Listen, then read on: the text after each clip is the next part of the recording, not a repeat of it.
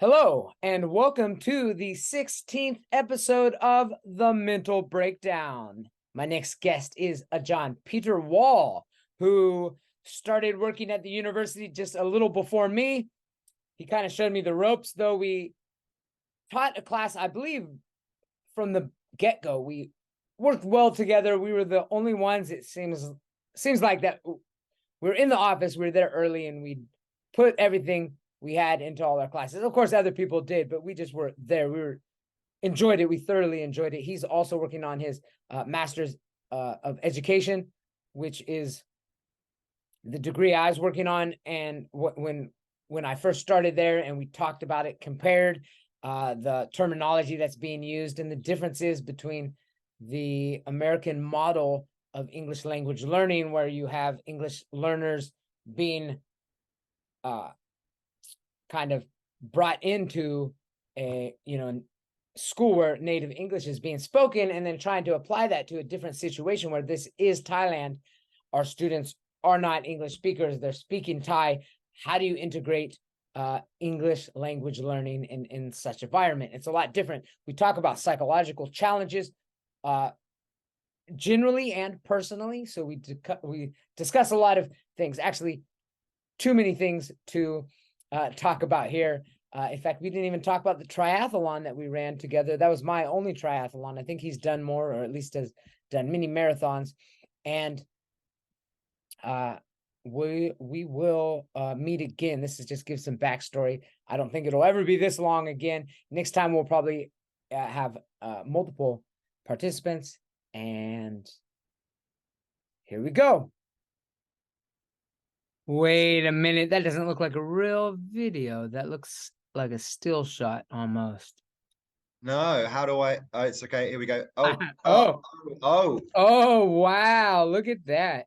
Is that okay? Or do you want me to switch that off? That's okay. No, yeah, you look pretty good. Are you sure? Okay. I mean, yeah. Maybe No, that's if good. it's, That's good. yeah, glare from my glasses. Anyway, Yeah. hello. Hello, Peter Wall. So I actually do a little introduction beforehand. But what I want to do, what I like to start out as, kind of getting your backstory, because I mean we've talked recently, but I want to catch up. But we have to catch everybody up basically to at least where we met. So you give a little backstory Okay. of your life, in a sense, since we met at the university. You were teaching there before me, not that much longer, a year or something maybe, but that's kind of where we met. So once we get to that point, then we can kind of have a conversation. So give as much or as little backstory of kind of how did you end up in Thailand. I know you've been Right. Thailand in the past. So talk about that. Talk about your Okay. connection with Thailand. I think you backpacked when you were like teen or young 20s, and then Yeah. came back. Okay. So give us frame. Basically, tell me your entire life story, only in the context which is important to our relationship. So the story of getting to Thailand. Yeah. Okay. And then meeting me at PSU. Okay. Right. Up until So I walked through that door, or and introduced. it was the same year actually. We started the same year. We started pretty much the same time. Oh, But one semester later then, or you started in August. You just started. no, we started the same. We started the same year, 2014. Did you? We were in orientation. Did you do some summer school before me or something? Yeah.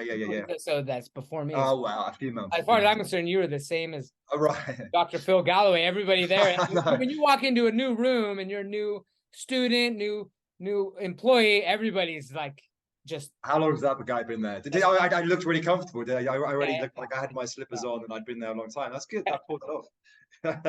Okay, right. So I did visit Thailand when I was 19. It was like my second gap year between high school and university. Yeah, I spent about 2 months in Thailand. But actually, I didn't visit between 19 and then when I moved here 2013, which would have been early 40s. So, and then there wasn't really, I didn't come back to Thailand because I came when I was 19. So, but it didn't leave any impressions on you. It did. Give me some first impressions. I'm sure it left some impressions on you. It did. No, absolutely. What were your 19-year-old you impressions? It's been like a teenager. I've actually got like, my age people normally have pictures in frames. I've actually got the map of Southeast Asia. I'm looking at pointing, you can't see it, Oh, but on okay. the wall that I had from when I visited, with the dates and the lines and the arrows. We flew into Bangkok and then flew back from Denpasar. So we kind of did this road rail flight trip from Bangkok. And you did some backpacking, right? Up here in Chiang Mai or? Yeah. We went to Chiang Mai, and we went to further north. My pronunciation could be wrong, but we went near Mae Hong Son, Oh, Mae Hong Mae Hong Son. Son, and then we went on a trek, and then an organized trek, and then after that, we spoke to the track leader and said, "Look, can you organize?" I went with a friend, the two of us. Could we go back and stay with the village just by ourselves? Nice.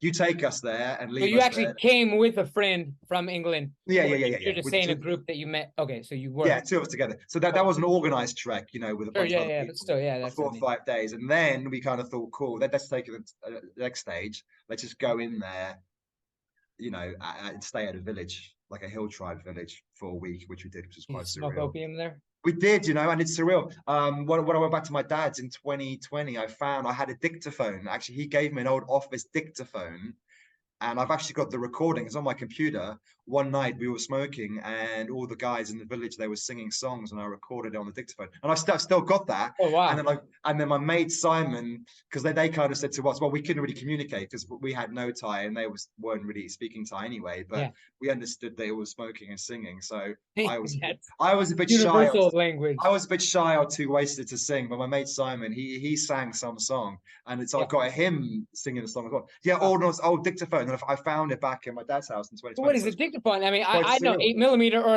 not 8mm. I mean, a cassette. Yeah, like a mini cassette. These have in offices mini back one. in Yeah, I there. remember those. Yeah, for taking notes, taking shorthand, amazing. Anyhow, so Thailand, and then I lived in a series. I lived and worked, studied in a series of countries before Thailand. So I was in Spain for 6 months. I think this cat. Yep. Hello. She gets food. He gets food. Spain for 6 months working, and then I went to France for 2 years studying and working.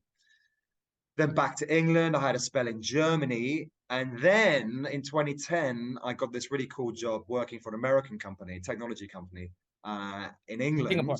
Oh no. In England, and then this was an international, multinational company. And then one day I just thought I'd have a look and just see what jobs they have around the world, because I was getting itchy feet again. It'd been a few years since I'd lived abroad, and I'd always thought that I'd go back to living abroad. So they had this job in Singapore. They had the same role I was doing in London. They had the same role open in Singapore. Just Singapore, or all over the world, and you specifically chose Singapore out of other?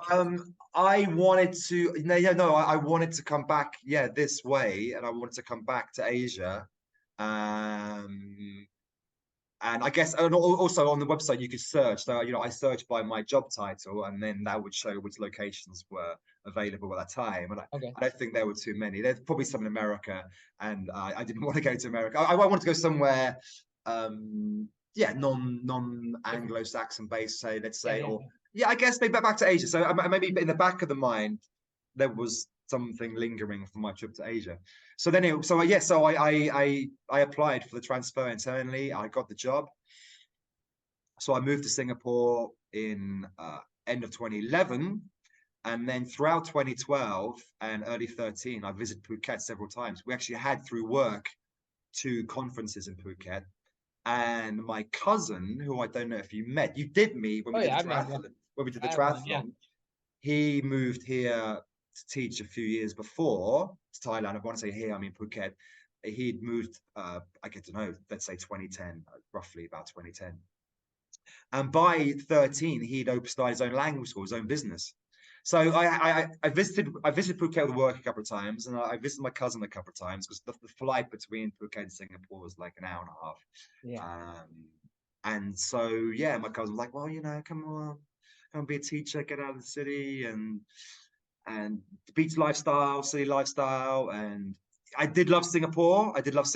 Absolutely, but I was intrigued by beach and, I guess, career change, because before, during, and after university, over the span of 10 years, I worked as a chef. And then I worked in this business environment for, let's say, 13 years. So I was kind of thinking, well, yeah, okay, career change. Let's do something else. Let's try another career. So teach. I wouldn't be able to teach in Singapore because I didn't have a teaching license, a teaching qualification. But if you're, Thailand, you've got a degree. I did a CELTA rather than a TEFL. That's it. Got a job.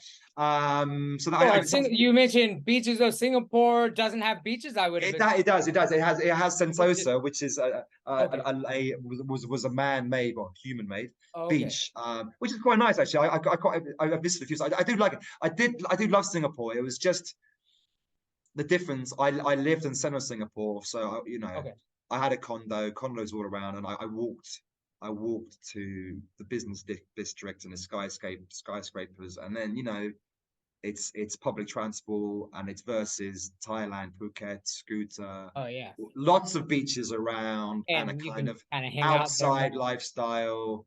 I visualize Singapore like cracking down on loitering at the beach, or I don't know.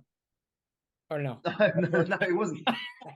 I really love Singapore. I really love Singapore. The laws are strict, but they have gaps in the laws. They have certainly things you can do legalized in certain places. So I had a whale of a time. I really had a good time. But I just thought it just seemed like not fate, but it just happened at the same time. And I didn't know, I'd forgotten, because my cousin and I hadn't really stayed in contact. So I just went for a couple of business conferences to Phuket, and I forgot that my cousin lived here. And then I mentioned it to my sister, who mentioned to a cousin, who mentioned to uncle, and then I got in contact with Mike, and then I met Mike, and we're like, shit, I haven't seen you for years. And then we went for a couple of nights out, a couple of all-nighters, and we're chatting, and he's driving me around, he's showing me around. I'm thinking, yeah.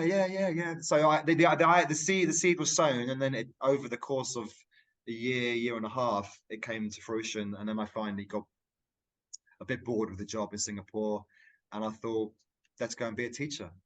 All right. And then to bring up to speed, so I organized, I booked a CELTA. So I wanted, you're supposed to have a degree and have some kind of English teaching qualification. So the CELTA, this is a 1 month course, like a certificate of teaching English I can't exactly remember what the acronym means, but it satisfied the TEFL, the minimal teaching qualification that Thailand wanted. So I booked it from Singapore, and there was a school in Phuket town, right in the center of Phuket town, in Phang Nga Road. And on the website, they suggested certain places to stay, like hotels nearby. Sure. One was Joe Mansion. I booked that, and I ended up living there for years. Anyhow, I did the CELTA, past that, and I messed around, slowly getting a job. I got a bit of work through my cousin's language school, but I was still having fun, new to Phuket. And then one Saturday, just below where I lived, this it was called Joe Mansion. It was like basically apartments. Just below, there was some shops and cafes and a canteen, whatever. And I sat there for lunch on a Saturday, had a beer, and who should walk in but Ajahn Doug. Okay. Doug just happened to be in the. I didn't know Doug. Doug was just there. Yeah. He sat down, the small cafe, and it was just me and him there. We struck up a conversation, and he was living in Phuket town at that time. No, I think he was still staying on campus, but he was. Oh, that's right. Okay. Yeah, but this was before he. I think it's before he met his now wife and had his kid. This is 20. Yeah, it had 2013, 2014. Yeah. So he said, he explained he worked at PSU. And he gave me his details. He actually gave me John Parrychard, who was the department head's email. I wrote it all down, and I then forgot about it for a couple of months. And then I found it when I was tidying it all up. Sent off my CV to a John Parrychard, and it must have been just before they were doing the intensives. Yeah. And she said, "Yep, come in for an interview." So I went in for an interview, and I met her, and I met John and Julie, and they said, "Well, look, you did your CELTA, you haven't done that much teacher, you have that much experience in Thailand, but we do need someone for the intensive. So what we're going to do is we're going to book you for the intensive. It's going to be kind of like an elongated trial kind of thing, rather than coming in and just doing a one-off 20-minute, 1 hour observation. They said, right, you Yeah. can come in. We need you for 2 weeks, 4 weeks, whatever. John Indy was there. I was under his wing. I was doing FIS, all the stuff from his book. I just followed him, and they decided to keep me. And then that's when you walked in, and I walked in. and Yeah. you thought, So that, yeah. you thought I'd been there for years. Yeah. I think it maybe did come up. Smoking a cigar. Yeah. And so, yeah, come in, young man. I Well, was welcome. nervous. Anything you need to know. Yeah, exactly. Yeah, that's how. Yeah, I came in. Yeah, at the beginning. I mean, because you already had. I mean, basically, what you did during the intensives is what it took me a whole semester. Kind of. That was like my trial. Was it? Oh, was it? I think I don't know if I had a really spot for a year. I feel like I'm not sure exactly. I know it was me and Robert Habibi. John Robert and two others, I think, right? I don't know. But anyway, yeah. I think we were the only ones that joined. I mean, I'm pretty sure was it that term or next term? I forget his name now, which is bad, which is really bad. A British guy who went to BIS, but he had yeah. But yeah, he had loads of teaching experience, so I think he was a tick. John Patrick may have started term after. I remember it just being you, me, and Robert that semester who were kind of newbies or didn't have a whole history of teaching behind us. University teaching. Okay, so I mean, then we let's see. I mean, we had a lot of we taught a course together. We did, yeah. We talked a lot about the students. I mean, we might as well spend a little time before we get into present time. Of course, we've both left now. On good terms, of course. We moving on. Yeah, I was just talking although you kind of you did, but we'll come to that.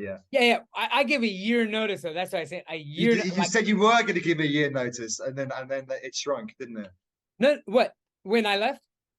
Yeah. Because I was in Suratani, and then I came back in 18, and you said I'm giving you a year then, and then the bosses 1 year. Oh, right. Maybe I didn't officially tell you, maybe it's later, maybe when you came back from Suratani, but yeah, it was hard to leave. I wonder if anybody ever taught that jujitsu class that I created. I created a jujitsu class and an MMA class because I was teaching a Muay Thai class, which I didn't really, but it wasn't even Muay Thai. It was Muay Thai Chaya. I was like, very traditional martial art that I didn't actually have the experience, but I could teach. That was the class that was I came to that class that was created. It was either teach that class or nothing. So I was like, and so I did it. Sometimes I felt guilty because I felt a little bit like this is not actually my style. So I wanted to just change the name. I'd pretty much be teaching the same thing, and then I left. So I felt guilty about that. But you had some colleagues. I remember when I came a couple of times, you had some Thai colleagues who came from different clubs to come and spar and help out as well. So I'm sure it managed, and if not, it's just an open class. Like they have open classes that. It was some exercise and no, I mean you had the pads and kicking and. No. But you saying you did jujitsu before that as well? You did a separate jujitsu class? No, I open, and that's what I mean. Because when you create a new course, it takes like a year. The year before you create the course, it's such a big long process that I was doing it, and I did all the course description and everything. I did all of the administrative stuff needed to do to create a course, but by the time it was offered, I was gone. But and that's what I felt. Oh, really? So it was accepted. It was going to happen. But it was accepted, and it's like the Muay Thai Chaya class that I taught. Somebody created the Muay Thai Chaya class and then left, and then that's why they asked me, "Hey, can you teach this?" Oh, I see. Right. And same with the yoga class. Somebody taught the yoga. Like I normally wouldn't have considered myself a yoga teacher, but then we hired one guy and he did it, and I was like, "This guy actually sucks. I could do it better than this." But the time before that, we had what's his name that was really good. So I was a little intimidated. David. Yeah, David. Yeah, he was really good at it. I did it as a student. I was doing it because he was really good. And then he left, and so they were like, "Hey, do you want to teach it?" And I said no because I didn't feel confident enough to teach it. And then we hired an English teacher, and he said he could do it because he lived at an ashram for 6 months or something. And he was doing. and then he did it, and I was like, this guy's, and I did it as I was going to be his student, like, learn from him. I thought he'd have all this like immutable wisdom, like. Who But was this guy? I didn't meet him. I must have, I yeah, must have been in no, Siratani. he It must maybe, have been yeah, he ended up going to Taiwan. Okay. Anyhow, Anyway, we're going to talk about. I think you're going to say we could talk about like 2014, like what we did together, what work we did together or not. Is that? yeah. Actually, anything. I mean, if there's anything Okay. that jumps to mind, I mean, I'm comfortable. Just so you know, there's no. I mean, I'm completely comfortable with. Well, it's easier because I am clean and sober now, but I know that you have some experience of me in blackout mode. Yes. Like there are friends of Woo. mine from America. I mean, I'm kind of a people know me as blacking out. It's Oh, really? usually it's fun to You didn't tell us. You didn't at some point share that information before. What's that? You didn't share that information with me or What? well, the couple times when a drink like the time in Krabi teaching and Yeah. So I and, guess and I was then jumping on. you went hyperactive in Krabi and I was like, what? I've never seen this guy like this, and like I was like, there was no warning. I didn't realize that there was this side of you in there. So yeah, well, I don't know. We could talk about anything. I mean, we when we were together, we did. You started your masters quite soon, didn't you? So you were then using that with EIP too. Actually, So I was already. Yeah, I had actually I was already learning started from my that, master's. and we did the video together with about the debating scale. So I was actually, in a sense, learning ideas from from you because you were doing the MEd and I could see. Well, I assumed that we didn't actually talk about it, but I assumed those ideas, and I can see now that I'm doing the MEd that those ideas, I guess, some of them came from your studies in terms of differentiated learning or differential instruction and Sure, flexible grouping or whatever you were thinking. UDL, I don't know what you were thinking of. Yeah, that's actually that's what was really good about a master's program online specifically. As a teacher, I think it's the best system to have a master's degree in education where you're learning in a brick and mortar.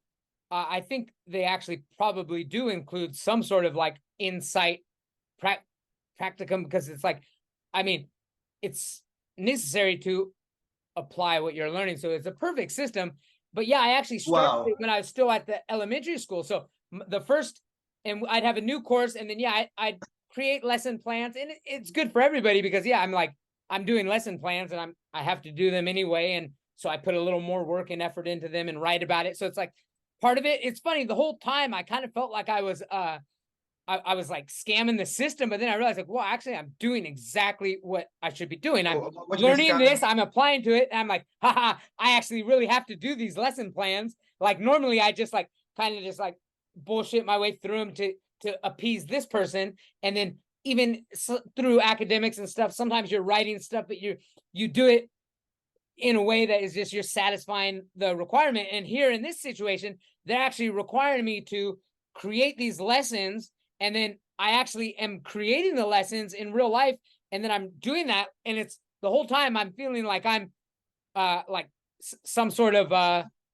like I'm not actually, and then I'm like, wow, I'm actually doing like everybody should be. I'm actually, this is all legitimate. Like this is the first time in my life that all this paperwork is actually getting put to legitimate use. So what you're saying is you were able to merge what you were learning with PSU. Absolutely, yeah. So and as early as the elementary school, because I was halfway through when I came to PSU. I thought I needed a master's degree to teach at the university. I didn't talk to anybody at the university. I just made that assumption. It was actually I was talking to some buddy, and they just said that. Oh, yeah, it's just somebody that didn't work at PSU, but I was just talking about how I wanted to work at PSU. It was unrelated person that had he was just like, oh, well, you'd need a master's degree if you because you'd be teaching bachelor students, so you'd need and it made sense. So I just is that why you did it? So I assumed it. Yeah. Is that why we started it? Yeah. Okay. Well, it worked out. It worked out anyway. It worked out well, even though you believed a complete random who actually wasn't the case. But at least I wanted to be. Once I started teaching for the sole purpose of getting, because I wanted to stay in Thailand. That was easy route to getting a work permit. And then I loved it right away. I loved it. I love my students. They're amazing. I was teaching 3rd and 5th and 6th grade, elementary school. What do you They mean? were P moving around a lot. P3, P4, P5. Yeah, Pratom. yeah. EP, Pratom. EP. It was an English program, so I Yeah, taught yeah, math, science. Yeah, yeah. So I taught him like math. I what age English group? subject. What age group? What age group? It starts at 1st grade. I was teaching 3rd No, but grade and 5th yeah, grade. but are you talking American grades? 1st grade? Or are you talking about Pratom? 3rd, yeah, Pratom, elementary. So like the Pratom 1, like Pratom 2, Pratom there's 3. kindergarten or pre-K, K1, K2, 1, 2, 3, 4, 5, 6, and then middle school. So yeah, elementary, primary. What do you call that? In Thailand, man, in Thailand, Pratom Matayom, right? Pratom Yes, is primary. yes. So how old were the kids? Just give me their age. 10 to 12, 10, Got 12. to 10. And Okay. they did. We also taught English in the basic classes that didn't. I'd teach the other courses. I would teach them. One other classes would get one at this school at Chungtale. They had a better program than most of the public schools because they had an English program where it was a little extra for the, it's a public school, but it was like 3,000 baht. That's like $100. Anybody want to know? Per semester. So it wasn't extremely expensive, but they could get in the English program and have their math, science, English taught in English. This and is then what I do because now. that school had all these native English speakers, which they also used us to teach one. The regular classes would get us one time, while a normal public school would maybe have one foreigner that would just be running around everywhere teaching everybody. Just one, everybody got one. Yeah. It's the same system. Hey, so let me ask a question. So your MEd, was it designed to cover both elementary and secondary schools, or did you choose a certain route? Like, did you choose elementary or secondary? Yeah. I chose. You know what I mean? It was English as a language. It was focused on English as a English language learners. Although at that time they would call it English ESL because English as a second language. And then during my thing, there was this kind of move to change the terminology because some students, of course, had already 2 languages and it's English language learning. So EL, but technically, unfortunately, on my certificate it says ESL because that's at that time that's what it was called. It was designed for American teachers.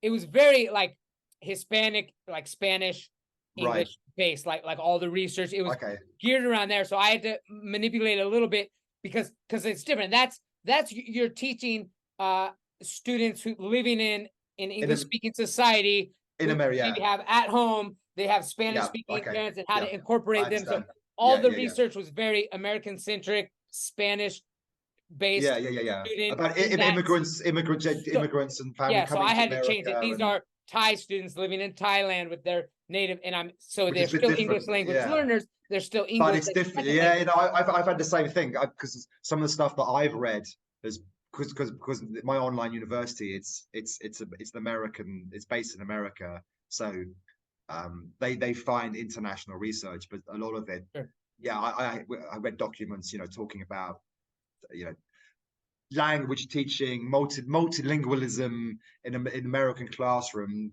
and then trying to think how I could use those ideas in a kind of ESL environment in Thailand, because it's not quite the same, but it's some language. So interesting. So I chose my MEd is the full. Well, it's an MEd without any kind of ESL. It's what I don't know if the word is pure. It's not pure because I'm not saying yours is not pure. What I mean is it's just an MEd, and you choose elementary track, or you call choose pure. I'll call basic. Let's call it basic. Generic. We'll call it generic. That's about it. I think my MEd generic. No, actually, my MEd is going to say MEd in advanced education. I'm going to have the word advanced. I don't know why. That's nice. I do have a special. Yeah, actually, mine is.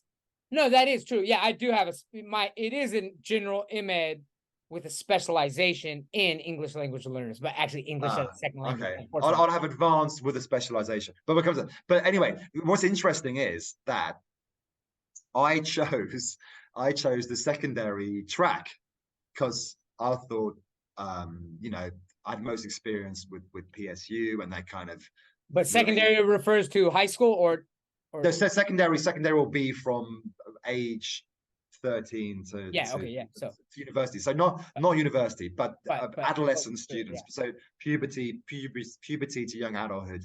So you know, and late adolescence, you know, we had kids at PSU that were 17, 18, and they were clearly still adolescents. And we now know that adolescence can go into early 20s. So I was thinking I wanted to teach secondary high school. But it turns out, I don't know, I had a choice. I could have done the double MEd. I could have done both tracks, which would have added on extra time. And I just thought that I'm not sure I've got time for that. I wanted, so I chose secondary. And since I started it, I've only been teaching elementary. So, you know, it's some of it's useful. Some of it's useful because it's some of it's to do with, you know, instruction and general instruction. General behavior and general assessments and but there are some courses like one I'm doing now, which is adolescent development, which is all about adolescent biological, physiological and brain development through puberty, and I'm reading it and thinking this has got nothing to do with my 8-year-olds that I'm going to teach in my next class, but it is very interesting. But what I also found was that the school that I work in, do you remember Pluk Panya in Phuket Town? Could you, if I said Pluk Panya, would you think about where that would be, visualize where that would be? Big school, Pluk Panya. No, I don't really know that. I know all the no, I don't. Do you know where Phuket Witilai was? Yeah, Witilai, yeah. It's not far from Witilai. Big school, I don't know, 2,000-3,000 kids. And, you know, I remember when we were PSU and we got the first years in, and, you know, you're talking to them and finding out which province they're from, which region. And then for the Phuket fresh people, undergraduates, I remember the main schools where they had good English was Satri, school, Phuket Witilai, and often Pluk Panya, which is where I work, Pluk Panya.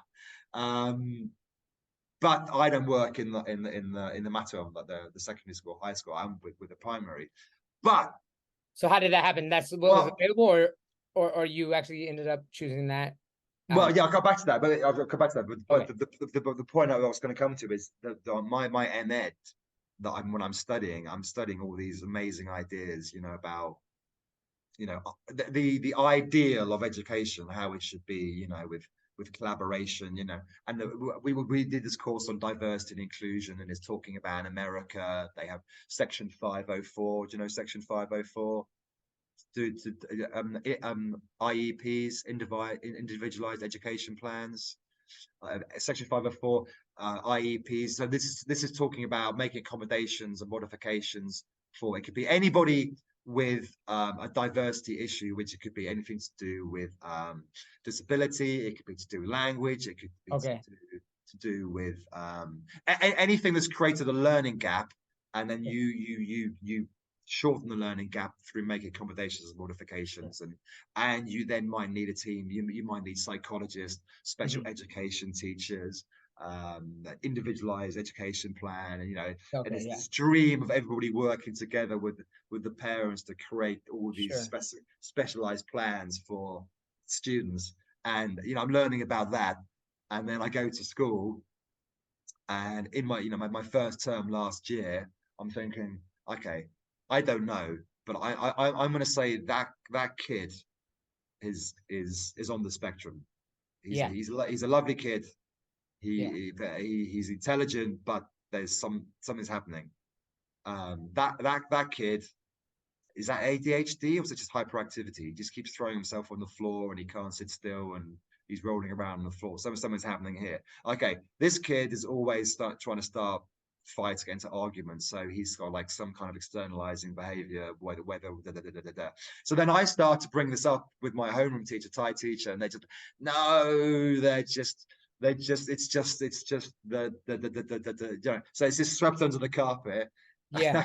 And you know, even mention the word autism, ADHD, something else, just like, I know they're okay. put them to the back of the class. So there's no way we're going to have an individual education plan for them. Yeah. And the school does have no psychologist, and the school has no special education teacher. So all this stuff I'm learning in my MEd, like maybe at PSU, because it's a slightly different age, older age, and we had more autonomy in creating classes, and the students were older. Yeah. And we had, you know, they were using more technology. Maybe you could do more, but I do my MEd stuff now, and I sometimes just think, yeah, see what that what am I doing this for? There's no way I can actually incorporate this in this structure in this school. Those situations came up a lot actually in some of my activities, and I kind of was at PSU at PSU and at really? the elementary. Yeah, well, because the same thing. It was because America has that, and this is even like pre-woke, but they still had this, the terms, like I can tell you're throwing out these terms. Those are actually new terms, but I can see how they kind of make sense. The big terms when I was doing mine was like we had scaffolding, which kind of is that was, we're always talking scaffolding, everything's scaffolding, and then Vygotsky, is that Vygotsky's zone of proximal development? Is that kind of yeah. And then like cultural relativity, that was the big one. So culturally responsive teaching now, maybe but because I was always able to respond to these in a way that kind of like I would just create my own assignment, and then I'd kind of sometimes when I turn in these assignments, it was more of an like I was explaining that I understood Thai culture and how this system had to be. I mean, I would use the fact that the base culture is different, that cultural relativity is different, and so I would like end up explaining it and just breaking it down and explaining why the assignment was like inapplicable and what I did to accommodate for that. So I mean, and they loved it. Actually, they were I mean, they loved I didn't try to fake it and say that I was like, this won't work, but I always like pulled hey, this is Thai culture, like, because basically that was like, if you pull out the culture card, they can't, like, that's boom. Hey, culture, like that. At least at that time, it was like cultural relativity is all about that, and I just pull out Thai culture. Yeah, so like you don't have, like, you can say, okay, I mean, under certain situations, it makes sense to do this individualistic education model or whatever, but in a Thai classroom, that goes against the culture of the classroom. So therefore, and it does, because it is more communal. And I remember John Julie always talking about that. She had a class with somebody who was like beyond just on the autism spectrum. Somebody who would definitely be in a separate special ed class in the West. I imagine England the same, where they would be completely learning in a different classroom. But in Thailand, they included that student, but it was harmonious in the way that that student obviously wasn't able to, like I mean, he had like serious mental deficiencies where he's not going to be able to do the homework assignments and all of the things to the level of the other students. But it was okay. They just all would kind of help him and work together and kind of let him get away with it. He was quite severely autistic. Yeah, to the point where it would. I remember her talking about, like, they wouldn't normally have that level of like disparity in a classroom of regular. Yeah, that's interesting. It's interesting, but it worked. Yeah, it worked. It worked for everybody, and it actually, just gave empathy to other students. They didn't make fun of them, and and they worked together to help him in ways that he could be helped. And if they were doing like complex things, maybe they just let him draw pictures, but as a in a classroom, if you look at it as like a classroom, it was beautiful. She was really impressed by it, we had some of those. I had one of those, not in my class, but in one of the regular classes that I taught just one day a week or something. I saw that where somebody that was like mentally handicapped to the point that you wouldn't normally, by Western standards, have them learning no, side by side with students. Or I mean, I don't know, because what I've been reading, when I did this course, it was called diversity and inclusion, that until it becomes impossible to include that level of diversity in the classroom, then you keep them in the classroom ideally. Sure. But you need support. You can't just do it as one And teacher. then, of course, support You need requires money a and second. stuff. So, You need, well, no. I mean, extra. if it's Specialized. if it's signed off by an IEP or 504, that there's American money for that. But the point is that there will be a plan, an IEP, individualized education plan, and it wouldn't be just one teacher. There'd be a secondary teacher, Sure. or there'd be a special education teacher, or there would be accommodations to the curriculum and modifications to the classroom. You know, that it would be done with a team working, rather than just the normal one teacher trying to manage and accommodate it by itself. We even had that. I had that growing up in elementary schools. I remember there was a couple students that had special ed, but they'd be in our classroom and they'd get taken out. Sometimes go out and have their own. I didn't really know what was going on. I mean, different. So you're saying that Julie had some of those. Julie mentioned that at PSU. She had that. She encountered that at PSU. Oh yeah. Is that what you're saying? Julie did. No. No. I think she had taught at elementary school in the past. She was. I see. Her experience in working at elementary school. Yeah. I mean, I did in the latter years. In the last 2 or 3 years, I did come across students who confided in me about, let's say, mental health issues or emotional issues or a student confided in you. Sorry? You said a student confided in you? Yeah. They had issues or they weren't about themselves. They weren't telling me that I had issues, but they was a teacher. I think no. I mean, but no. Yes. That's their way of. That's so. And it was interesting again, because there isn't. I mean, you would have thought in the 21st century, most universities would have a counselling service. How much food can you eat? Student counselling service, or a psychologist. So I had a couple, but one girl, she was an FHT engineering, and she was very bright, very clever, sometimes really sharp, and then sometimes really dozy in class to the point of falling asleep. So just one day I kind of said, what is there? I just pointed, you're obviously pretty sharp. You interact sometimes and you answer questions. Your English is good, and then sometimes in class you're literally dozing off. And I said, so is there anything you want to talk to me about? But if you just do anything you want to share. And so this is after class, and she says, I'm taking medication for depression, and I've already tried suicide, and so that's why. And I said, wow, okay. Well, I wasn't quite expecting that. So I said, okay, well, look, you need to get obviously all the help you can get. And I said, right, so who have you got? And she said, I've got my boyfriend in class. I said, okay, is he supportive? He looks like a nice guy. Support, yeah, okay, good. Parents, yeah, kind of supportive. They understand. They know that. I said, okay, well, I said, look, I'm not a professional, but I'm just going to encourage you to educationally, you could be a good student. Your work is good, and I will now take into consideration the effects of medication. But then just let me know if you had to take more, then that's why you're missing an assignment or something, and we'll work it out. Mm-hmm.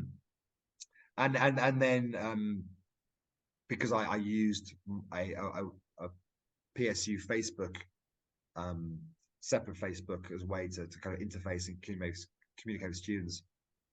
She messaged me and said that she dropped out that term because she couldn't cope with it, and a couple of things like that, and a couple of other students who explained that it was a bit of self-harming, And it's strange, right? Because this is before I'd even started my MEd, you know, and got my MEd. I've got a few more ideas, but it kind of felt a bit powerless to, you know, I'd say go and speak to maybe the trusted school psychologist. We don't have one. Go and speak to the counselling services. Don't have one. You know, it's tricky. And finally, on this point, I have this well, I haven't seen it for a while, but I did teach it for a long time. This one-to-one class with a girl at Bang Niao School, you know, Bang Niao in Phuket Town. Yeah. Yeah. Yeah. And she, her English is great. And I taught her, I've taught her a bit over the years. And suddenly one day she announced that she'd been feeling down and she'd been starting to self-harm.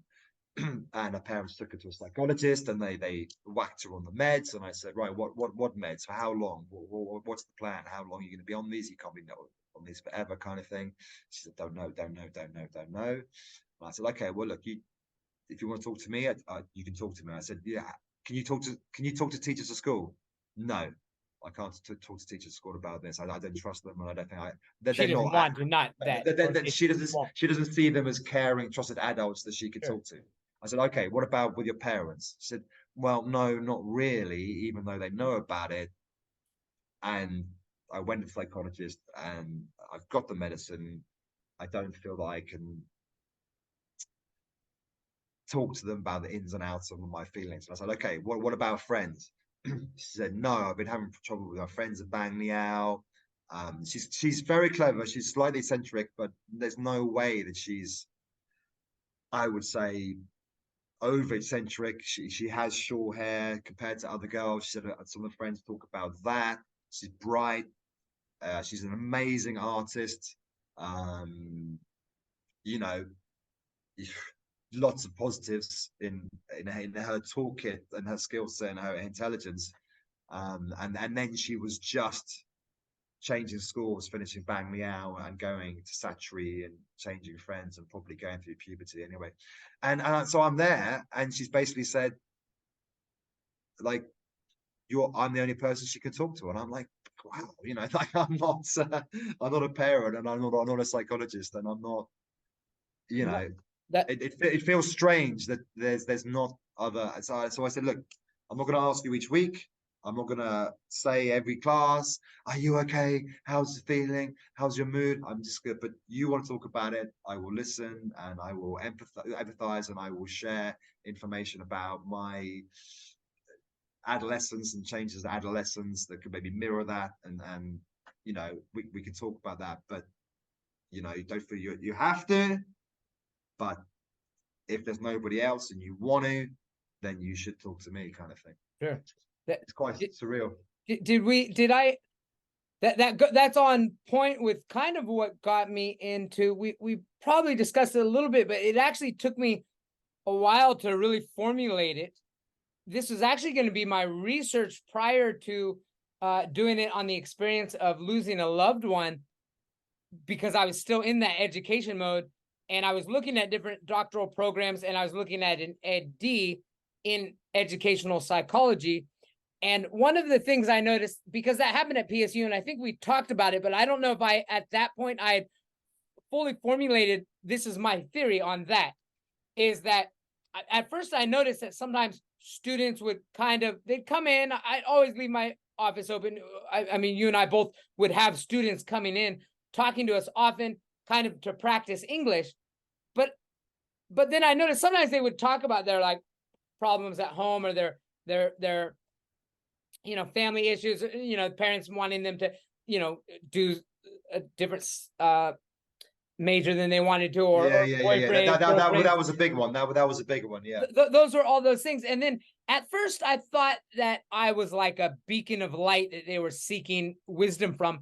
And then, well, you know, maybe that was like the first thing. And then, and this is why I don't know if I realized it there or later on, I started realizing that this is actually a theory that I was going to do my research on, and I would have publications on it, and it could actually be a working theory, but anybody wants to take this and run with it, they could. And that is that And well, let me back up a little bit too, because sometimes I felt that when we talk about like cultural relativity, it was always like, and I always felt like there's this underlying like anti-Western perspective, and it happened in the same time as even in psychology and in therapy and education. It was like always tailored to the student who is an English language learner, that they don't understand English all the way. And I was always looking for opportunities and thinking that, you know, the fact that they're learning English as a second language, there may be benefits. And in this one area, because of Thai and other cultures too, this would apply mostly in Asia, but not exclusively.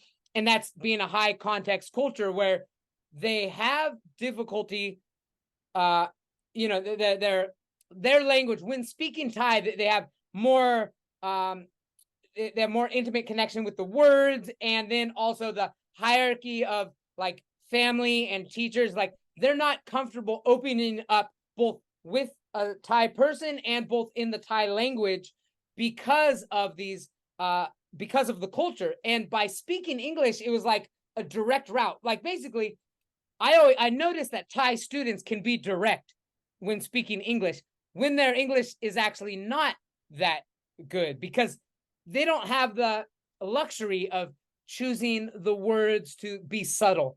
And sometimes I would even notice that they have that they would be way more direct even than a Westerner, which generally we think of, you know, the opposite. Westerns are direct, and Thai and a lot of Eastern cultures are going to be like, they kind of talk around and you got to like read between the lines, and they don't, you know, they want to save face, help you save face, and they won't be direct. So I was thinking that my theory is that for people who their English actually isn't good, they're able to just drop all those constrictions that they've had their whole lives about worrying about how they say something. So my theory is that, yeah, the reason, sorry to take away that you are beacon of light and wisdom, but she can just be direct and just say what she wants to say, and she doesn't have anybody else that she has that opportunity. Of course, there are probably other English teachers, and you are more empathetic and a good listener, and that's really all it comes down to, is like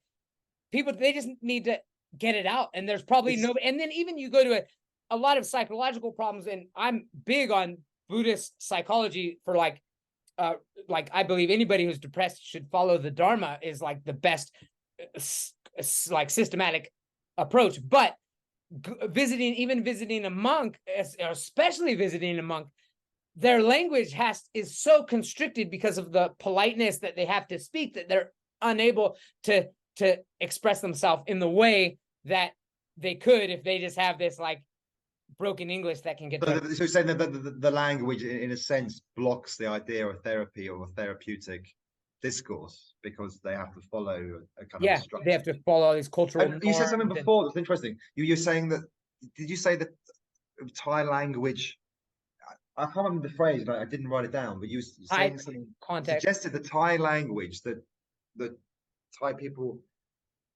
not sense the words differently, but it's the language is oh yeah, I mean, just the way. Know, is it to do with, like, you know, the idea of the mind in the head, the mind in the heart? I mean, yeah, you're saying that it's like they can't separate the language from their core identity. I don't quite know. There's a phrase you said. I can't remember what you said. Yeah, I mean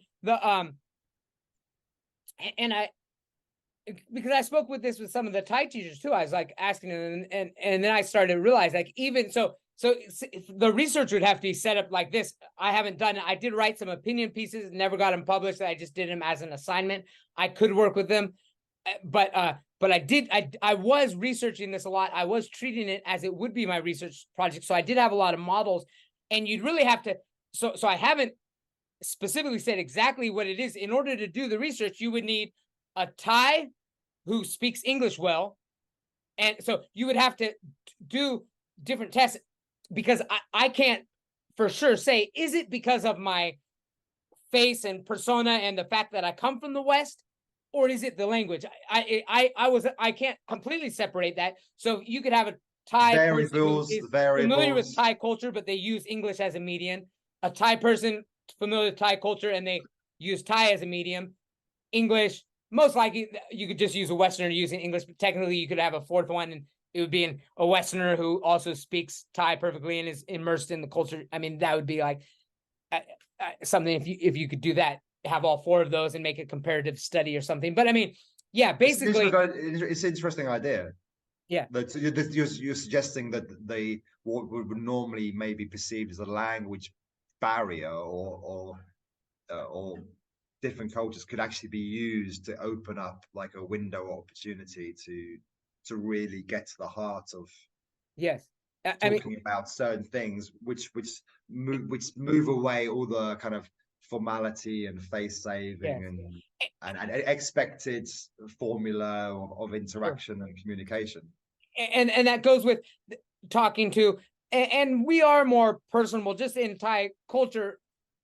Parents are more revered, teachers are more revered, so it's difficult. I think it's difficult for the Thai teachers too, even the ones who have been educated in the West. They're still have Thai culture. I think it's hard for them to, even they want to kind of speak with the students, that there is a higher hierarchy. I mean, we're able to kind of like make students feel comfortable in a way that lowers our status on some levels. I mean, we notice that. I mean, I've noticed that, like, the Thai students would give more respect to their Thai teachers, but partly of that is because we don't fit the model of what a Thai teacher was supposed to do. We are more casual because that's kind of our education system. I remember like foreign exchange students studying in America, and they'd be so surprised, like the university professor would like sit on the desk and talk. They're just like, shocked at things like that. So, I mean, it's not just us as people, but us as a culture come from a very relaxed, we try to bring like most of my professors at university were always trying to like bring themselves in the smaller classes, not a big theater halls, but most of my classes were smaller classes, and there was real personable experience. So yeah, I mean, I think we're more personable, and then so there's the culture aspect, and then also the language is then they can be direct. They can say like, I don't know. I mean, you notice that, right? I mean, they'll say things that are like almost too direct sometimes, and even outside, not just students, just in general. I mean, I would too say much information, and yeah, sometimes, just like, too much information. Well, I mean, I always remember PSU in the office area, and it'd be lunchtime, and you'd overhear the Thai teachers organizing lunch, and I won't say names, but suddenly you hear, by Puat Qigong, and I'm like, yeah, in an English office, you wouldn't announce yeah, that audibly. yeah, You just say, yeah, I'm just popping to the loo, so I can go to the toilet, I'll meet you yeah, downstairs. But it was specific. It was like, yeah, but Puat Qi, and like these are professors, these are people got doctorates, and it just sounded just like that's too much information. But it's strange that for them, obviously specifying and being graphically and even bring an image to mind of what's going on was oh yeah, was normal. Yeah, I mean, well, did you remember? Just want to think about your idea. Did you, when you did your MEd, did you do any courses? And I asked this because I just recently doing it now. In any course, did you do something about the moral development of humans or students, like a moral development course? Kohlberg. yeah. It's almost a decade ago now. Kohlberg. No? Uh, oh yeah, Kohlberg. Yeah. Oh yeah. You sure? Yeah. Absolutely. Kohlberg is big, huge. Yeah. Big. The six stages, Yeah. of moral development. Yeah. And And that even came up in developmental theories, psychology. I mean, some of my classes actually in my ed, I think one class like counted towards my, in order to get into my doctoral psychology program, I needed to actually take a certain amount of classes just to get into there. I needed 6, but one of my classes from my education did satisfy that, and it was a developmental theory. It satisfied that, so I only had to take 5. yeah, because I just from what I read, just literally in the last couple of days, your theory about the language of the cross cultural Thai English therapeutic route Kohlberg, and I've, he started writing in the 50s, 60s, and went on to 80s, and I've just started reading about it, but it seems clear that depending on certain cultures and certain places, that naturally parts of society will only graduate, if that's the right word, to certain stages, right? Because of they don't have the need to go on to the next level of moral development. And I haven't yet reflected on about that and Thailand and Thai society, but I'm thinking there could be something in that if we then think about what you were saying before about the generally accepted idea of more social grouping in Thailand, less nuclear family. Anyway, maybe think about Kohlberg. Yeah. Well, there's whole, the whole developmental stages. When you're doing that theory, because it might mean that what a Western person who's lived and traveled in many countries and is semi bilingual, multilingual, or might have, according to Kohlberg's levels, have an insight that Thai people who, because let's for example, my girlfriend, who I was with 5 years, and we split right up. Now, you have a girlfriend right now? No, but anyway, just as an example. So we split up. Well, how old was she? Early 40s. Never had a passport. Never left Thailand, for example. Okay, yeah. But was bright and had foreign boyfriends. But so there were certain things that Kohlberg might think about, the need for certain moral development, and therefore, or not the need to get to the next stage of development, depending on your cultural experiences. It could be helpful with your theory. There's Piaget too. The whole developmental theory is really. Sorry. Yeah, Kohlberg loves Piaget. If you remember, he absolutely adored him. He adored him. Yeah. It goes back to Freud, really. He gets a lot. Freud gets a lot of slack or smack. So I like Freud personally for, just some of his just kind of insightful. Like it's not, he was just kind of like coming off the top of some theories, and they weren't really that well designed and studied, but some of them I think are powerful. Some of them might have been slightly coke induced and went a little too far, and really a lot of his own personal ideas came. And that's what I joke about. Any psychological theory is actually like more of an introspection on one's own psyche. Like you can tell a lot about the person based on their theories. But what did I do? Yeah, but it's true. Because Freud's psychosexual stages, and the way he set them out are kind of so clear, and then you look at them and you kind of think, yeah, they do make sense, because they do kind of fit. But could we then say we have to say that's the only main reason for human development? Exactly. Then no. Yeah. But when you look at them and or even think about yourself, oneself, I could look and think, yeah, Jesus Christ, did I get stuck in that period? Did maybe I didn't get through that, and then you kind of it's an interesting self-reflective process. We all had Adler had his, Carl Jung had his.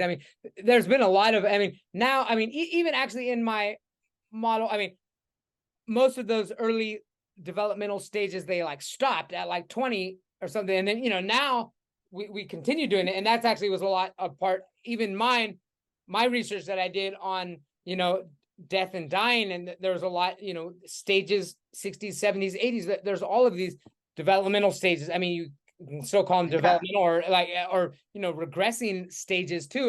But it's still developmentally, in the sense that they're still development, even if it's a regression, it's still it could be spiritual development, even if it's or an emotional development, even if there's mental and physical decline. So it gets really interesting. And I don't think there's one model that's going to be a one size fit all. And there's obviously cultural context. There is a lot of biological but I think it's difficult to. Well, I think it's difficult to separate biology and culture. I mean, culture is actually biology, like, and it's not something you can like separate. Okay, this is culture and this is biology. It's really bio. It's really ecology, biology. I would say culture. bioecology. What was his name? Bronfenbrenner. Yeah.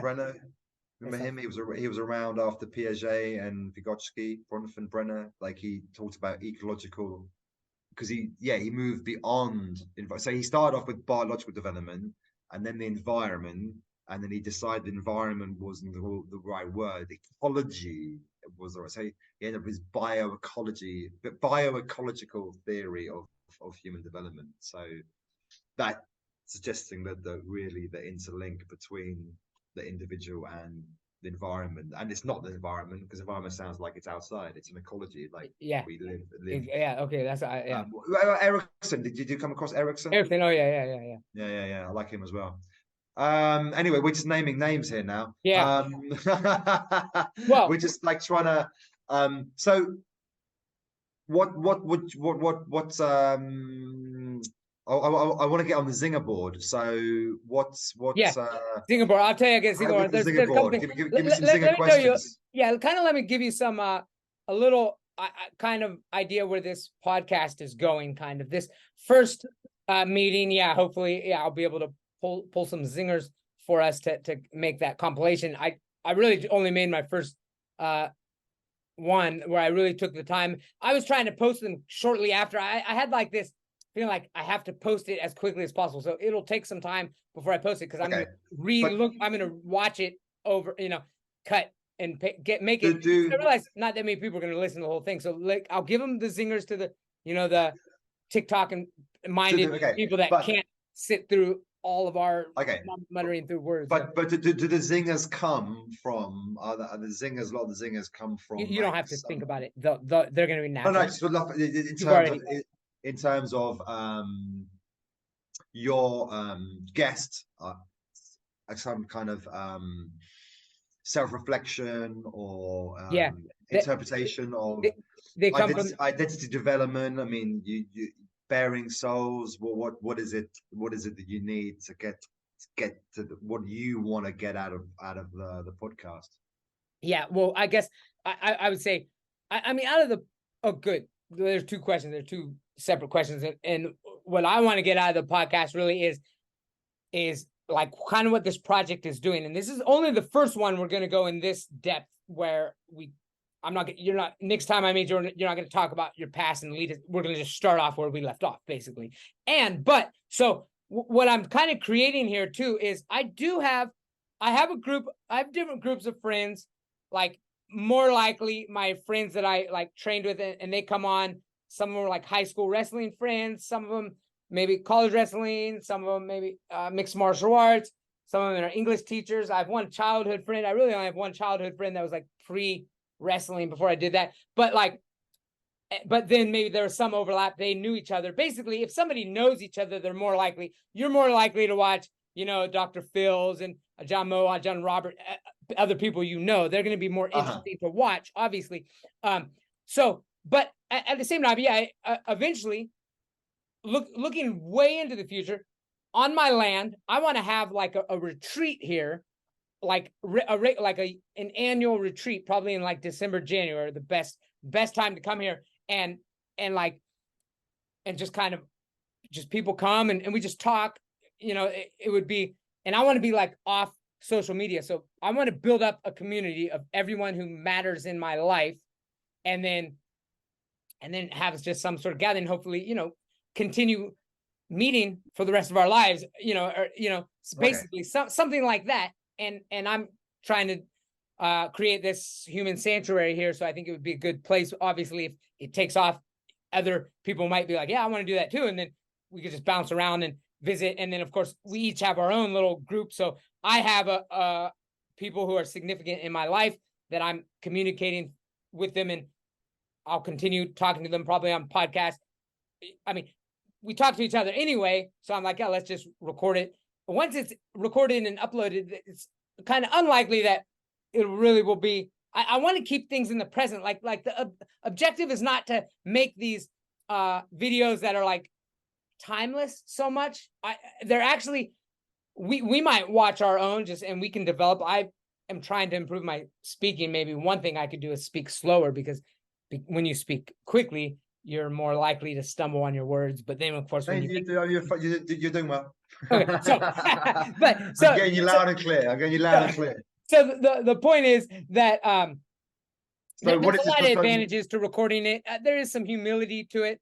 Is this like introducing different people? So this one is the only one that will be like long. I think in the future I'll make them like 1 hour. I'll probably do like a 1 hour cutoff, and then the zingers will be 5 minutes long. Right now I'm doing 10-minute zingers because I'm covering the whole spectrum. So next in the future, I'm gonna have like a topic.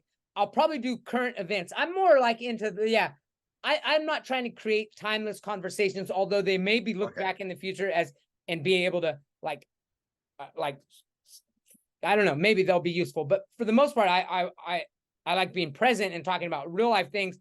But this helps kind of develop. I mean, we have conversations anyway. It doesn't have to be recorded and uploaded, but there is more structure in a way that it's like, okay, it's more serious. We've sat down, we're having a deep conversation. We know that it's being recorded. So there are some things that we've been talking about theoretical stuff. We talked about our meeting and some theoretical stuff and compared masters and what can work.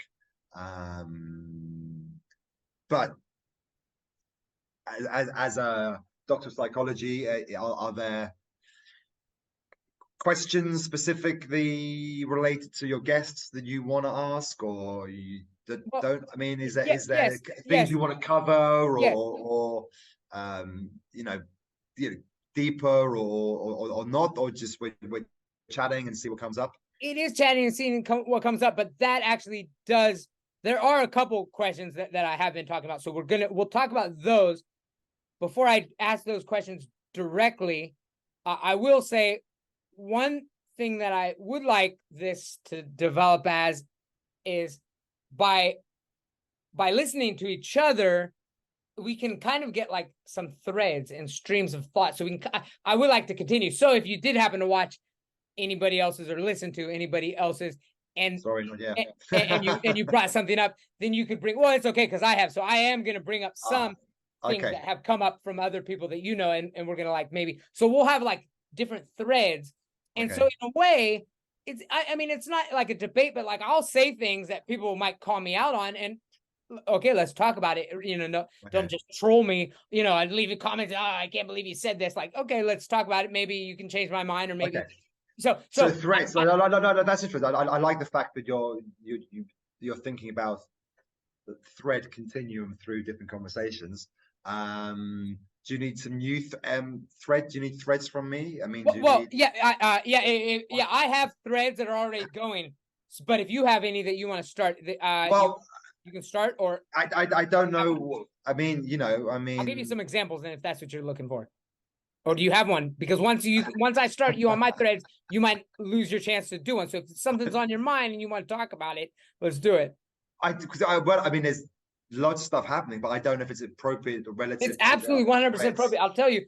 I mean, and this is actually a huge part. This is actually this is another one of the theories that I have, and because I actually like right now I'm making enough money doing my English teaching. I might change over to therapy at some point and offer therapy, but like at this stage in my life, it's like if there's anybody that like wanted, I'm actually trying to devise another system, and it would be basically, in a sense, it's like free therapy because my theory is that while most therapeutic systems are like highly confidential, that's like it's based around informed consent and confidentiality and privacy and security. I have this theory that, to be authentic people, we need to not have secrets. And so basically, tell me your deepest Shit. Oh, I wasn't expected to say tell them all. So this is Not have so shit. Right. Okay. Not have secrets. So right. That's the yeah. You could have pre-warned me like that. Okay. Pause. Breath. So what you're saying is that the guest should enter the spirit of the podcast, looking at not confessional. It's I don't know. It's not it's confessional, kind of, but it's bearing your soul, or just kind of explaining any of the thought structures and things you've been going through in recent times or yeah. I mean, events. I think it helps us be a more honest person just knowing that it's posted. Even though I'll tell you right now, like I look at, like I uploaded these to Spotify. Most of my videos they're like 3 or 4 hours and they have 7 views. And really, realistically, those views are probably somebody just listened to the first 10 minutes. So most likely anything you say is not going to be heard by anybody. So it's not like you know what I mean? But the fact that it's going out there, it makes you more honest. Like, I mean, whatever is, I mean, like relationships or anything. It's like, you know, I think it's good to talk about. I had some people talk about some things and then it's, you know, it's actually, it could make you uncomfortable, but then it's like, wow, that felt no. You know, it felt good to talk about it. So, I'm comfortable with it. It's more that the time involved, or the it might break the spirit of kind of, it may take things on a slightly darker route for a while. And well, no, we may want to be keeping it light and fun and accessible. Well, at the same time, and then like, my zingers probably wouldn't touch on anything that's like too sensitive in that mention. Although I do need some things that are juicy, but but also I'm free. I'm also welcome to, like, okay, let's talk about that offline. I have done that with some things, like there were a couple incidences where conversation got like, okay, I realized, like, oh wait, this is something maybe since it should be spoken.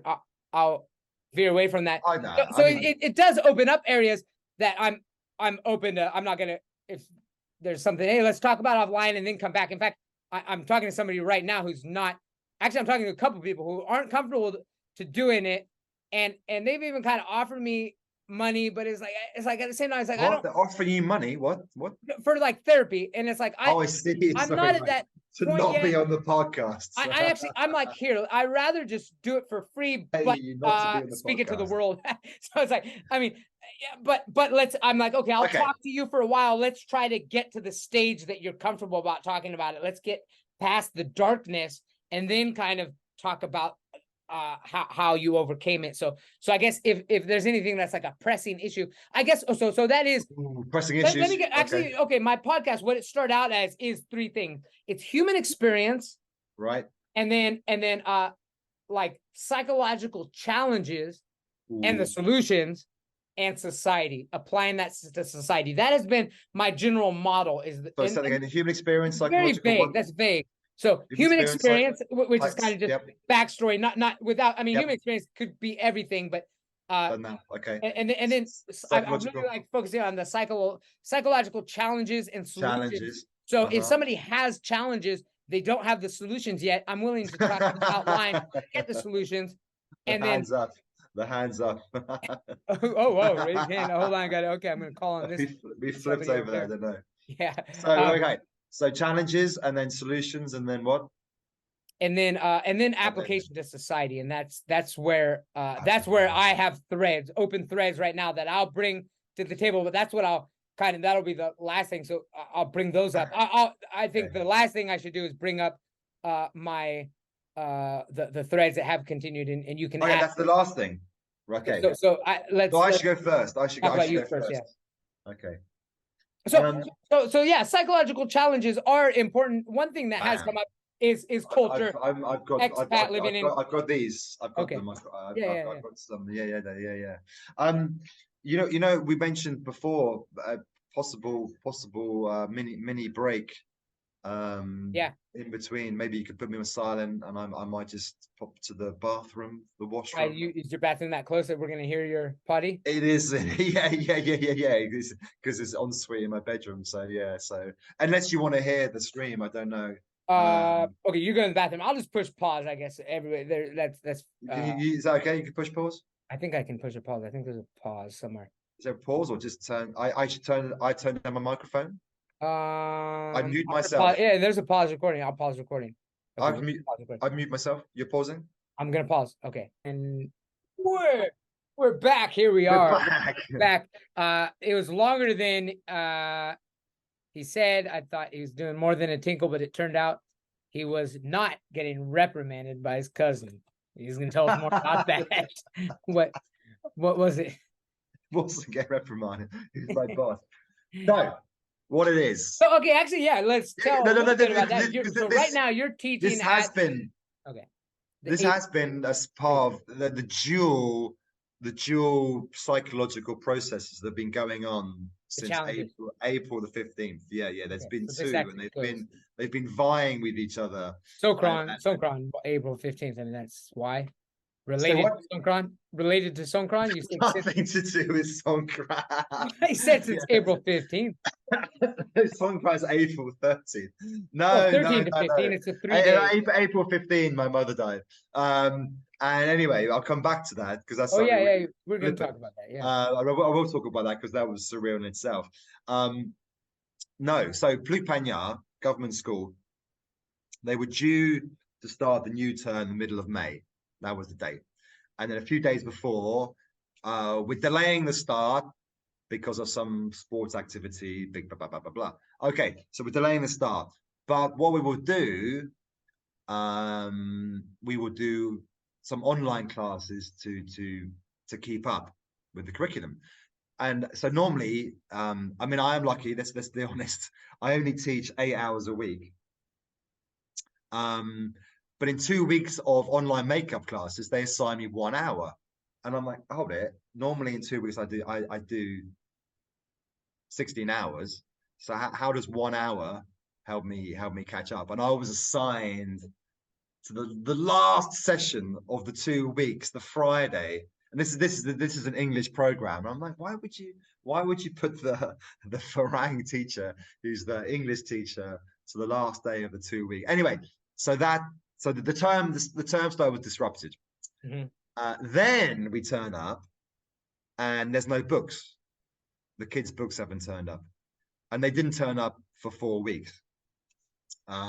So we were luckily. You named the person that should be blamed for this. No, this is what happened. Well, so I'm teaching the same year group as last year, so I had more scan on PDF, and so I could project them onto TV in the class. Kids use the notebooks. We start to do some work, get through the curriculum, wait for the books. God knows when they're going to turn up. And then one day, into my office walks the director, the director of the school, and suddenly she doesn't know about these books. She didn't know the English program books hadn't arrived, because we said, and she's like, well, why didn't they arrive? Whose fault is this? And I'm like, well, we don't order them. Why are you asking the Farang teachers? But she was like, right, we're going to sort this out today. We're going to get those books and anyway, so they turned up bizarrely. Somebody got on the phone. They turned up the next Monday after 1 month. But she was still had like a bee in a bonnet about it, and somehow decided it was something that we had done wrong, like we hadn't communicated. Zinger, anytime you use these English, I love a bee in the bonnet. I can show you so many of them. Basically anything that sounds like bee in the bonnet. It's ridiculous. I mean, it's just a carrot up our ass. I mean, I don't know what to say, because being a bonnet, you think of some old English lady with white hair. But anyway, so I don't know what happened. She decided that she wanted to then launch an inquisition into what we had been doing during that period when there were no books, kind of suggesting that we hadn't been doing anything. Whereas because I had the PDFs scanned, I was just working with the curriculum. The kids were using notebooks, and then once we got the books, we transferred to notebooks, and we would continue, no problem. So she started. So she suddenly out of the blue said, "Oh, this you guys, you need to show what you've been doing for the last month. So could you please write retrospectively all your lesson plans for the first month?" I'm like, "What? You suddenly want me to write?" I said, "Yeah, okay, I'll write it shortly." He said, "Because the parents." ChatGPT can help. I wish I had to do lesson plans now with ChatGPT. Well, because the parents wanted to know what we've been teaching, and I said, Yeah. "Well, I've been teaching the curriculum from the books that you buy, and even though you haven't bought them yet, I've got them the copies from last year, so I'm following the curriculum Basically, you're extremely signed by the proactive school. for their own good. I've been teaching Yeah. what you decided that I should teach, so Yeah. I'll break it down to the lesson plans, and which is good because I keep notes for each class. So it was Yeah, I great. know you. You're a little. I did it in one evening, but I was a bit offended by the fact that they thought. Anyhow, next, because we started 2 weeks late, and then we had this useless 2 weeks of makeup classes. We have to come in to do makeup classes most Saturdays to catch up. Yeah. Except Saturdays are the day where I have my private classes where I get well paid. Yeah. So I didn't get paid for the salary because school didn't start early. Open, that's so tight. The young bird. And then for the paid for the one online day class.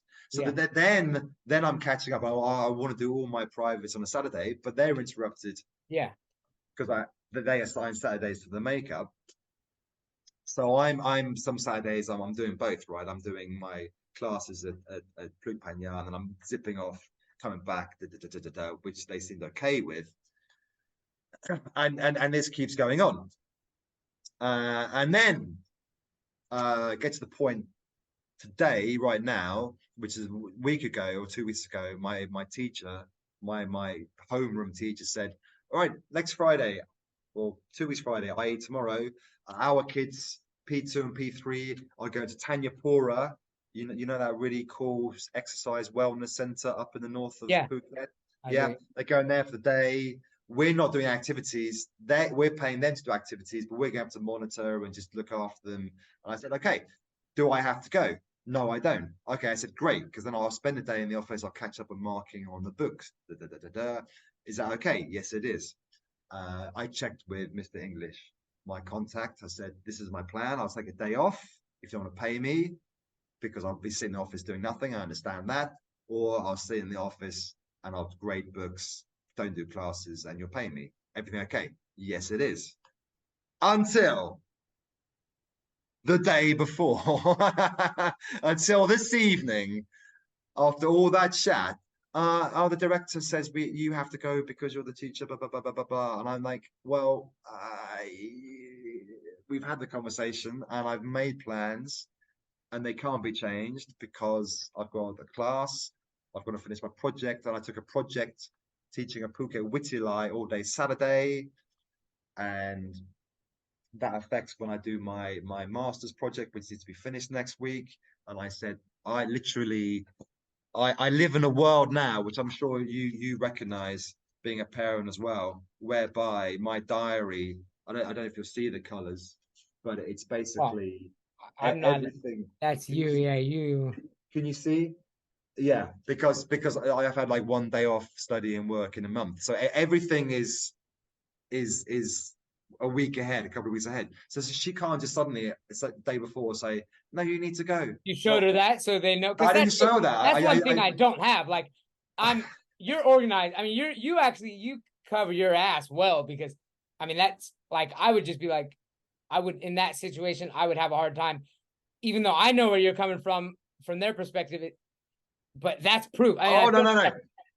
I even record what time I get to school and how many. So, for example, I did that. I said, look, even if I leave at 3 o'clock tomorrow, I've done over 45 hours in the school that week, and I said I've got to leave at 3 because I've got stuff I need to do. "Oh, but contractually you're assigned to 5. Well, nobody told me that. You should start at 7:30. Yeah, but I've been getting there 6:30 this week because this is what I've planned, so I can do my stuff on Friday and Saturday and finish my project." You didn't have it okay with her. You had it school. okay with Mr. English, who's actually your employer, though. So Well, between them, They're supposed to. I told Yeah. my homeroom teacher and I told my contact in Mr. English. I didn't tell Mike because he's got 70 teachers. He doesn't need to know the minutiae of every single person's teacher. So I thought I'm safe. And then I get home. I see a message from my contact and my homeroom teacher saying, "You have to come tomorrow." I'm like, "No, I'm not coming. It's simply because we've already okayed it." And I said, I didn't go through the whole rigmarole of the whole month of the delayed start, the the bullshit online classes, and then all the Saturdays taken up where I've lost revenue from my other private classes. Yeah. So I said, that's the line in the sand. Yeah. I asked you specifically, do I have to go? I cleared that, and then the day before, so I said, if you want me to resign, you want a new teacher, so be it. Wow. I know. Yeah, but I mean, yeah. No, so basically the psychological challenge is being proactive in a reactive society. The challenge. Well, so the double challenge with all of this has been that. And you are too proactive for your own good, right? I mean, you're in advance. I mean, you can't. I mean, I completely feel you, but at the same time, you have to know that it's I do know until the last minute. But you're willing. Oh no, I know. I mean, you did everything you could do, so I completely. I know. Like, I mean, you actually did. I do know. Like almost. I mean, like anal retentively more than you could do. I mean, there's nothing more you could have done. You could not have done. So yeah, let's talk about I could have. I probably could have said. You know what age you were when you what age were you when you were potty trained? Yeah, exactly. Like, go back to Freud. I don't know. Because Chaya's 3.5 now. He won't sit on the toilet. Every time I say, he always says tomorrow, but then it's tomorrow, and I say, is it? And then he says, is it tomorrow already? And then I'm like, I think he should be doing, but at the same time, I'm thinking back in my site. I'm like, I don't want to force him.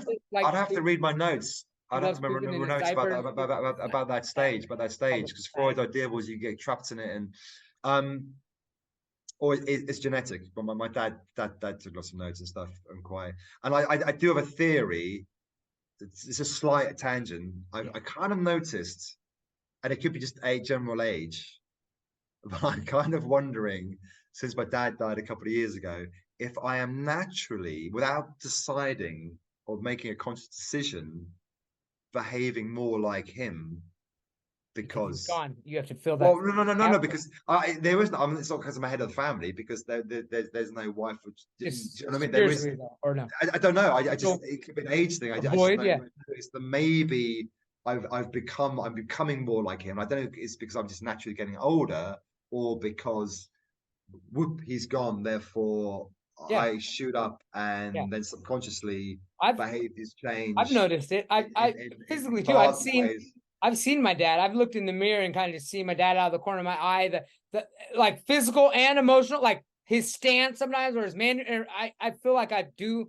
Sometimes I feel like I just am. Whoa! I just like. Well, more than when he more than before he passed away. I think so. Yeah, and I look at it as kind of more spiritual. Like not. I mean, of course, and I have 2 older brothers, so yeah, it's not like I'm taking. But I am a father, and I do. Yeah, sometimes the way I interact with Chaya, but also sometimes just even by myself.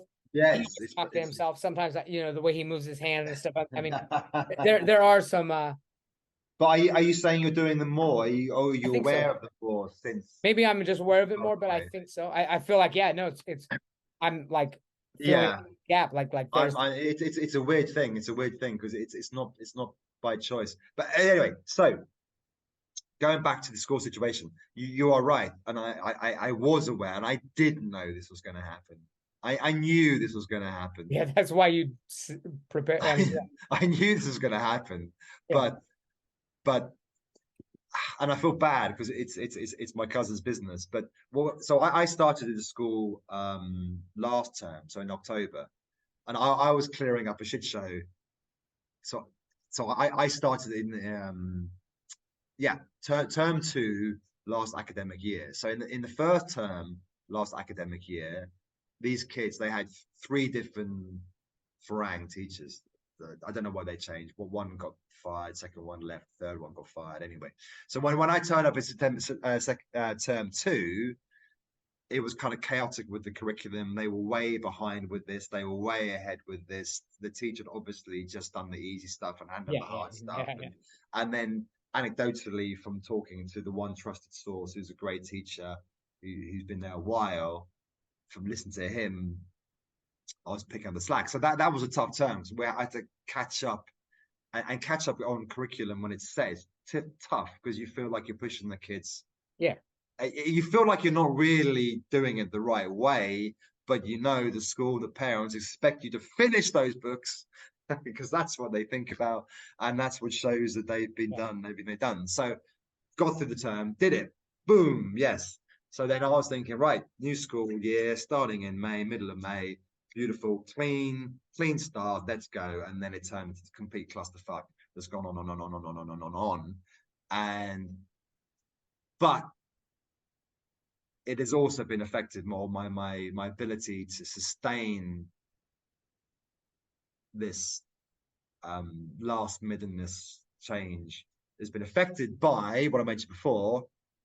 The sudden passing of my mother in April the 15th, which has kind of affected my psychology, because my sister and I hadn't seen or heard from her for 30 years, about 30 years, rough rounding up. And then suddenly we're thrown into the situation where we are reunited with her, basically on her deathbed in hospital, one day out of the blue. Oh, but you did actually see her once when she was alive. I mean, you saw her. You know what? I think I saw her at the moment of passing. Wow. And that was it. Because my sister... Wait, go back. I know you told me, but just, okay. Your mother basically started another life, and well, I mean, look, so mum, when I was growing up, mum referred to her father. So I never met my father's father. I never met my real grandfather. My grandfather was my grandmother's second husband, George, and he was a nice guy. He accepted us. He didn't get too involved, and we visited my grandmother, my mum's mum. She was great. She was a very vivacious, energetic personality. And I guess my step granddad, but we called him Grandpa because we never met, was Grandpa, and he was cool. He was never did anything bad. He was a nice guy. But then there was obviously some issue between my mum and her dad. And my granddad, my real granddad, he died 1970, which I only found out post mum dying. So before I was born 72, so he died 70, and it was to do with complications from alcohol use, abuse, smoking, just general but I remember growing up, my mum would allude to, she would never talk about her dad, but she would allude to trauma, or events that would, I guess, would be then expressed in her, what can we say, aggressive in her, energetic in her, still depressed, sad, I don't know, so outbursts of, I mean, she had it repressed. Yeah. And we couldn't ask about it. We don't know if it's physical, it was sexual, psychological. Yeah. Still don't know, or no, still don't know. Something. I mean, you know, or you just, it's clear, but never, it's just implicitly, I mean, no, it never was even addressed. No. It could have just been severe psychological. It could have just been. It could have been. It could have just been one incident. Physical. It could have been. I mean, maybe he slept with her best friend one night that she had her spend the night, and they fought. It could be one incident like that, and she held it potentially. But it sounded from more like the way she mentioned some sort of abuse. It sounded like she was a recipient of abuse, but it could have just been psychological. It could have been the effects of alcoholism and anger and hangover and just maybe physical bad moods, and it could have crossed the line to physical. I mean, he did what I found out since Mum's passing, and this could be affected in a way. So he did serve in the Second World War. For most of the Second World War, he was in the Navy. He started off in the volunteer. I can't remember the exact acronym, but he was a volunteer, and he worked his way up to quite a senior position, or lieutenant, and he was either in charge of the gunnery of a whole medium-sized ship or part of one section of a destroyer, whatever. So he had citations and a few medals, but and I think he definitely saw action. Yeah. Definitely Shell saw shock. action. They call that shell shock back then before. Well, yeah, and one boat he was on was sunk. So I'm not sure. I haven't seen it myself. He was on a boat that sunk. That's kind of crazy. He might have been on it at that time. I might not have been on it, but around that time. But most people survive. But anyway, so it could have been the effects of war trauma, or of. I mean, it can't be nice sitting on a ship when the Luftwaffe are coming down on you and you're. Anyway, I don't know. So anyhow, going back to parents divorced when I was 19, but it was on the cards for a while. I mean, since I had adolescent memory, 12, 13, I could see a slow decline and separation and what's the word? Dilution of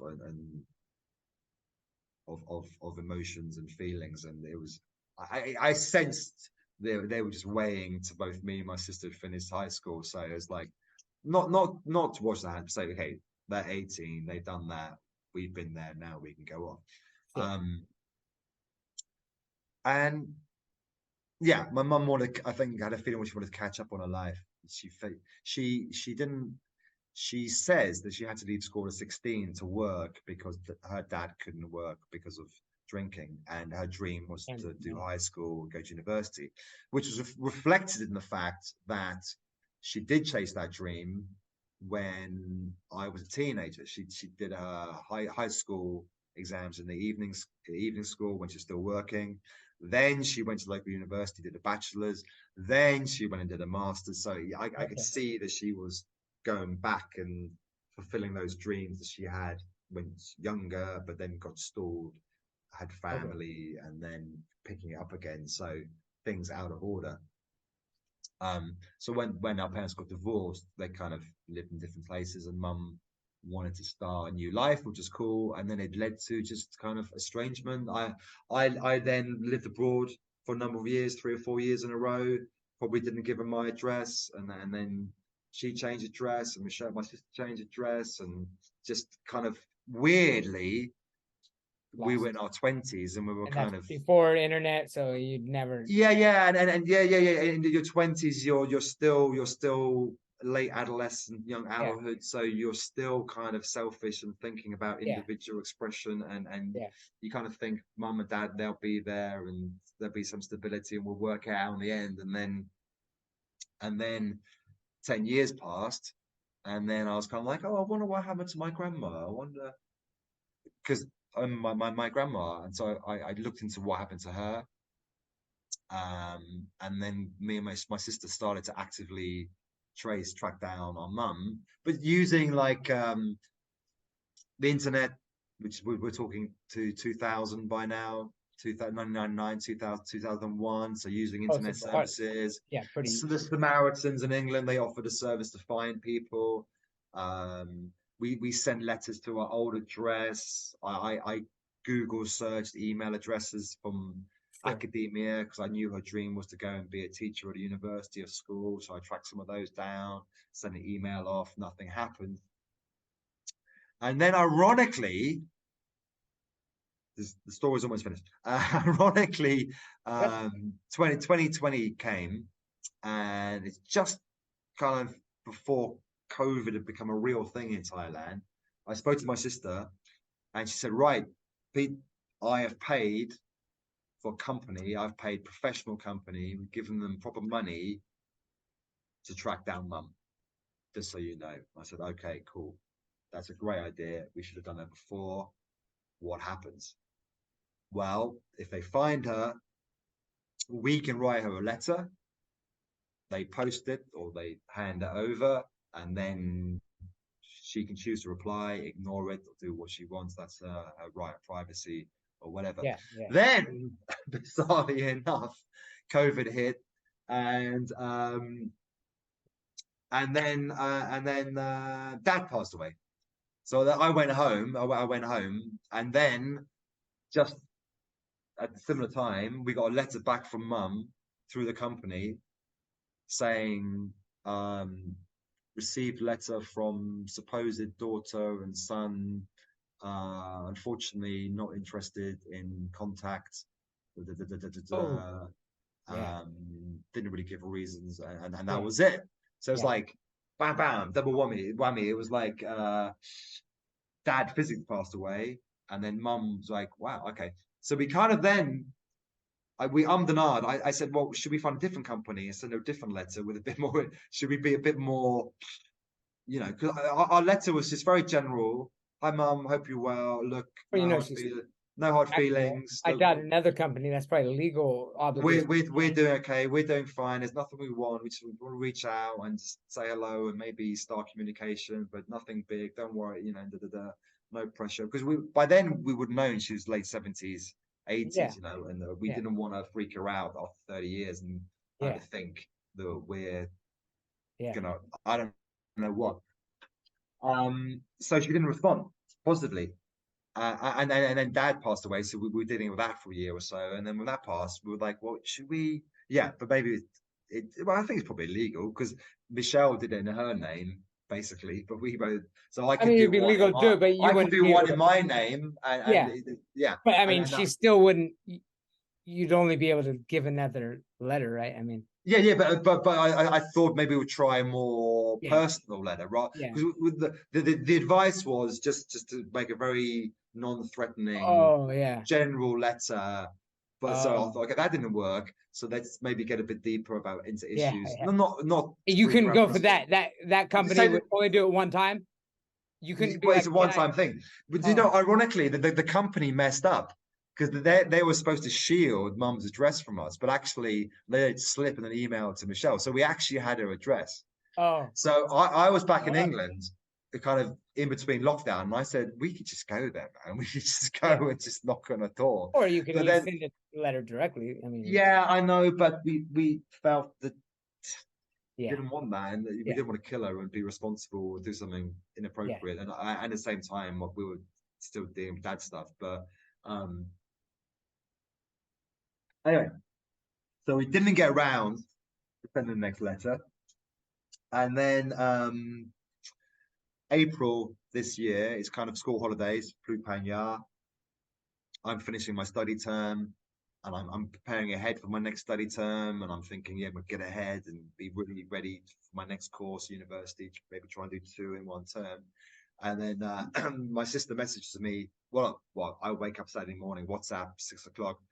Peter, call me whenever you can about Mum.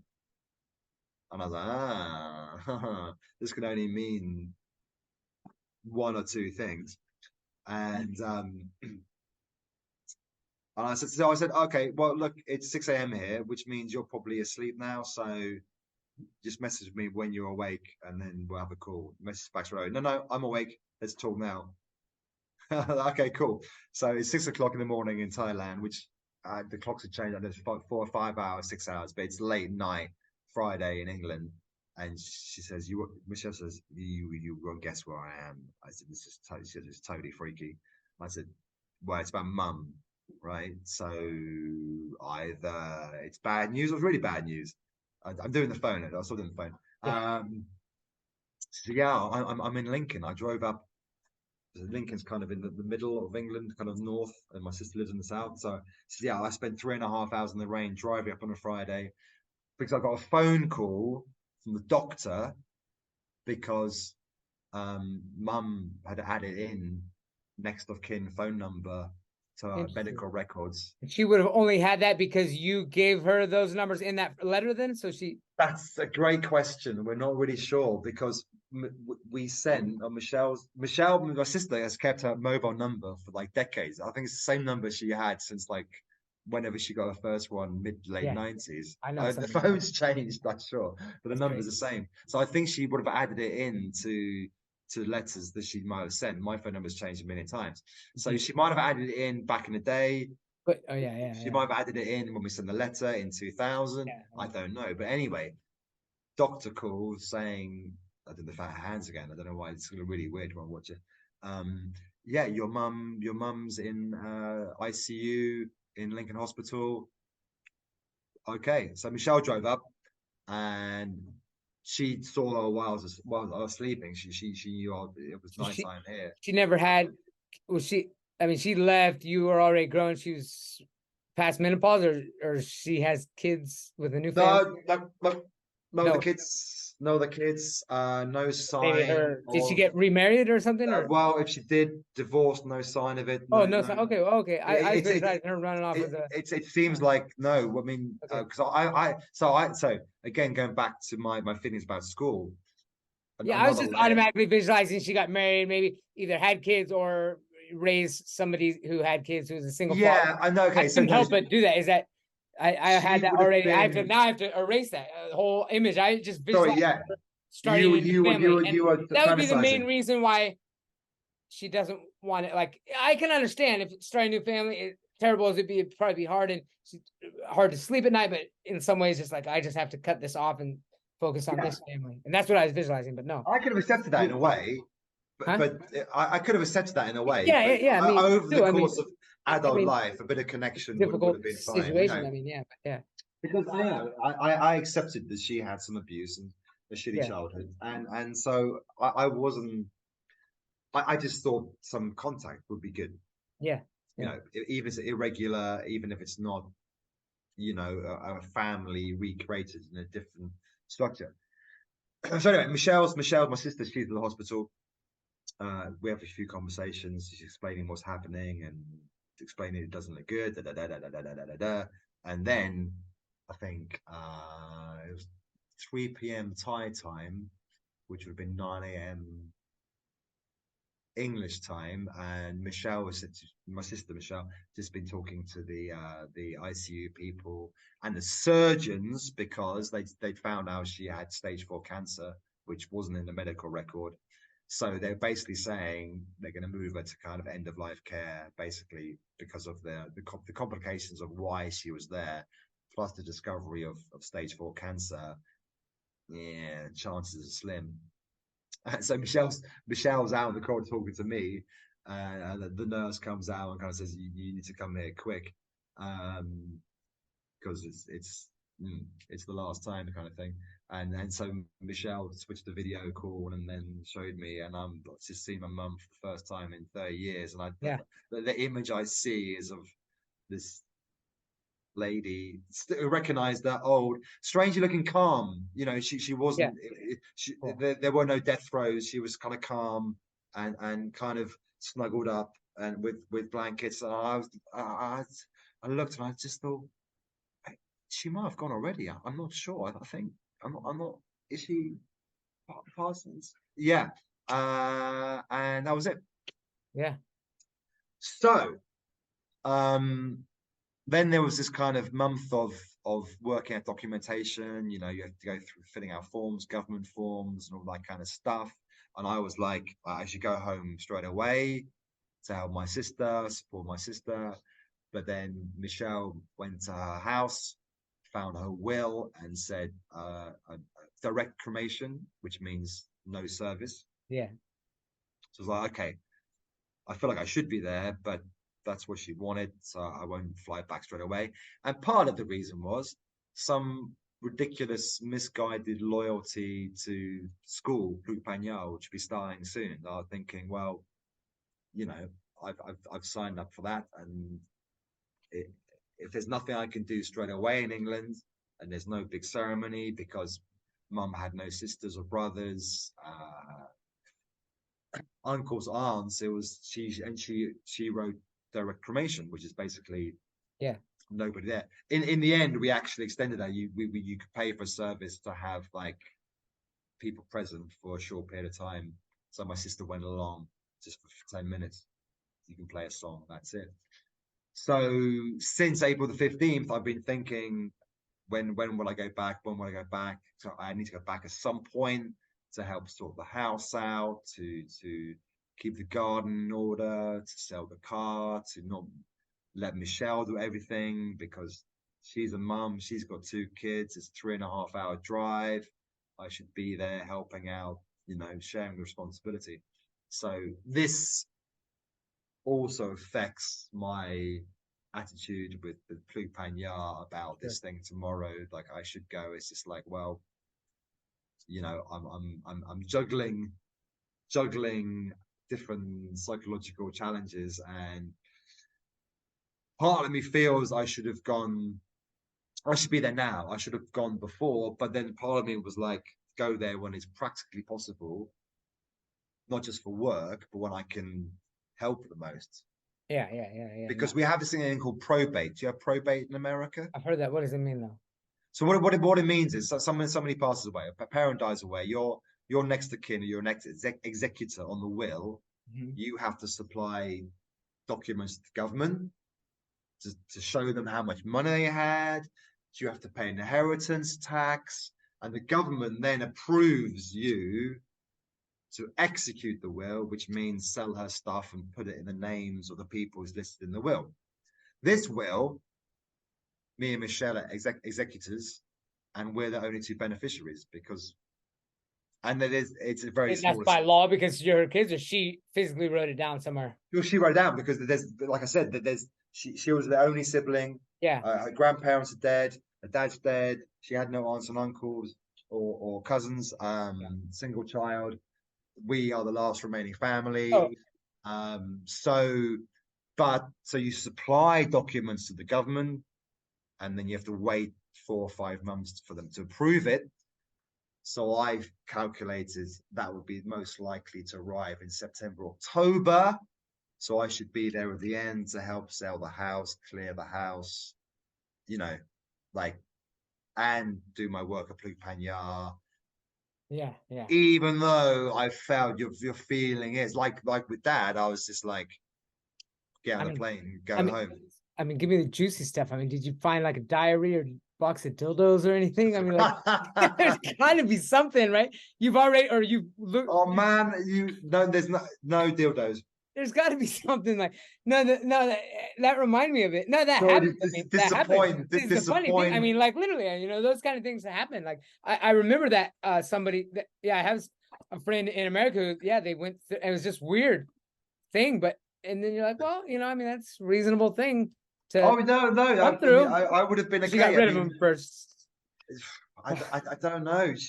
And no diary, no papers, no pictures, like a picture of you as a baby. Oh yeah, gotcha. Yeah, this is the whole fucking freaky. This is the whole weird thing, man. This is the whole weird thing. What kind of juicy stuff did you come up with? Like, well, hold on, I just got this thing appear on my screen. Give me the good stuff.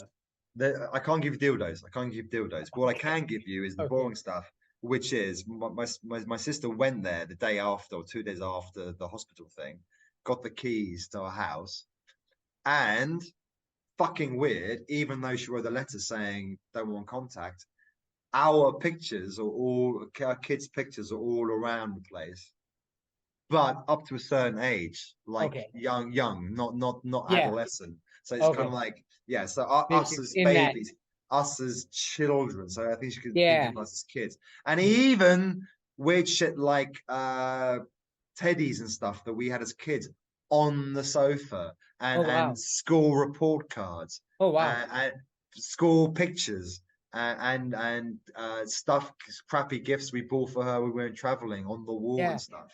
Interesting. Wow. Man, weird, right? That kind of freaked me out because it's like, that is. I mean, you got all of that. You got all of that, but you said no to the letter. Yeah. I get it now. I do get it because we looked at her finances and she didn't have much money. Okay.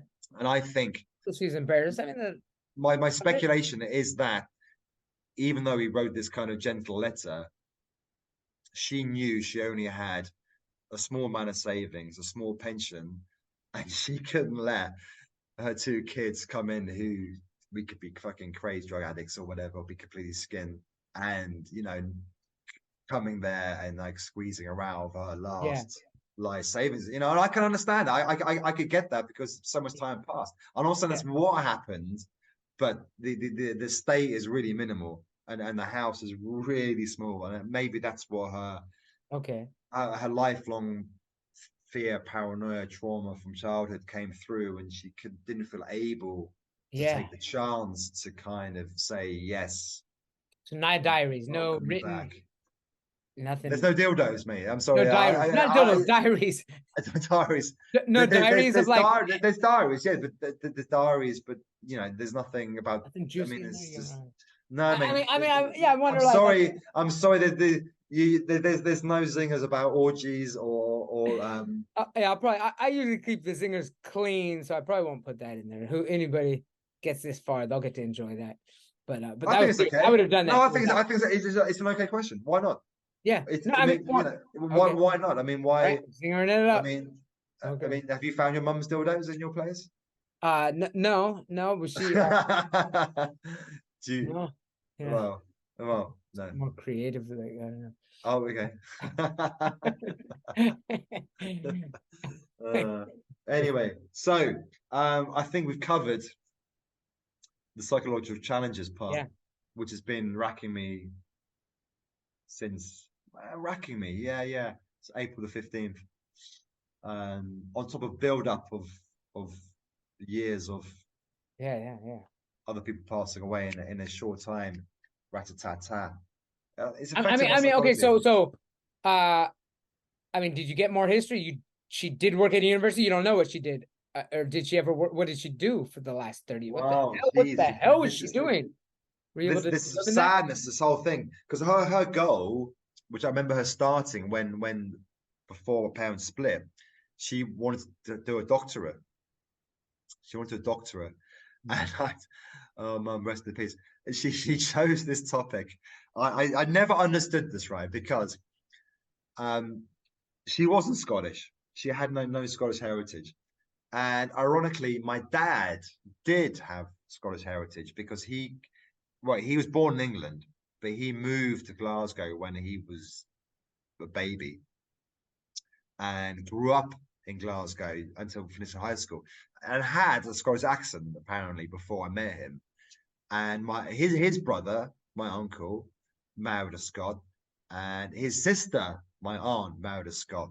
So there's this kind of, but the fact that dad didn't marry a Scot, and my parents ended up getting divorced, I was bizarre why she wanted to investigate Scottish history. I would have thought that's the last thing you'd want to do. You want to go back and think about it. So her thing was like something obscure medieval part of Scottish history. And I'm thinking, Mum, if you're going to do a PhD in your 50s, you've got to do something relevant that's right now to get you in there at the time, man, because you're going to be an older professor. And with history, I think you need to be studying something contemporary or somewhere where you can, and like not picking out some random thing about a random queen of Scotland going back 500 years. Like how many universities teach this, or how many papers, how many people? And I was like, what the fuck are you doing? Like maybe that was part of the argument we had towards the end of when we were still living together. But I was confused. Like, pick something modern and contemporary, where dynamic, where people will be interested in it. So she never did it, but it turns out from notes she didn't complete it because she had a fall, she broke a leg, she sued the council, she got some money, and she didn't continue it, and she ended up working as a teaching assistant at a high school. So she didn't fulfill her dream of becoming a university doctor, and ended up being a high school teacher for a number of years. Okay, so she was a teacher those last. I guess she's retired at some point, but I mean. During that time, she was. This would have been through her 50s and 60s.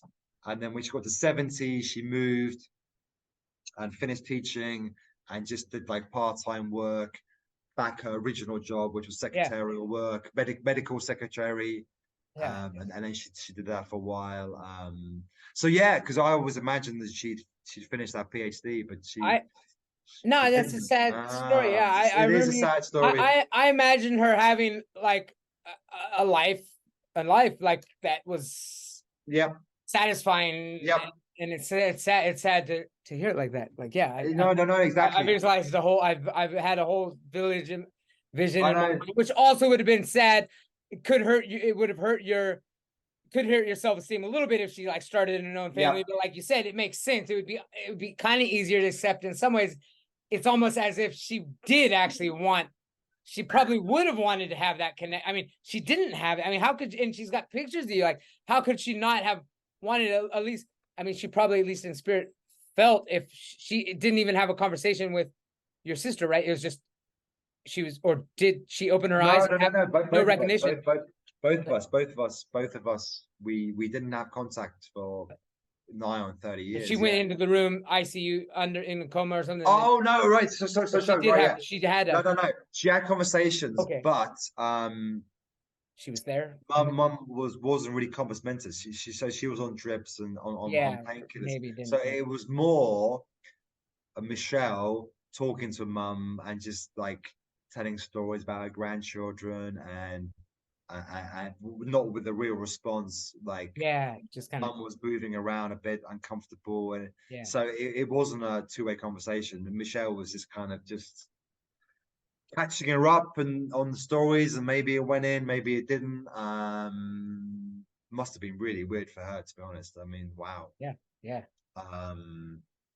But yeah, back to your point, it would have been interesting if we'd found out that she'd had like this amazing life. Yeah.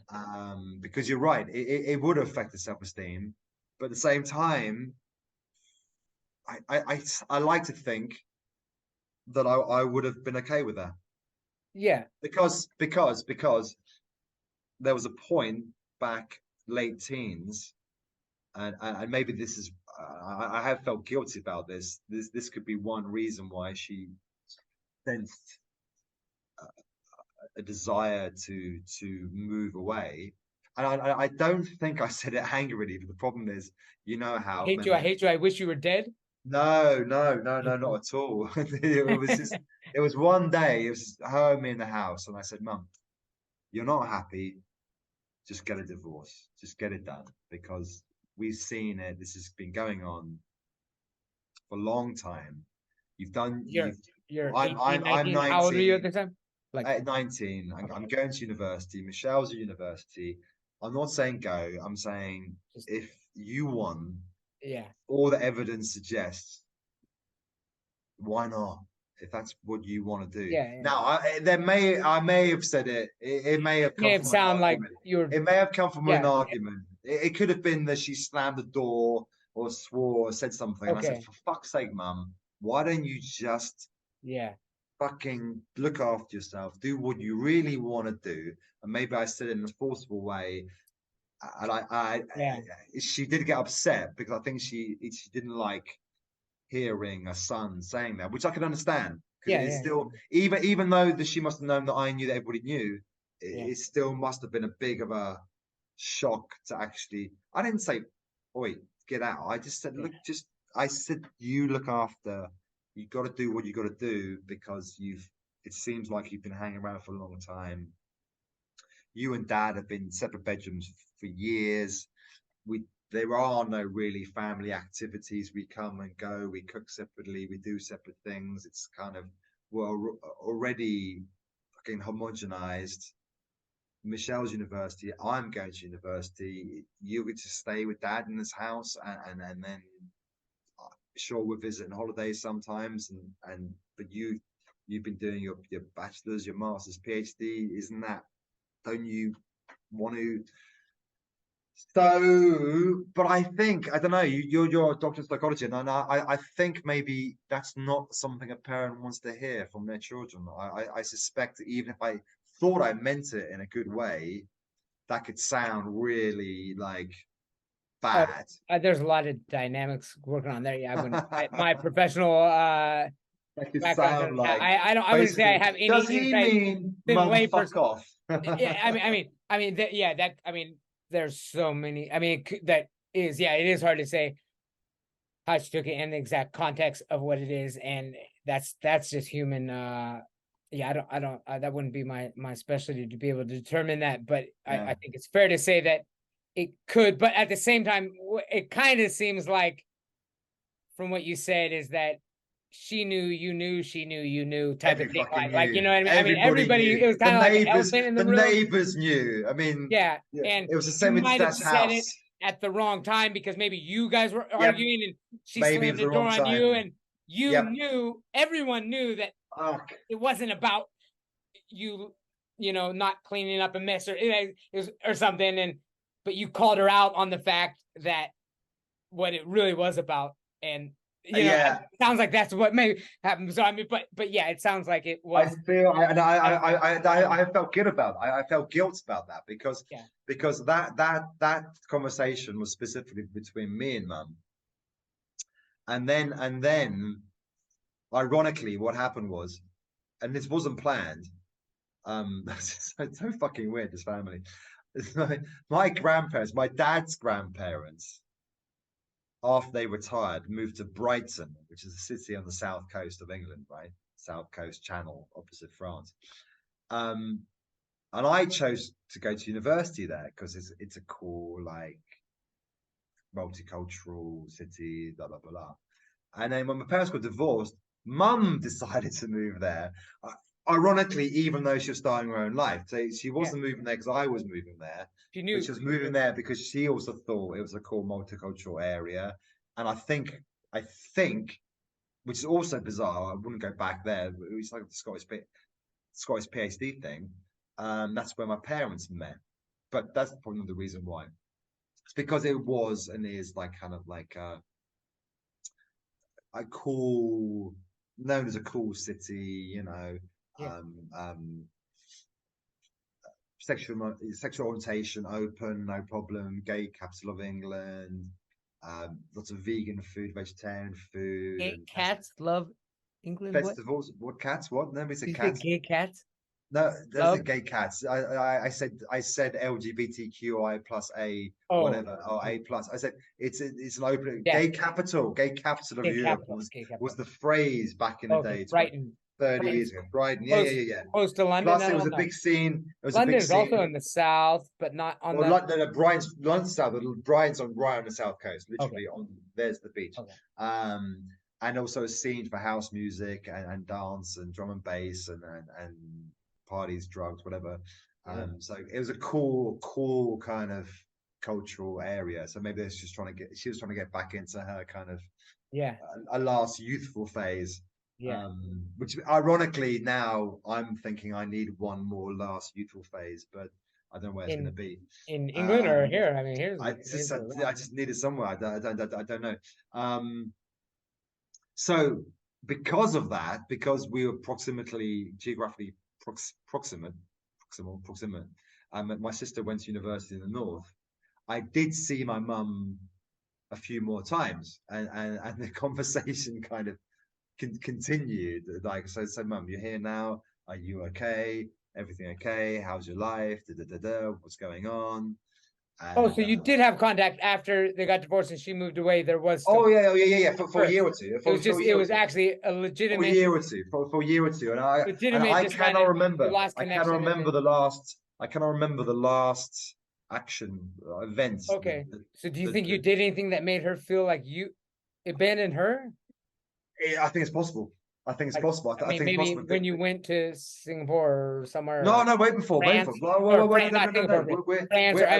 or moved. We're early 90s. We're early 90s. This is early 90s. This is early 90s. Oh, I mean, maybe 30 years. Early 90s. Early 90s. So I bumped into a. We had a couple of drinking sessions in the pub.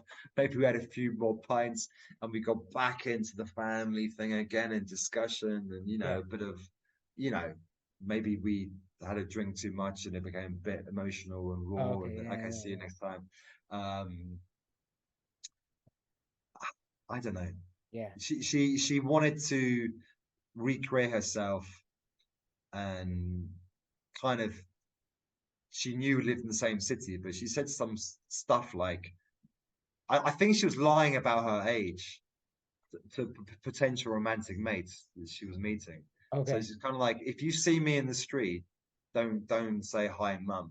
Just kind of walk past, kind of thing. And I'm like, this is a bit fucking weird. So Yeah. what you're saying is, if I see you in the street, I walk past you. I mean, Brian's quite big, and the chances we didn't live Yeah. in the same area. But what you're saying is, if we do Fuck block. happen to find each other in the street, Yeah. I'll just keep my head down and I'll just pretend I don't know you. Yeah. And because you might be with a younger guy and you've told him you're 40 rather than like, okay, Yeah. I accept that. Yeah. No problem with that. But can we still have a cup of tea sometime and have a pint and have a chat and laugh about it? And it didn't kind of, I don't know, this new dynamic didn't really work. And Yeah. maybe there's a point where it's just kind of like, mum, I'm still your son, we're still your kids. Do your Renaissance thing Yeah. one way, but could me and Michelle also maybe stay connected? And I don't know. Yeah. And then before you know it, a couple of years passed, and I've gone to move abroad, lived in Spain Yeah. and France for 3 years, and didn't kind of just Yeah. I'm gone. No, it is. It's a sad story, kind of, really. I mean, like, It is a sad story. yeah. We're tinged by And tragedy. Our especially because family you is said about tinged. her abuse of some sort that, I mean, yeah, it has to be not for everybody, but I would say just, yeah, I mean, obviously we tend to model our families probably. I mean, I'm thinking about me right now. I'm just thinking about, okay, I mean, like I've got my family and I kind of modeled on my family. So if she already came into a family that was, I mean, she was abused in some sort that it's not even exactly clear. It probably was always difficult to raise kids. I mean, it's, I mean, on both ends, but I mean, I think it normally is that way. It's either you're sandwiched with on both ends. I mean, if you had some sort of, you know, these dynamics as a child with your parent, if you don't have a close relationship with your parents, then it's hard to kind of get back on track, and it probably was always difficult. There's probably difficulties throughout the whole time. I mean, yeah. Well, yeah, I mean, It seems like maybe she didn't know how, like that. I guess that, yeah, maybe yes, you're right. I think that I think she didn't know how because maybe she hadn't learned how because yeah, her ancestors didn't show her how. I think that was part of it.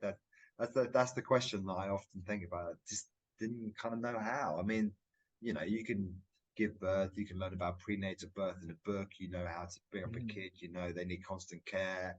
That's obvious, But then developmental stages through adolescence and cultural wealth but look, she was great. She made sure we got a great education. She fought hard for us to go to the best local schools. She was an absolute focus for that because she missed out on that, so we benefited from that. That's the frustrating thing because maybe late teens, 20s, and then going off to my own thing. I felt because I was still developing as an adult. Even biologically, the prefrontal cortex is not quite developed, and so I felt mixed emotions, and I didn't express myself clearly all the time or well, but got to a point late 20s, 30s where I was just like, well, let's just make contact. Let's just have any kind of relationship. Any pleasant or communication is better than nothing, and then we just see what it is. Because then I was over the vagaries or the rageries of adolescence and young adulthood, and I was just kind of calming down. And why not? And people, but God, people like. So you imagine you're trying to get a romantic date, and people bring up family, and then you say, oh yeah, no contact with mum. The assumption is, oh, but your mum how could you not have a contact with their mum? You're a Yeah. bad person because Yeah. why would you not want to know your mum? And then I have to go, no, no, this is not. And then it's which is the natural female Yeah. reaction is it's you, but And that has to make it. I mean, I'll be honest. Well, my mother raised me and said, kind of like, she's always, I mean, very always follow my own dreams, supportive of whatever I do. But the one thing I always felt her kind of say is like, make sure your girlfriend has a good relationship with her dad. And she did have child development. It's like, and I hate to say that is a blanket statement, but I would say generally it's probably is a good idea. Or I mean, I hate to say good idea because like that just eliminates all these girls who had, like, it was not their fault they don't have a good relationship with their father, especially if he was like sexually abusive or something. But and there's plenty of women who overcome this, so I could get a lot of slack for that. But at the same time, I mean, I think I said a wonderful relationship with her father and like really close, and I think that's it. I mean, we have a good relationship. Say that again. Say that again. I says a wonderful relationship with her. Her father died before I met her. But I thought Ice had like a kind of a strange relationship with her mum. There was something between no. Well, no. Her father died before I met her, but shortly before I met her, that she was kind of on a almost destructive path, and I was at some sense. We met like I was 6 months into living in Phuket. We were both kind of drank a lot and stuff. I remember.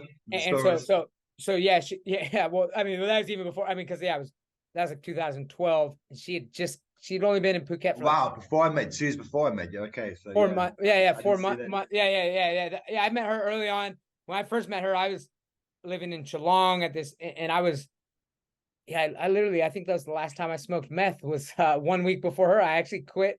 Then I might have a couple times after that, just different occasions, but like quit regularly doing it. And then so but no, because I was really we did connect quickly, but at the same time we were also not I don't feel we were looking for something, but I feel like maybe inside of us, both of us felt like this might be, I think we were both kind of in a destructive path where we could have just done it together, like just went down a destructive path together and had a toxic relationship that maybe would have lasted a long time. So how did you so what was the key? Because obviously it seems, so I didn't see you in 2012 and 14, and I know you had a few episodes after 14, but minor ones. So what turned that potential dual destructive into dual positive? What had no, it's good. I mean it's I would tap into something spiritually, like cosmic, almost like it's a make or break type situation. Like I and here's the thing too. I don't think she was ever used drugs, but she's drinking heavily. I'm pretty sure if I would have introduced her to meth, she would have got hooked, and we would have, and I'm pretty sure that why are you pretty sure? Why are you pretty sure? I mean, it's because if most people willing do. To try it. If somebody's willing to try it, they're most likely going to enjoy it. And if you're not at, if you're at a low point in your life, so you're saying you were probably going to continue. You were hooked. What's that? So you were hooked because you tried it. So you were hooked. Oh yeah, no, I mean, I smoked it since I was. I mean, I never was extremely hooked, but I smoked it over a decade on and off. Okay. And I was kind of going down a downward spiral. So there was little pockets when I did it heavily, but for the most time I was training, and so I'd only do it like I was more like a partier, like a binger. You know what I mean? Same with my alcohol. I don't drink every day, but I just binge. So I'd be a binger, stay up for like 5 or 6 days, just fucking talking to shadow people. Lock myself in the room or something like. I'd go balls to the wall. Not so much a habitual addict, but a binger, a big binger. Big time binger. That's all.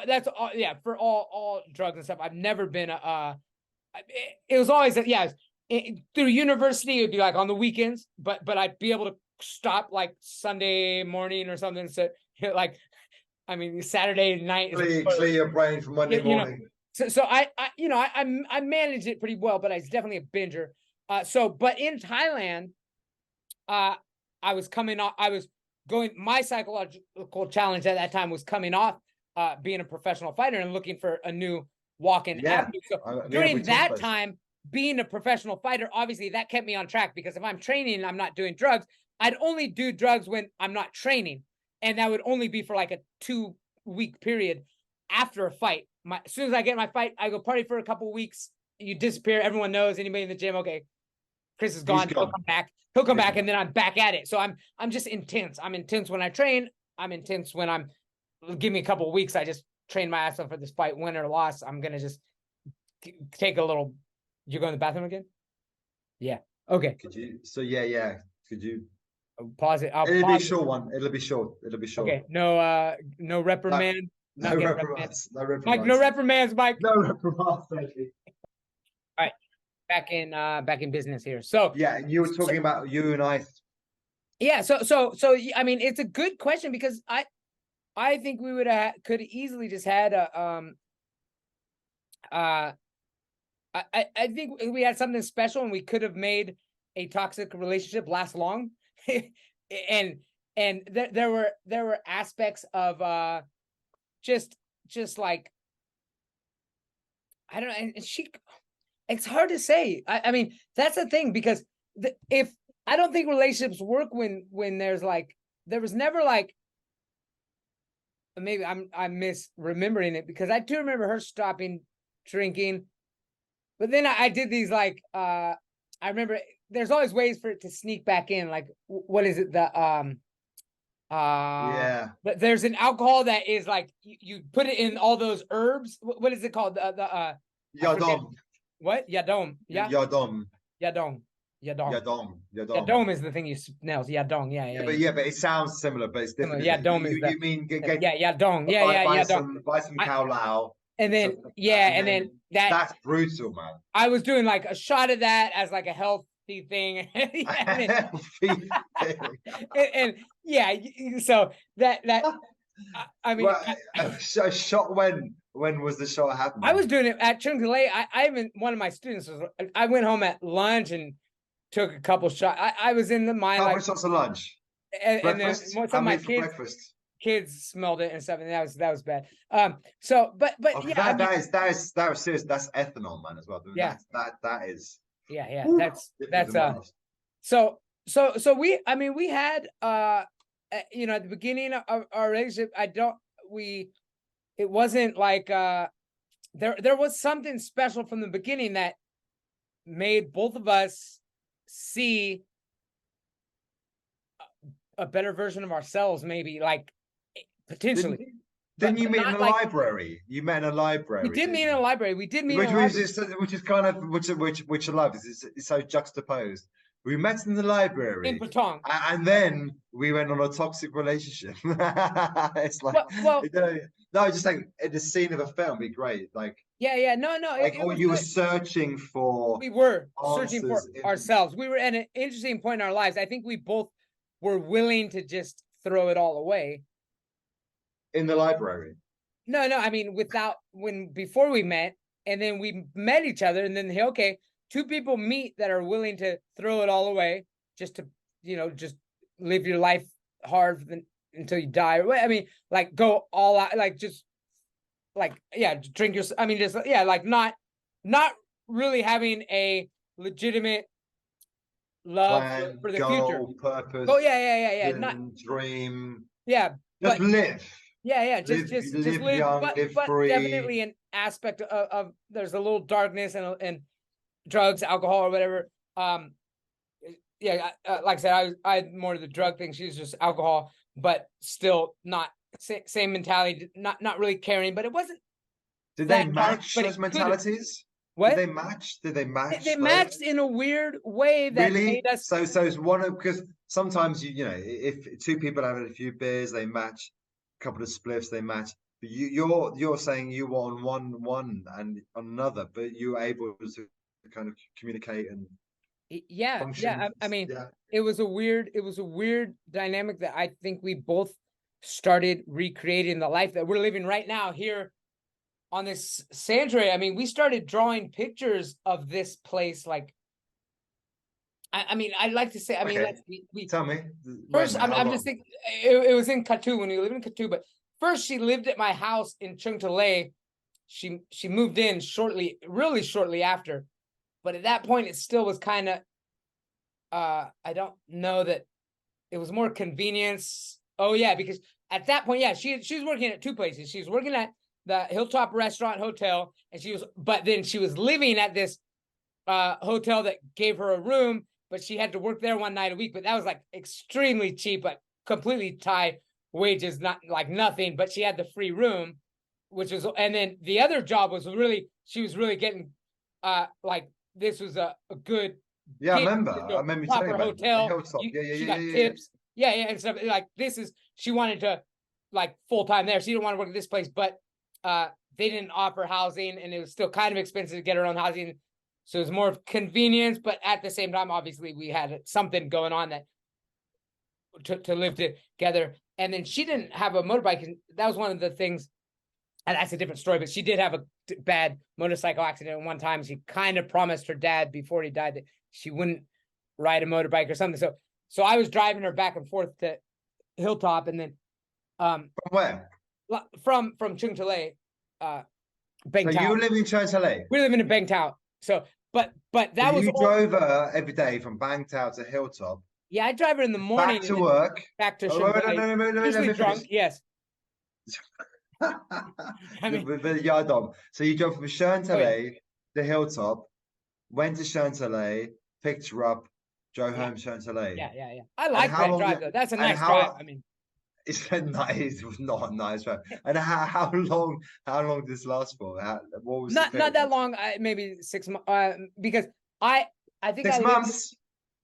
No, I'm trying to think. No, because I lived in Chalong first. Then I lived in Chalong. I used to go to Chungtalay back and forth every day. And then somebody went into the house. I got a house with them, and then I started living in Chungtalay. Yeah, but Chantilly to Patong is worse from Chalong to Chantilly. True, but unless do you go on the coastal road? Well, I like Chalong. That was just my first area. I loved my house. I had this apartment on the third story. I overlooked that Buddha on the mountain. I don't know, it just was really good for me. And it was close to the gyms. I was still training at that time. I was still kind of like, I hadn't fully accepted that I was retiring. So I was training. But you hadn't, even when we were working together, you still hadn't. You still made. So yeah. You still made some noises. Looking made back, some noises, and I remember trying to talk you out of it. Yeah, I mean, looking back, I was retired the day I came here. But I don't. I was. It takes it. That's actually one of my very first podcast was with a fellow MMA fighter, and we talked about the psychological challenges of retiring, because there's a rock star status. It takes time, right? It's hard to admit to yourself that you're past your prime, and I see people still my age still fighting, like, and it's like, man, like, I mean, some of them are in good shape and stuff, and I give it hats off to them, but it's like, man, like, I mean, it's got to be. You can't do this forever, right? I mean, no, but anyway, I remember even the first year or so at PSU, or maybe you said it as a kind of like a offhand comment. Maybe you meant it seriously. No, I might have still thinking about it, because you had your belt in the corner, and I just, every time you mentioned, I just thought, no, please do not fucking do this. You're a teacher now. You're doing it. No, you're right. It's hard. It's a hard thing to. I mean, you've taken obviously a bit of punishment. It's not going to help you out unless you win big. But I guess past my prime. I guess as the athlete, that there's a different internal drive working. Yeah. I've never had that professional status as an athlete, so I love sports as a kid. Went into sports, team sports, broke a few bones, but it got to a certain point, and I was like, nah, I'm done with that. It's okay. It served its purpose. But you went professional, therefore I can't really relate to that. I mean, it was my identity for a long time. I mean, that was, it's hard to come. I mean, I got a high partly because I was doing a lot of drugs, but also from the fact that I was, you get high when you go out for a fight. I mean, that's pretty intense. You're fighting in front of all these people, lights, music that you get. You're gonna be high, otherwise it's you're gonna adrenaline. It's fucking die. adrenaline junkie, and so it's hard to not have that anymore. And I'm chasing it, and that's kind of why you get a lot of people do get into drugs. Even now, I was already using drugs on and off. Some people don't ever do drugs during their training. I know people are like, hey, why were you doing drugs when you're training? Well, I wasn't really. You were old school, man. You were first wave. You were first wave. You were That's before. true. Yeah. It was like, I mean, yeah, I literally was fighting in Mexican there clubs. back at the beginning, yeah. Yeah, Mexican nightclubs that turned into like, I mean, there's like strippers on poles while you're fighting. There were drugs in nightclubs. Yeah, it's like, I mean. Oh no, where did the drugs come from? Yeah, so it's like, I mean. Strippers on poles. Seriously, no, I mean, you were fighting. You're joking, right? Yeah, no. I mean, those fights are on. Actually, I only have a couple fights that are still on YouTube because I uploaded them to not my main one. I lost everything. You've got fights on YouTube in strip clubs. Yeah. But well, they're nightclubs, Mexican nightclubs they're go-go dancers. They weren't stripping in the video, but they're wearing thongs and at that. Oh, okay. Pool was right there. They ended up doing. I mean, if you could go back room or whatever. I mean, whatever. It's Thailand. They're regular nightclubs. They're nightclubs that they host. But they put on shows. Okay. Put on shows. So it gets crazy at night. Yeah, afterwards. But how much do you earn for that, man? A few thousand baht, not much. No, but maybe a few thousand baht. Yeah. I mean, in Mexico, my first fight was $50 to show, $50 to win. I'm coming from Sacramento, 8 hours down, so I drove a Greyhound down to San Diego. Took a taxi to the border and walked across the border. Got another. I mean, I lost money. Yeah. So, I mean, in Thailand, these go-go bars, was that America? No, that's in Mexico.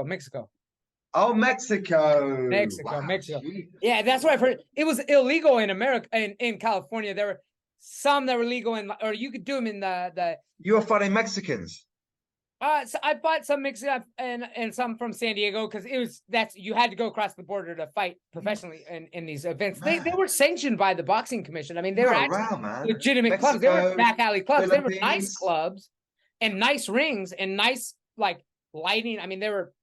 They were sanctioned, so they were sanctioned. Nice. Yeah. They took my blood pressure. It wasn't like kind of like fight club underground. It's nice. No, they're nice. Yeah, they're not. They're like the. So you made some money. Boulevard. I don't know if you've ever been to Tijuana, but it's a strip. It's strip. You ever been in California? Yes. Okay. Only Frisco, San Francisco. Okay. I mean that's more. Yeah, I'm more of that area, northern. That's where I'm from. So Tijuana is in the Baja California. So it borders San Diego, right on the border, and it's a big American college, San Diego State University or UC San Diego. I mean, a lot of Americans go to Tijuana. There's a lot of it's got a lot of crime, a lot of stuff that's illegal in America. I mean, it's still illegal in Mexico, but it's easier. Drugs, hookers, all this stuff. I mean, it's a darker side, and it's not the real Mexico. I did fight one time in Agua Caliente with this like Mexico City, amazing, like completely different vibe. Yeah, those border towns are kind of definitely would give a bad image of Mexico because they're basically they are funded by Americans crossing the border looking to do the things stuff. That are and this is on that little border towns often have. So you fought Mexico City? What's that? You had a fight in Mexico City? Agua Calientes, which was I crossed the border into Tijuana, took an airplane from Tijuana to Mexico City, and then Agua Calientes is close. We took a car ride from there. So yeah, and it was a 30. Oh, no, that sounds like you're gonna be kidnapped. So you flew, you drove, you took a car ride. I mean, your agent, man. How did you know this was gonna be legit? I knew the promoters. I mean, no, like I said, no, honestly, no, those Mexican promotions were well orchestrated, way better than American ones that were going on. How much did you make from that fight? Oh, I mean, eventually they were paying like 500 to show, 500 to win. That's what it is. There's a flat rate, and then you get a bonus if you win, which is usually the same as the show rate. But those ones, I was doing it just for the experience to fly out. I mean, like I fought in Scotland once. I fought. They paid that one was like maybe $2,000 in 2000, and it was a main event. And then my last fight was like 5,000 to show 5,000 to win, but I lost. And then, or was it I don't know what it was. I mean, but so it was. $5 grand a show. $5 grand a show, right? Yeah, 5 grand. I got You still 5 get grand, 5 grand. or maybe it was whatever it was. I had 5 grand, and that was my last fight. That's what got me to Thailand. Even I was like, I need to get the hell out, because I was already over my prime, and I knew it. I got one more main event fight that made a decent amount of money, and I, in my heart, I think I knew I need to take That was in the Philippines, and I was in a toxic relationship. That's why I know about toxic relationships, and I understand the dynamics of like how to maybe, initiate the, not start one, basically. Okay, to not start one. Well, in that case, that toxic relationship, that she was already talk about that. I actually, luckily, I don't think I've ever introduced drugs to a girl. That would be hard, but I did introduce. I did introduce. It's. I do feel like I promoted drugs in a way to some people that threw their life away and are in a terrible position now. I'm not the one who introduced it. It is hard for people. I've talked to a lot of people that they're the ones, they meet like a wonderful girl or something, and they're doing drugs, and then she's kind of interested, and they're like, no, you don't want to do this. And then she's like, no, come on. And then they do it. Bam, she's hooked, and it's toxic, really end up ruining her life. And that takes a lot of time. Luckily, I don't have that story in a relationship. That would be very difficult. What drugs we're talking about, right? I mean, meth, usually meth. I'd say meth. Well, yeah, meth. That's what I'm talking. Yeah. That was always my drug of choice. I did a little coke, did a little E, but those didn't. Well, E was okay, but like, yeah, you'd only do that once. Coke didn't. Right. So now I get it. So your booze related hyperactivity was kind of like a flashback to meth. Probably. I think, but that's my layman's. That's my I mean, 15th century medical opinion was that. Yeah, there was definitely a link. No, that's why I don't drink. It would just send me. It's all the same to me. Actually, the funny thing is, I've got my drugs of choice, but at the same time, when I get in that mindset, I just want to do whatever. And sometimes I do shit that I don't like. The funny thing is, I actually like what do you call them? The oxycodone, like those are a big epidemic. Those I don't like. I actually don't. They irritate. I get really irritated. I remember friends would like crush up oxy pills, like the and those oxytocin. They're like that branch, the opiates, basically. Although I liked raw opium when I did that in India, like I just chewed on the bitter raw opium. But like generally the opiates, I was definitely the go fast, not the get irritated at. Let me ask a question. Because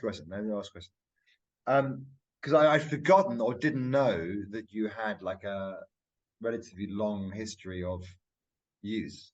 So how do you now avoid or what was the process to get to the point where you don't well, there's no temptation. No, I mean, it took a long time. Maybe that there'd be like weird situations maybe could initiate something, but I mean, it's a big age mental thing. I mean, it's something that you overcome. There's different. I'm not big on the process. Some people age, but for you, how did you? I didn't have like a transition from. It was ice for sure. It's funny, ice, which is a colloquialism for meth, and ice. So ice substitute ice for ice, right? I mean, no, ice for sure. And she never put any pressure on me to like stop. Never made me feel bad about like that. I was always open and honest about it. Honesty is big. Honesty is big. Motivated. To talk about it, to not lie about it, and be upfront about it was important. And then to not want to, and this is huge for me. And I'll let me just, because you were a cigarette smoker. Are you still? No, bizarrely, it's you helped me out that we killed that day, that early January. Okay, So 2015. I will actually tell you to tell you the truth. It was gone. But I'd never really liked cigarette smoking. You never what? I never really liked it. Yeah. I was never a fan, and it didn't really give me a hit or a high. It was actually an irritation I want to get rid of. So I don't see it in the same way as giving up a drug that could actually. The funny thing is, though, give you entertainment or fun or a high or a hit or something. It was just literally, I saw it as just filth. I had to like cut it out. I had to go. So it took too long, but since then, no problem. It's kind of like, I mean, I had no positive feeling about it. I think I probably smoked a cigarette last, but after meth, like that was I kind of did that for a while. I look at meth as disgusting. I look at cigarettes as disgusting, but there's like this transition where I kind of like, okay, I needed a little something, and I smoke cigarettes to get off. I mean, maybe that was like a fix, and then that was so disgusting. But there was this psychological thing where I never liked cigarettes, but I did like a big fat drag when I was drunk, and I'd get this like just like super hot, like maybe almost like where almost like what is it, DXM or something like, or like what is that? There's no, I mean not I mean where your cells just like kind of like. I mean, I get like extremely high if I take a big drag off a cigarette and I'm drunk. Usually not safe to do that when you're driving. And it's like, I mean, you feel like all the cells in your body just disassemble and come back. Well, sure, if you smoke one cigarette just by itself, it's going to affect you. But I mean, but just soberly without, I mean, it's filthy. But if you've but I used to want that, but I would gag, like I'd throw up sometimes doing it, but and then finally I realized like I don't even want I don't want that anymore. Like sometimes I'd want a cigarette, but I'd visualize it and it would make me like gag, so I wouldn't do it. But then I'd actually have to talk myself into I'd want that high, but I didn't want to taste that filthy cigarette. So then I realized, like, actually, why do I want to smoke it? So I was able to switch something on my head. I did the same thing for meth. I admit it was years, like, of maybe sometimes I would get a little like craving, but the craving usually came with, again, it was the same thing when I'm drunk. So quitting alcohol is important for me. There's definitely an association. If I to this day, actually, if I got drunk, I don't know what would happen. We don't even know what would happen. I don't know. That's one important thing to know, though, because you know about my incident with the Japanese students that I lost at the beach and got arrested, woke up in the jail. I do know. So that incident happened after a long period of not having. Like, so you're saying if you had a beer right now, you would not know what would happen. It's not worth it. So no, it's not worth it. Yeah, that's what I'm saying. I don't know. If you had one beer, you would not know. You couldn't predict. Maybe I wouldn't. I mean, there were times. I'm not saying every time I ever drank, I always blacked out, but I wouldn't always be able to control when I did. Sometimes it would be like, oh, maybe I'll be able to stop at 3. So how 3? That how did you get the point? Right, and I think many people, yours truly, would love to know the key insight to getting to the point of just, hanging up the guns, all that shit. Just you mentioned cigarettes, you mentioned meth, you mentioned alcohol. And how do you ever get cravings? Did you get cravings for 5 years, 1 year, 2 years? Do you sometimes wake up now and go? No, I don't have it now. But do you dream sometimes about 2 years? I mean, pretty hard 6 months maybe, and then about 2 years. I can't remember a craving like particularly. And I'm not against that. I could do psychedelics. I actually would like to do some mushrooms on my land, but probably after Chaya's grown. I don't necessarily want. Let's get back. Yeah, like family is a big one now. I'm definitely like now. It's like Chaya's here. Later on in my life, I want to like I like to do some like ayahuasca or something. I've heard of some. I would like to do one that natively grows in Thailand. I've heard of some things. Actually, we've got these frogs here, but I think you have to kill them and suck the blood out of their back leg vein or something. I don't really want to do that. But I think like, that sounds a bit unpredictable. Anyway, before we get to that, ask the question again. How did you get to the point of? It was the Japanese exchange student incident. In jail, them telling me that basically the Russian that I knocked off his bike was trying to like press charges and get me deported from Thailand, and so 100% analytical. Like, I recognized the possibility of being kicked out of this country. I built this. ICE is here. I mean, it was Okay, so it was logical. It was 100% logical. It was a logic, for me, rational, driven decision. It was probably the only rational thing in my life that is stronger than my emotions. I mean, emotions are usually strong. So yeah, unfortunately, you have to get. I mean, to me, that was rock bottom. It's like sometimes if I look back on my life, I'm like, on so many levels, that is not the worst situation. I mean, I've been deported. I've been in jails in different but at that countries. Time, but time, that was the worst. This land, like, I'm in love. We at that point we had lost a child. We were definitely in family mode. We were already preparing to move to Chiang Mai, buy land, start a life. Don't want to get fired. I saw them all.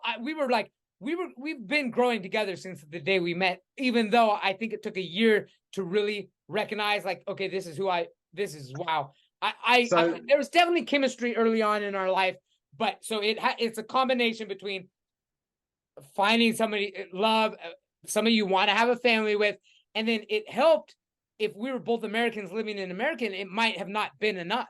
It was the fact that I'm a foreigner over here and realizing that I'm jeopardizing my I'm privileged to be in this country as a foreigner and to be allowed to live here. And if they don't want some scumbag foreigner that's gonna go knocking other tourists off their bikes. So it was a predator strike, man. You got one early. You got one early before the whole recent war. We appreciate We appreciate your service. I've been trying to tell them that. And now it's funny. Now I appreciate your service. Yeah. Okay, so that was it basically. That might have started it. That could have been the catalyst that started the whole ordeal. No, I meant no. There was no. I meant so that incident was basically like the biggest 100% a huge cold shower. 100%. I never cold turkey. 100%. That was it. Everything. I really, and it's funny. Yeah, there's all the cars are lined up. I mean, I had 100 other rock bottom moments that potentially could have done it, but they weren't enough to do it for me. And so I'd say, I mean, to be like getting arrested, that close to losing it all, and the fact that specifically, I remember I was talking to Jake Edwards, who I did a podcast with him. He's one of my friends from high school wrestling and college wrestling. We wrestled together, and he came out here a lot. He's been here a lot.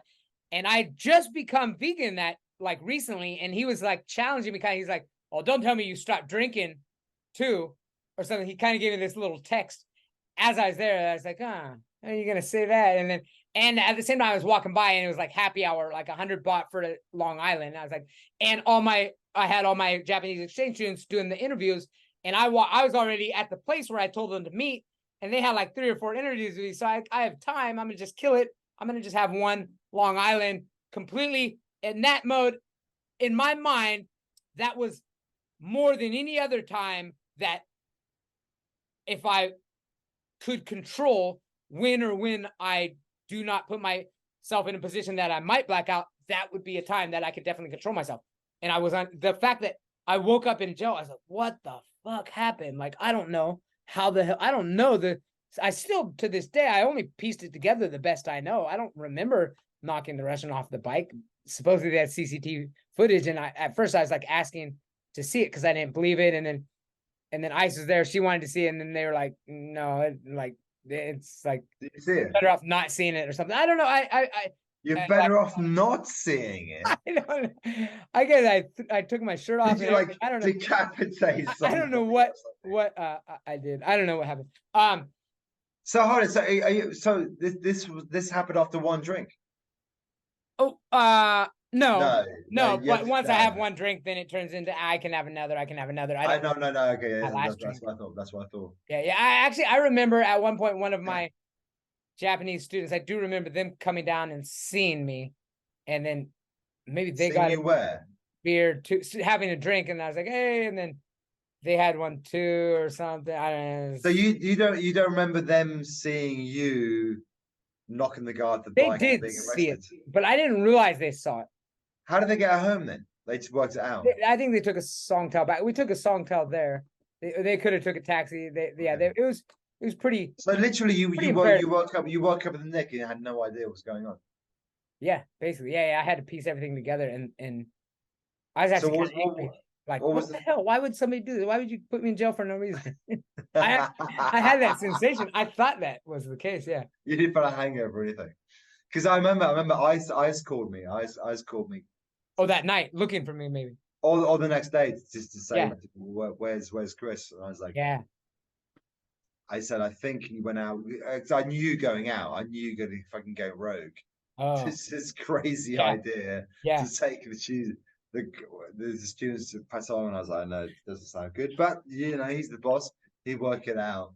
And I said to Ice, that's the last I know, me. Yeah. And I wasn't then the boss got yet. out. In a You way, that got actually out. helped me. So, I think did Ice find you there? What you called Ice? You got a free phone call? I was able to. No, I wasn't. You I walked walked home? home barefoot from the police Oh, station. they freed you. They Okay. freed me, and I walked home, showed up barefoot. She was so sad too, because she was so concerned, and she hadn't Wow. slept, and then I had to tell her, like, she was afraid I was accident. So, she was thinking she was calling a hospital. She hadn't called the police station. You know what I mean, like, Did she you called not the just say it hospital. was an accident? I got beaten up. I'm a victim. Oh no, I told the whole thing. Obviously, yeah. I mean, But you didn't know that because you couldn't remember. oh, they told me no, they told me. I kind of figured it out. Yeah, he said, yeah, no. Eventually, somebody they were waiting until I sobered up enough. Like, it was like 24 hours later before. Yeah, it was. Oh, yeah. Yeah, it was 24 hours. I think I was in the jail for 24 hours. Jeez, man. Yeah. So are you as a would you suggest that as a viable way to, kick addiction? You got to get yourself into a situation that makes you realize that you can't control yourself. You've got to get yourself I mean, in the nadir. You got to get yourself into the worst position. Yeah, I mean, so that there's no way that your brain can think. Yeah, I can carry on with behaving this way and achieve my goals and my dreams or whatever I want. And then really? There's no other way. No other way. There's no other way. No other way. It's impossible. For me, I mean, but we do we have different. For me, like I said, I am just this binger that I've never really had this like urge. Like, yeah, even all my years drinking, doing drugs, it was never like an urge. It was just like, it was spontaneous usually. It just boom. So I mean, yeah. But it's an urge, but it's not like it wasn't like I don't have yeah. So for me, for me it's a logical thing. Like this, it's not. It's better. You're better off not doing this. Like sometimes I guess. So my problem is that you don't get drunk enough. You don't black out enough. You got to black out hard. Because you're like, look, no. You're able to put down 12 beers and still function. And my style will never work. Not 12. I mean, small mistakes happen. I'll break a glass. I'll get a scratch. Whatever. But I'm not in prison for 24 hours. Or jumping on cars and crappy. I don't know. So how do I have to get to that stage to get out of the stage? Because I want to get out of the stage, but I don't want to just keep on just slipping away. Yeah. I mean, there were vices. I want the clarity, the freedom of two choices, black and white, yin and yang. it's this or that. There's nothing in between. If you want that, do that. Yeah. If you want that, do that. Like, I guess the feeling you had in the prison the next day was like, it's A or B. Yeah. There was no other choices. There was no other choice because it was this or that, and that's what I yeah. want. I mean, I spent 10 years of myself, at least, no, well, wait, hold on. Over 10 years of like having this blackout mentality, but always in the back, like, I'd have this, I'd be calling myself a pussy for not being able to control myself. And then I had to prove to myself that I wouldn't necessarily always black out. And it's like, so it's like, I at some point I realized, you know what, who am I trying to prove to myself? Because once I start getting drunk, then that other thing kicks in and says, no, you're a pussy if you don't stop. Right. When I'm sober, when I'm sober, my sober mind says, if you can't drink 1 or 2 or 3 beers without blacking out, you're a bitch. That talks me into drinking. And after 2 or 3 beers, then it kicks in and say, if you can't continue drinking and control yourself from not blacking out, you're a bitch. So it's like, that's and then my problem was that I was trying to beat that. And I guess technically I could, but that's what I spent most of my life trying to beat it, trying to like, okay, I'll only drink wine, or I'll only drink beer, or I'll only drink like yadong. I tried every, like, after 6, before 5. I tried all these. I tried to find wait, for how long? How long did you try this? How long did you try this? For how long? My entire life. I mean, up until that point. In fact, that really? That I thought I had it. I thought I had it figured out. I thought I could drink 1 Long Island and 1 beer. Or that's all I remember drinking, honestly, was a Long Island beer. I'm not an extremely heavy weight. Like I said, I could never put down 12 beer. I mean, for me, I don't usually remember drinking more than 6 beers. I'm already near blackout state at 6, or I'm past the point of stopping. So I'm not a heavyweight when it comes to alcohol, and I drink it quickly, and I will take shots. But it's usually like, once I get to that 6 drink, then I'm like, then it's like that meth. I want to take shots. Give me 3, 4 shots in a row or something. But I don't usually remember those. But there are people that tell me that I do that. I don't know how much I do, but I'd say it's probably less than 12 drinks. I mean, I don't think I'm drinking that much. 12's quite a lot. Okay, but I don't know. It's I mean, I usually only can recall 6 drinks is the most. Okay. So anyway, I thought that I had an equation. So to stop doing that, for me, again, that was me trying to be rational and say, okay, I won't black out if this, and it's possible there is some magical equation. And if I would have continued down this road, I would have figured out when I was 70, and then what would I do? Write a book about it? Whoop-de-fucking-do. I was able to drink and not black out. I mean, you know what I mean? I realized, like, is that really, like, is that my goal? Like, that's what I'm trying to do? Who am I trying? Well, nobody's going to be impressed. That's not anything to really be that proud of. So I just got it. So for me, bam, out. The question still remains. Does it? So you stopped on that glorious day. Are you telling me there were no cravings or thoughts for weeks, months, years, still now, dreams, visions, anything that happens? Or are you saying within X amount of months, you pretty much got to a point you are at now? 2 years. I'd like to know the transition period. 2 years. I give it to you. 6 months would be cravings. 2 years would be so sporadic. 6 months from the Japanese experience. Yeah, maybe, and then 2 years of spontaneous, maybe cravings, and then nothing. No, not. Okay, so soda water though. I love soda water, like rock. I got to the point where I was feeling guilty, like I was drinking like 3 soda waters a day. Because you were like thinking there must be. It's refreshing, like on a hot day. I mean, I guess that's that. Why are you feel guilty about soda? I don't know. I just should be drinking regular water. Well, come on now. It's silly, but no. I tell you what it is. It's because the subliminal advertising on TV, soda means drink it with whiskey. That's what it is. So you're okay. So right, let's put this into your lifetime frame. So you Patong, 6 months. You were still in Phuket, PSU. Yes. Yeah. But that was after I was back. So that was after I was back. So we're talking your last year of university, right? Yeah. Basically, the whole time. The end of your time in university, the end of time at PSU, right? Yeah.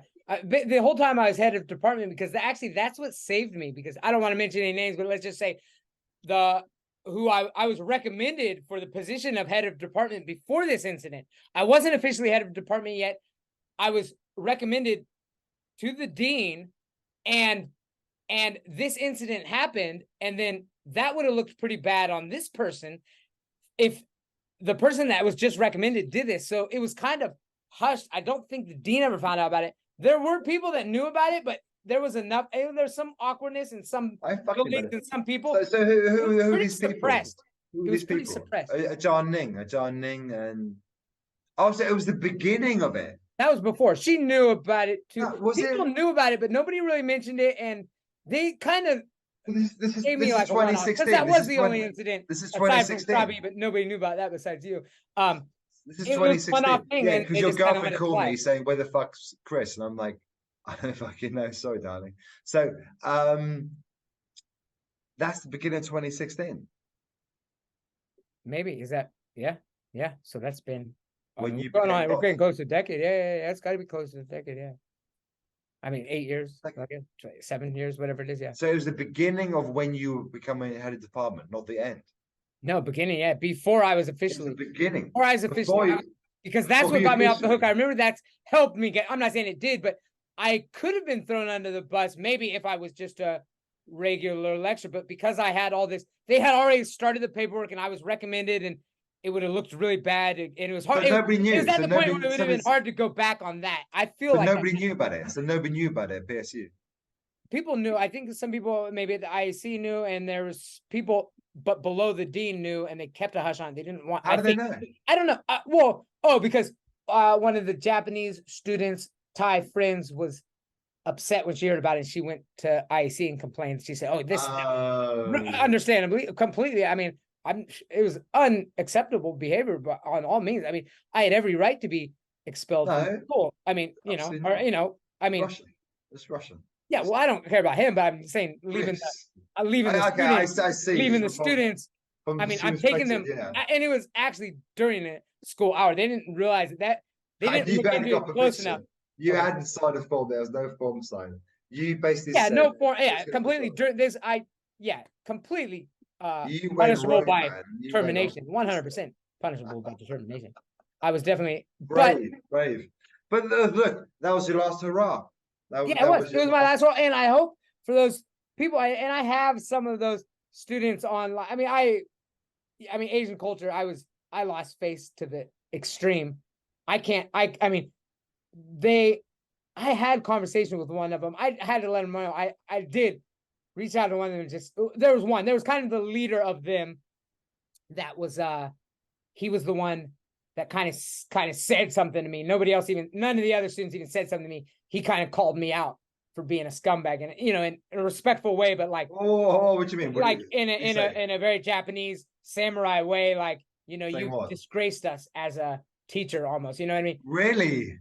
Yeah, and it was powerful, and I took it. I mean, I had nothing, but I did reach out to him a year later and said, I want you to know that I've never drank since, and that it changed. No. I like that, because in a way that's better than saying you're an asshole, you're complete. Yeah, at least, and that's probably more poignant for you than some guy just ranting and raving and calling you names or whatever. Yeah. Wow, so that was the beginning. Yeah. So I was on the way to Suratani. Jesus Christ, I missed a lot. Wow. Well, yeah, if Okay. I called you and you were there, then you must.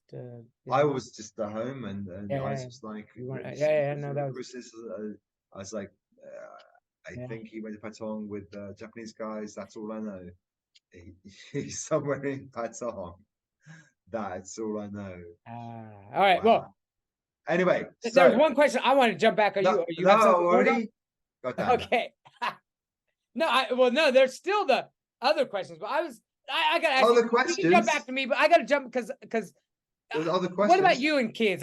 You called me out on some stuff. So here we go. You come from a family where you're a strange mother, and how old are you now? You were like almost 10 years older than me or something. We are. Are you? I'm basically exactly 10 years older than you. So you're 51. Are you 51? I will be soon. Yes. Okay. Well, okay. So the point is, So you be now you're as a hold on, man, wait a you don't have menopause unless I don't know.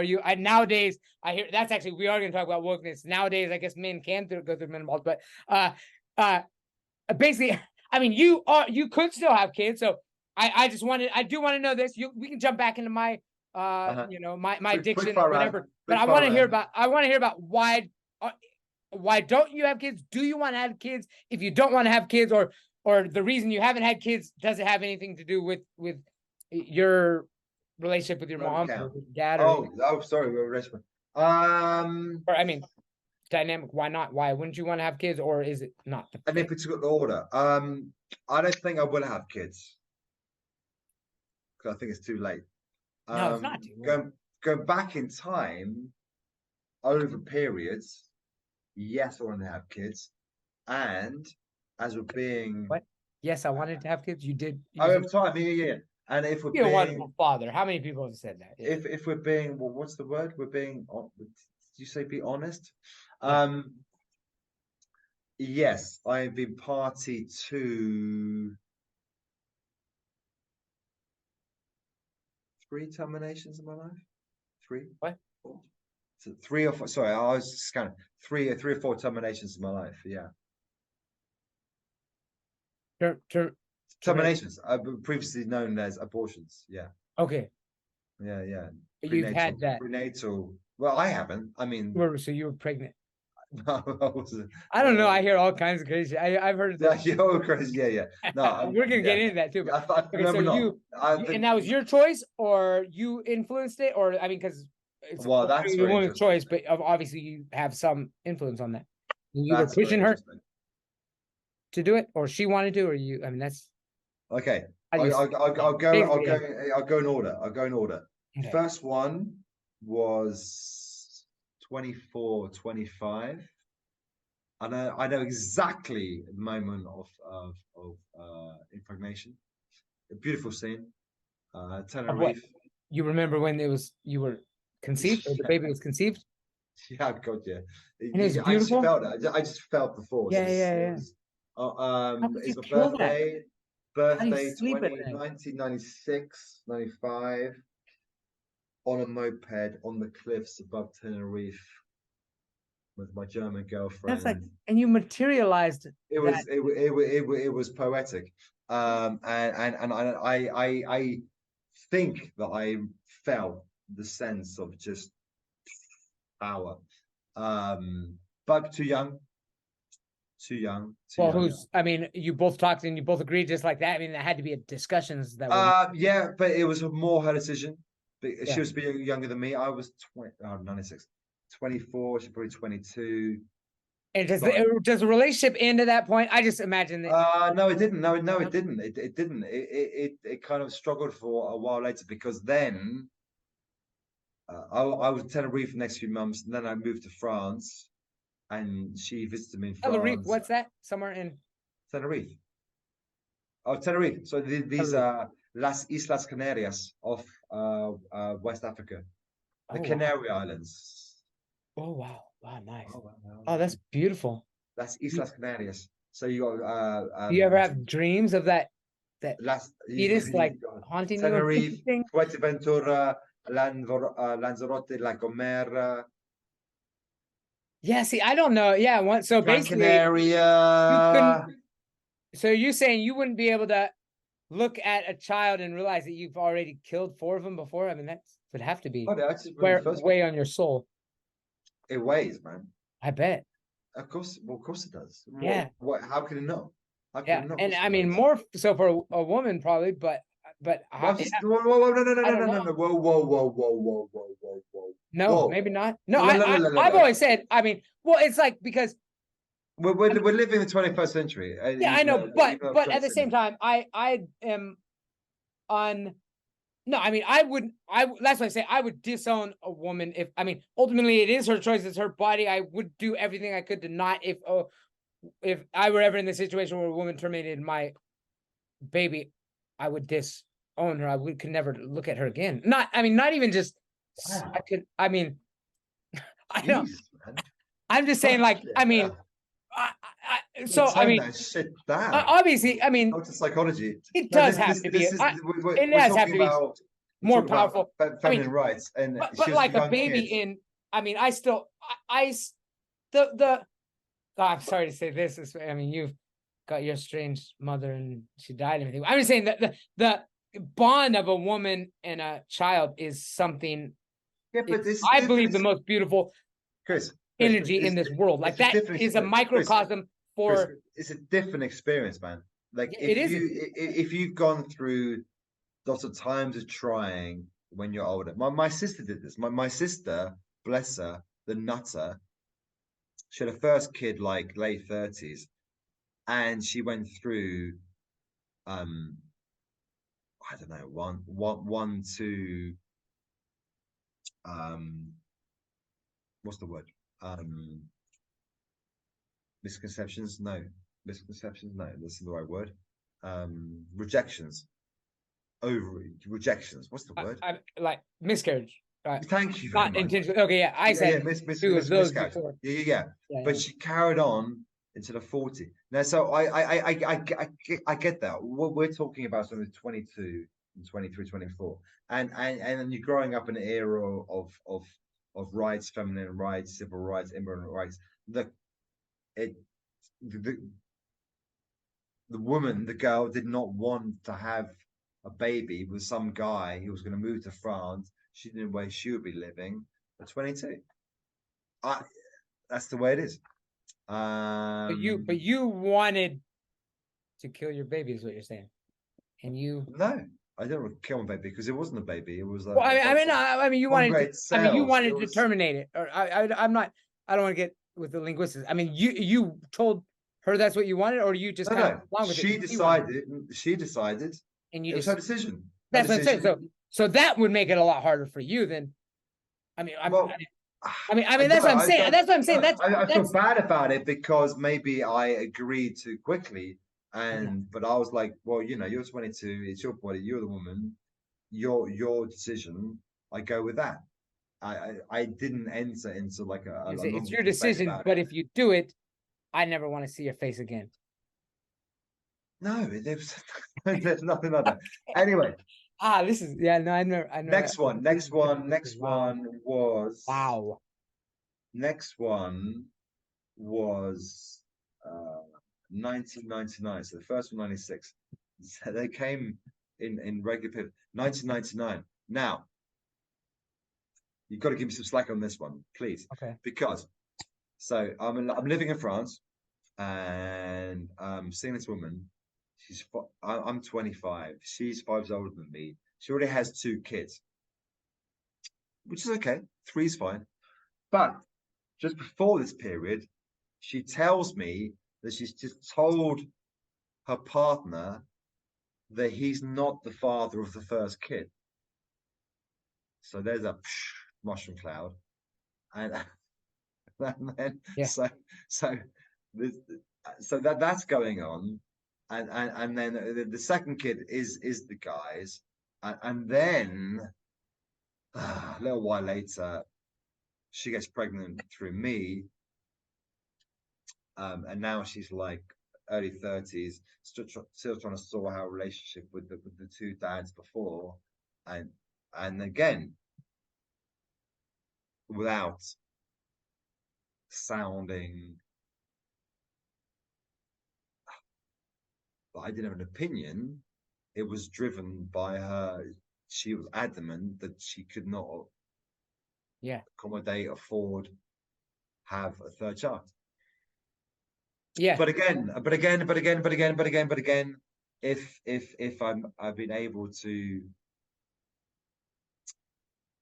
change my life, commit to something, maybe, but I was trying to finish my degree in university, and it was a mess. And then thirdly, 3 years later, that was just a one-off sexual thing. Okay, like you're not One, a relationship. yeah, kind But of not thing. too casual to even So consider. what I'm saying is even this is not I'm saying even though this is like a successful explanation, but first experience levels of relationship, second experience levels of relationship, the third one it was kind of just a bit shorter and kind of festival related and yeah, and I must admit that on the third occasion I was a bit more. I'm not sure this is the right time for either of us to. I know it might You come were across. influential on the decision? Sorry, You're saying you were more influential on the decision? I mean, so compared to the first two, where basically I sensed that both women had made up their mind Yeah. before I even got involved This one was considering it, but for their own reasons. yeah. And maybe I could have negotiated. I could have But you were created a scenario where it Yeah. could have worked Yeah. and been viable. I do feel the third time that I didn't really do that, and I was a bit disingenuous, and I was a bit kind of like, because the shorter kind of nature of a relationship, and yeah, but none of those moments I'm particularly proud of course. The what? And ironically, which in a way which is I don't really have the right to do. What? I have thought on occasions. So, well, wouldn't it have been cool if I'd had like a half German, half French, and English kid all within the space of It would be cool, right? 8 years? I mean, But just like evolutionary I wouldn't perspective, have to manage animal. it. I would not Yeah. been able to manage it. I would have fucked it up in a different way. Yeah. So No, I mean, I don't want to call anybody out who's been in their 20s, because I would have fucked it up. I wouldn't. If I am so thankful, and I raw dog. I mean, I never, I'm a raw dogging machine. I am surprised I never did. And I sometimes think, what if I did actually get somebody pregnant and they just never even told me? And they could. It's possible somebody could have. Yeah. You don't know. There's probably a lot of girls, and I wouldn't blame them. Maybe if they did that, just if that's what they wanted, why would they? I actually would almost. And I probably have said to people out loud that I would disown them if they killed my baby. But at the same time, I mean, yeah, it's not all the way baby, but it is like it is created at the, like I said, at this moment, there is some sort of like manifestation of love or something. But obviously, yeah, it's not necessarily love. But like, I'm so thankful I didn't have any kids with so many of anyone that I had sex with, that even serious girlfriends, not serious girlfriends, any of them, it wouldn't have. I wasn't who I would be. So even the girls who I had good relationships with, at that time, we'd be. So I'm glad that I didn't. I'm so thankful for everything. But at the same time, I look back, wow, what would have happened? I probably would have tried to make it work, and then I might have a miserable life. So, look, the manifestation of life is a good thing, but at that age, 24, 26. Yeah, no, I wouldn't. Like, not that I'm saying that I am now, but yeah, you're not fully developed. Definitely. Oh, definitely. And also you're still thinking, I'm to university, going to university. I've got no assets. I'm studying. I'm not. You know, you think practically about it, but there's no doubt that, I mean, at the time, maybe apart from the third one, but the first two were women that I felt a strong feeling for. Yeah. Sure. And so there was some manifestation of love from my perspective, but you know, I guess you also get caught up with trying to be a not a feminist masculine, not a male feminist. I don't know. You're you know, don't want to have pushed your patriarchal and view on it, but at the same time, I probably didn't engage in the debate as much as I could have done. But in the first two occasions, it seemed pretty clear to me that the individuals decided by themselves, and therefore that's their right, that's their body. When it comes down to it, at the same time, I could have at least had one intense discussion with them to at least, I don't know, would that make me feel better? Would that tick a box in my head that I wouldn't be thinking about it now? I don't know, that if I'd really said, but what if, and we could, I mean, you know, I mean, okay, for example, let's go to America. So that the last year, like old Clarence fucking Roe vs. Wade, somewhere I don't know. Roe decision. Roe versus Wade. Is that right? What is that right? I mean, that can't be right. I mean, that's bullshit, right? It's weird. We've got national laws and state laws, so they turned it over to the state. I know, but the fact that the Supreme Government, the Supreme Court, and ironically an African American, overturned this right. I mean, it makes a sound now that it's kind of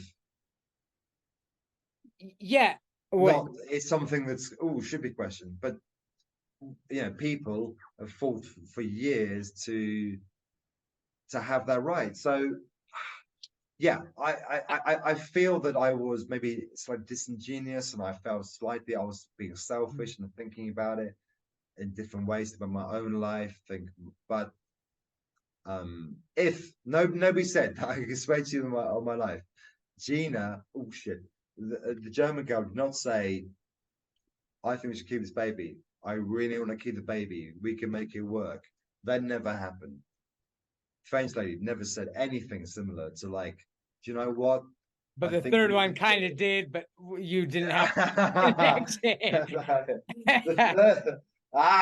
You bastard. The third one did not say that, but she did not say the opposite. But yes, my most guilt is associated with that. But and the fourth one? That wasn't the fourth. I think so. Oh, okay. No, so you didn't get your. It's even more embarrassing. Or did you get a vasectomy? More embarrassing that I couldn't. Have you got a vasectomy? No. Okay, so you could, in theory, still do it. I could still. Or you could foster some like Myanmar refugees or something that parents died in a civil war or something. Yeah. No. I think it's over me. You think what?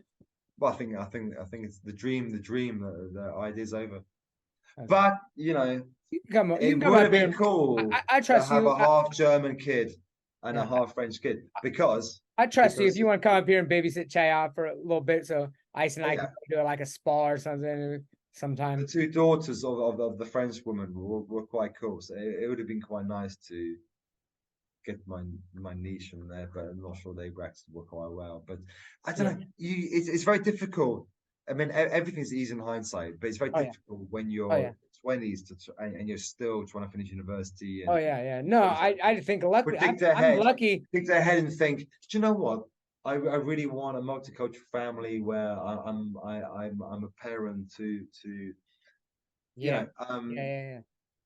Yeah, definitely. And in modern era, I'd suggest that everybody is responsible for contraception. Although this was the 90s. Yeah. So, yeah, slightly different time.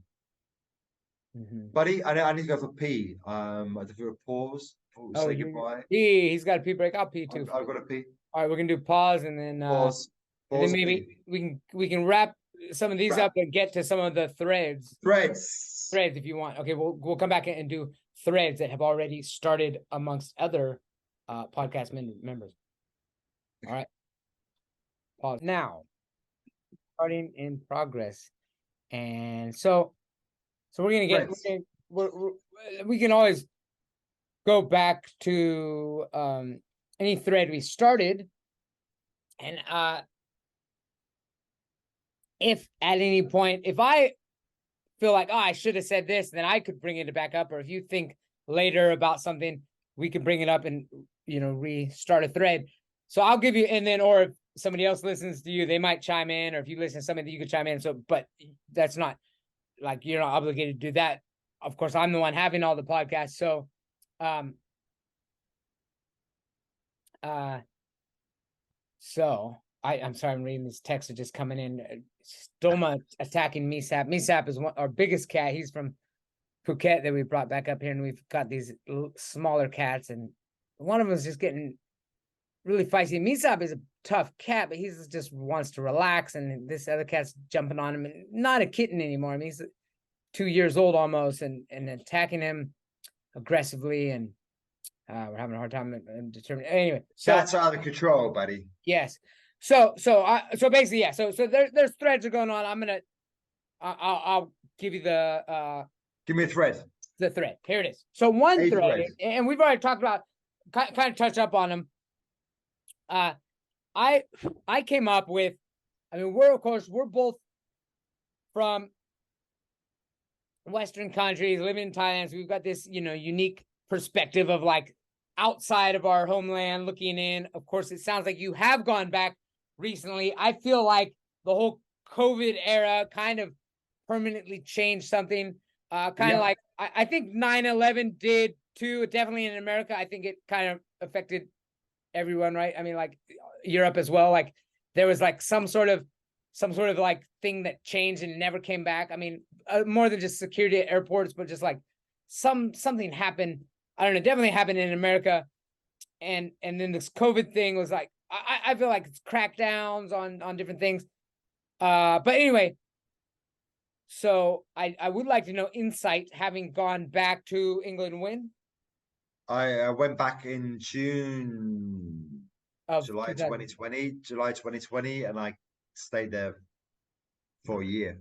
And yeah, so, you were throughout, because I remember talking to you. July 2020. No, sorry, July 2020 to back July 2021. Thailand. And you actually experienced being locked down in your cold room, no taverns open, and all these or something like cold, gray skies, snowed in, isolation. I mean that's just no. There's a lot of stuff we could talk about that. Now, I at the same time, I feel like somehow, but I wanted it. I welcomed it.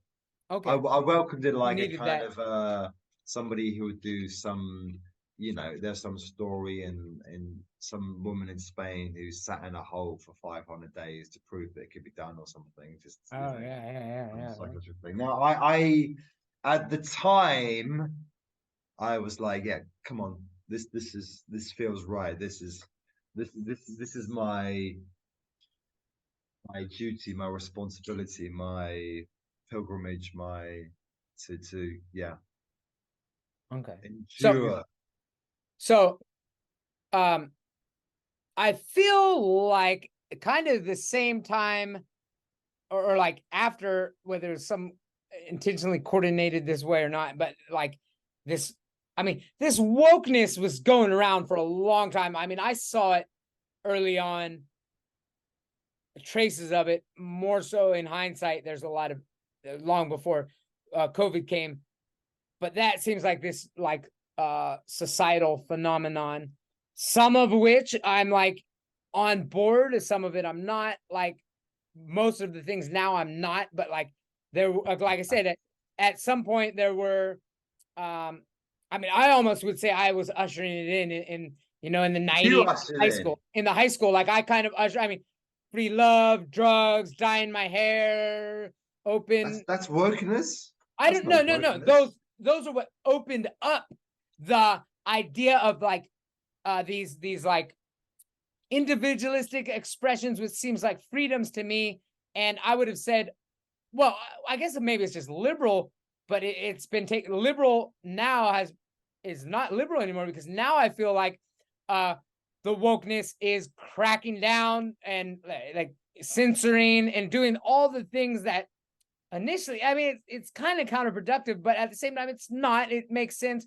But actually, there's a lot to talk about that if you want to. But the big question and the big thread, yes, to talk about specific, because there's a lot of people talking about all that shit, and talk about it. But I want to have a clear point to reach, and that is Thailand woke proof, because I don't feel it's I mean, because we've already got ladyboy culture is different. It's already accepted to the extent that it's not a big deal. And there are like people, they make fun of each other in a fun way. Also, can I need a definition about wokeness, about wokeness, because I tell you, I do too. I guess I've heard this term and I understand the word woke. No, I but remember to say the word woke, Chris Stilts, some kind of social he was movement, the first person to ever really say it. Said it, and he said it was. Who was the first person? John Chris Dilts. I remember he said was start talking about. I didn't know what. So you're saying Dilts started woke? He's the first person I heard use that term, and then when was that? Give me a year. When? So I mean, it had to be a long time ago, but really. I mean, when I was still there, I mean, 6, 7 years. He was like, but it was like, yeah, it was during presidential elections when Bernie Sanders was running. So that was 2016, 18, 16. Yeah, wait, when he lost to Trump, right? Okay, lost to Trump. Okay. Well, he got thrown under the bus. No, he lost to Hillary Clinton. Yeah, but eventually he would have beaten Trump. I believe I was for Bernie. I would have voted for Bernie, but anyway, back to woke. Didn't absolutely against Hillary. So let's go for woke. Tell me. I would say Hillary is. So Hillary would be maybe a woke culture. It's hard to put your finger on. I don't know exactly what it is, buddy.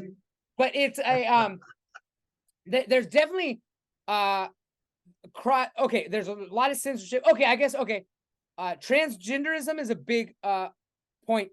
A big that's a big one, but it's more than that.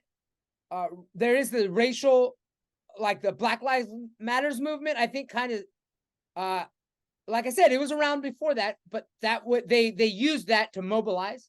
So the woke was already around. They used that.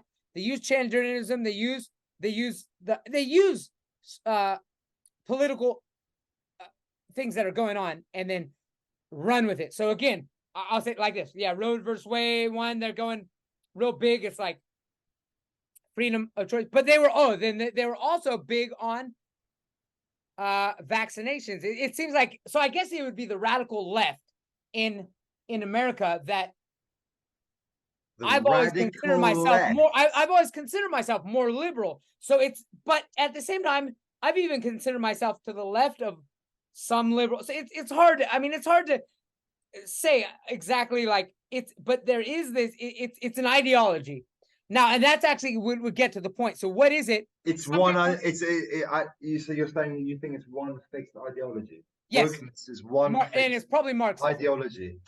Marxism. But we can't define it. If we can't define it, how can it be one fixed ideology? Because that's exactly because it is. Well, if it's Marxism, and then let's just say it's Marxism. And the purpose of Marxism would be to undermine to like try to break apart at a culture, to find to pit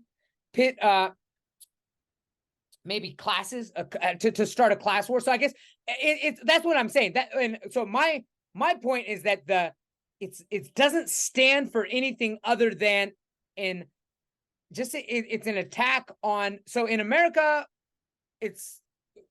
we've got the Constitution. It's like it's an attack. Wokeness is attacking. It's polarizing. But while most people, I think most people, including myself, over 50% of Americans are pretty central on their ideas. They've got some ideas that would be right, some ideas that are left, Republican or Democrat is what you want to call it. I always lean towards the Democratic side. But you're saying the woke is woke. What? You're saying the woke is even left of Democrats. Well, see, but not necessarily, because to me, extreme left would be free speech. You've got to get to a starting point where I'm trying my best. I'm trying my best here. I mean, you're not doing a very good job of. Hold it. You tell me. These are threads from other conversations. So surely by now, they already have their own concept of wokeness. Some kind of semi-concrete definition. If you don't listen, if you're not, I don't know, comfortable with this topic, we'll move on to the next one. No. I love it. I love it. Well, then hear me out. I love topic. Listen, I'm not. That's the whole thing. I don't get it. I don't know what the hell this woke shit is, but I do know that something is attacking the fabric of, I think, all Western society. They're trying to undermine culture, and they're unable. And who, what, I don't know. But look at this. Polarization is ridiculous. What?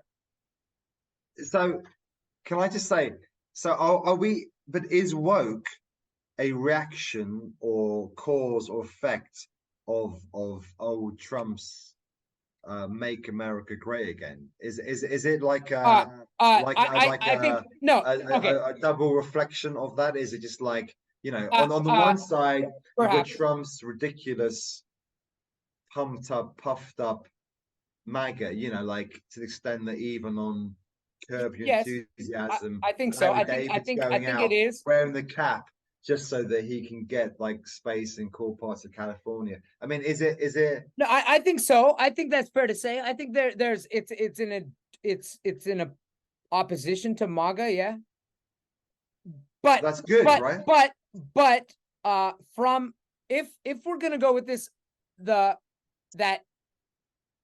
its goal is actually already was in place. If you want to like look at Soviet spies confessions or something, that it's been in place for a long time, is there's been efforts to just undermine because of the liberal nature of like democracies, if you will. It's a flaw of democracy, and those who are against democracy who have capitalized on it and are using it to fuel rage. So yeah, it is at this moment. I would say it's like, basically woke seems, I would say that's fair to say, but I don't think it's a reaction strictly to Trump. They're capitalizing on, well, there's a guy that we can demonize, therefore anything he says we're going to oppose and label anybody who doesn't agree with us. So it's definitely a movement that you're either with them or without them.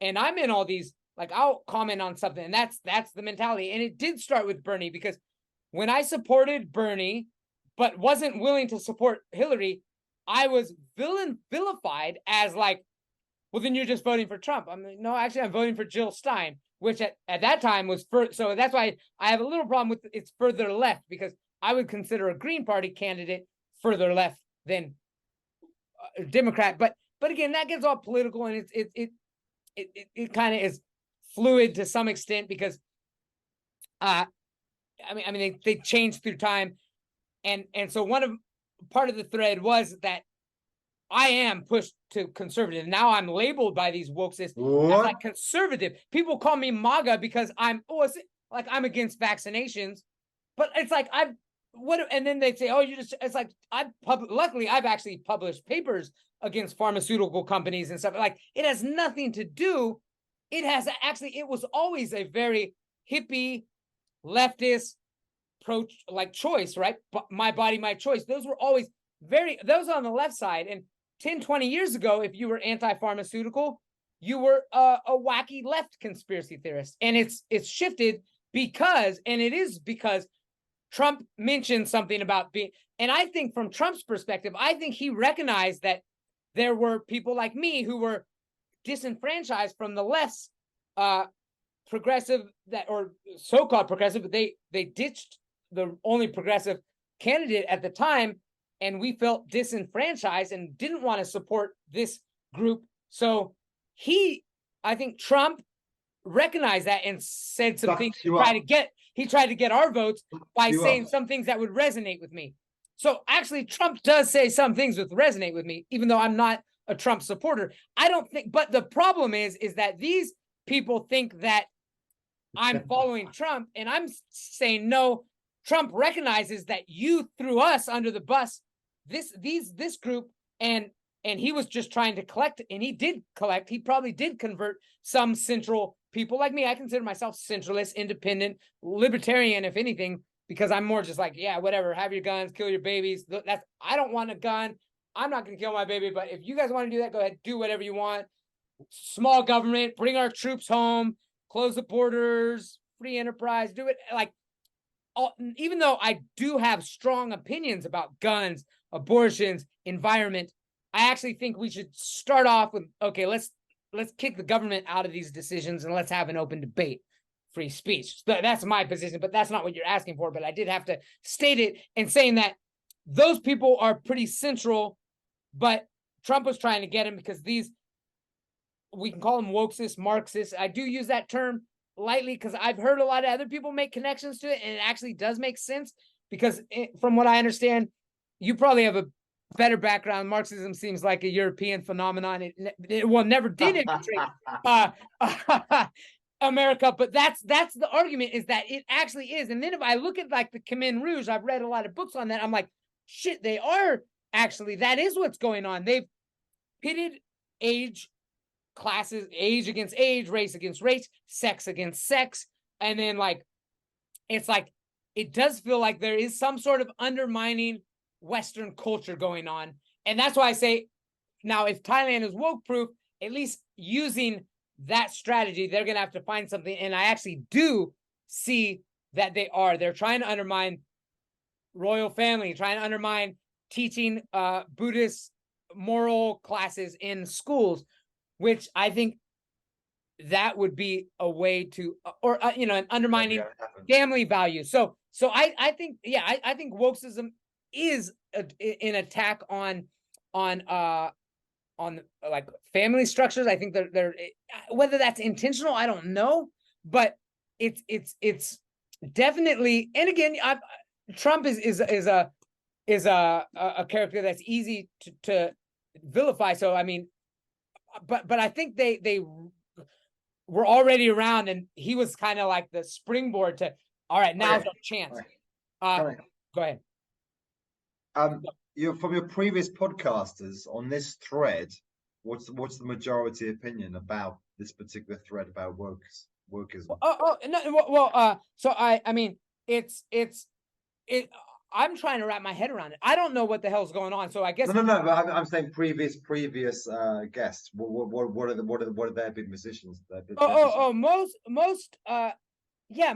I would say most people see it as a dangerous. As a danger. Ideologies that aren't founded in that have strong basis. Like I said, I ushered some of these ideas in my youth, embracing some of these. I mean, they're but I guess the general consensus is that they're attacking things like free speech, like the censorship is, for me, that was the big one. Like during why are they attacking free speech? Like through social media, like the Twitter files, all these. I don't know if you're familiar with those. Like they did, the FBI intentionally went in to silence under the, and we don't know exactly why this happened, but I think it's clear now that there are plenty of medical professionals that are legitimately concerned about mass vaccination, and that it should at least be something that is discussed and people should have a freedom of choice to decide. But those voices were intentionally silent. And this is, I don't think anybody disagrees with that. They have freedom of choice. What's that? They do have a freedom of choice. Who does? To get vaccinated.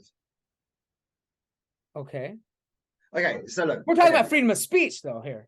And the people, the medical professionals that had a voice, that were trying to project legitimate concerns about vaccines, were silenced. So that's like an intentional. I mean, that's wokeism. Freedom of speech. I don't know. That's part of it. The Black Lives Matter was part of it. Again, but hold on. But then wokeism is just another word for disinformation or no, I don't know. Media control. Maybe. Why is wokeism? You're the only person with having this much difficulty. I don't know. Let's ask ChatGPT what. Let's share the screen. And why is wokeism something different from other periods? I don't know. In history where you tell me thought has been controlled. That what? Well, people's thought and their values have been controlled. That's the nature of moral development, societal socialization, a culturalization, assimilation. That's so you wait. I mean, I don't know if you're intentionally being difficult. Are you saying you've never heard the term wokeism and don't you tell me what it is? You don't know what it. You've never heard that term and have no opinion. I've heard of the term, but I've never read into what it is because, to be honest, it doesn't interest me. Okay. What is wokeism? Well, I'll tell you what I think about it. Okay, yeah, tell me what it is, because I don't know what it is. But well, as of September 2021, so our friend John Chris Dilts was way ahead of the game. I remember him mentioning that 2016. He was in a weird. I know he was anti-Bernie though, really strongly. So okay, so as of so he was anti. No. As of 2020, wokeism used colloquially to describe a cultural and political movement focused on social awareness and activism, particularly concerning issues of social justice, equality, and systemic discrimination. The term woke originated from African American. What? That all sounds great. There's nothing here that sounds like a thread. This all sounds positive, right? Justice, equality, reciprocity. It sounds like universal rights. Of course, exactly. That's what I'm. That's my. So yeah, I mean, so you do or don't understand what I'm saying? No, I'm just reading more ChatGPT. Okay, so there we go. So particularly, but is that your definition? Of course, these are all. Hey, those are all great. Social injustice, social equality. Those are great, right? Look, when you like. The way I looked at things was about vaccination, for example. I grew up having vaccinations. I would have you had TB, you had tetanus, you had I don't know when you're a kid. I don't know these days, but you grew up expecting vaccinations, right? And we put certain faith in the medical profession. I had my adenoids out, my tonsils out. They sewed me up. I didn't die in hospital. Out? Oh man,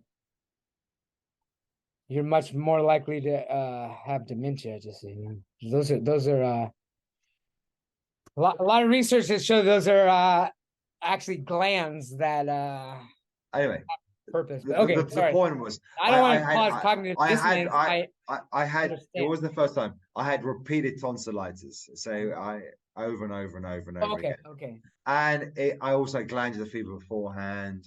So basically, ear, nose, and throat was a bad area. Ear infections. Anyway, the point is, I'm a kid, right? Mm-hmm. I'm 8 years old. I'm not going to say no. Don't take my adenoids out.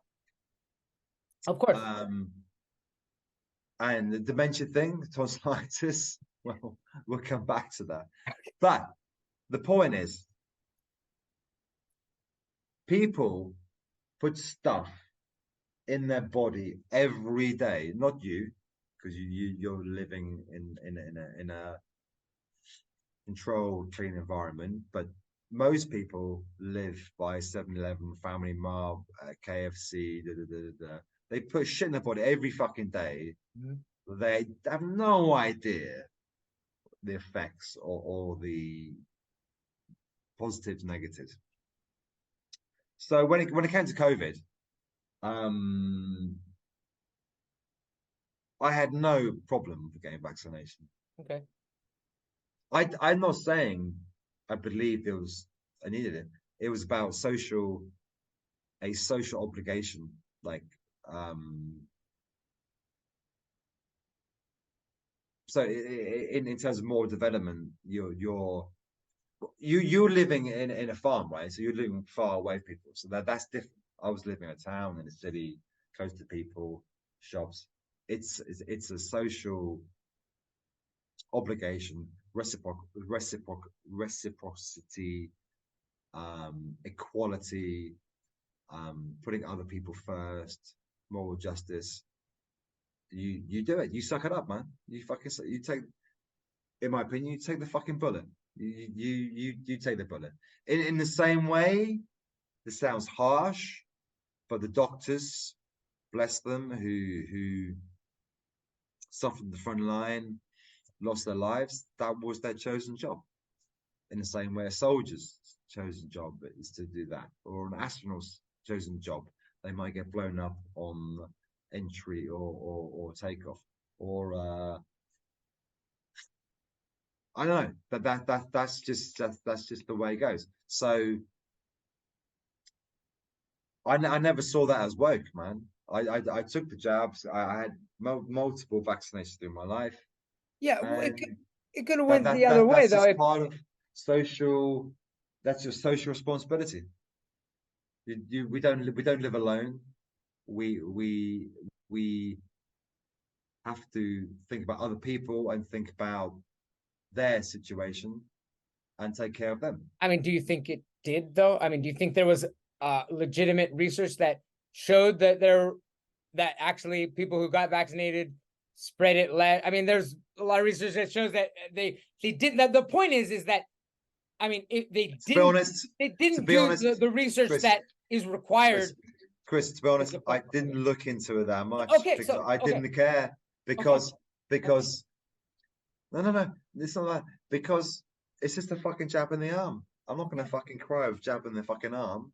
I mean, it's like a knife in the face. Okay, that's or a punch in the face. You're avoiding the topic.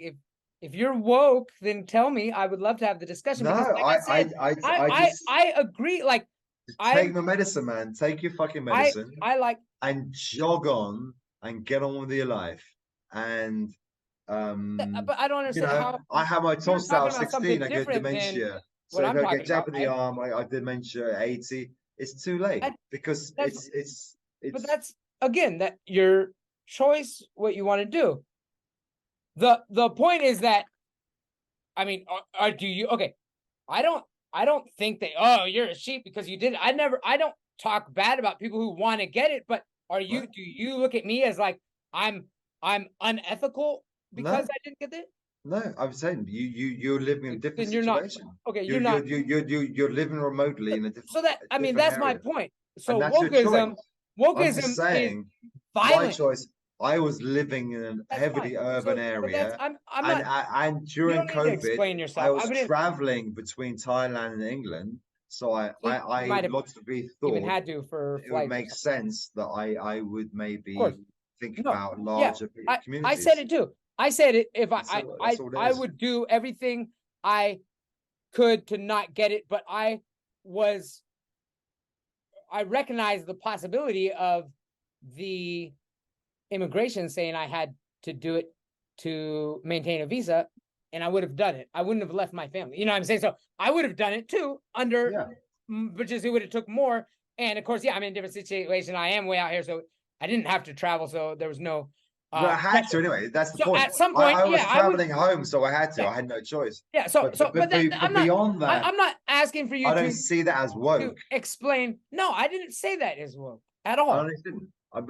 We talk about vaccination. So what I'm saying it would be woke is people who were violent, like violent. They said that I was killing people by not getting my vaccine. And you did say something that is a social responsibility. I believe in social responsibility, but my understanding of biology and everything is that I didn't say that.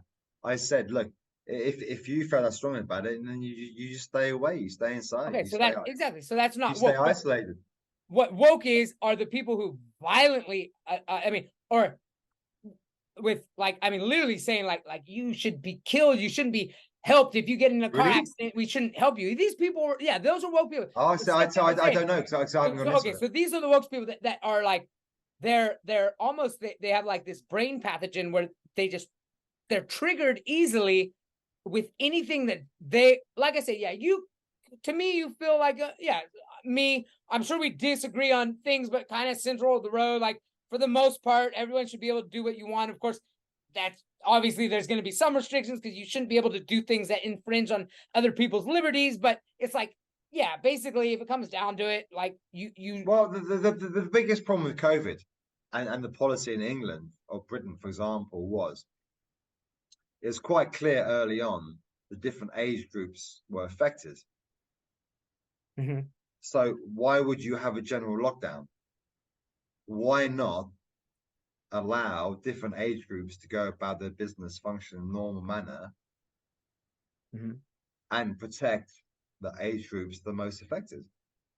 Yeah, that could have easily been done. No, there's a lot of things that could have easily been done. Even education, you could have sent in student teachers, and that's younger teachers, the older teachers. They teach online. In England, there's technology. The older teachers stay at home. They teach online. Younger teachers teach in school.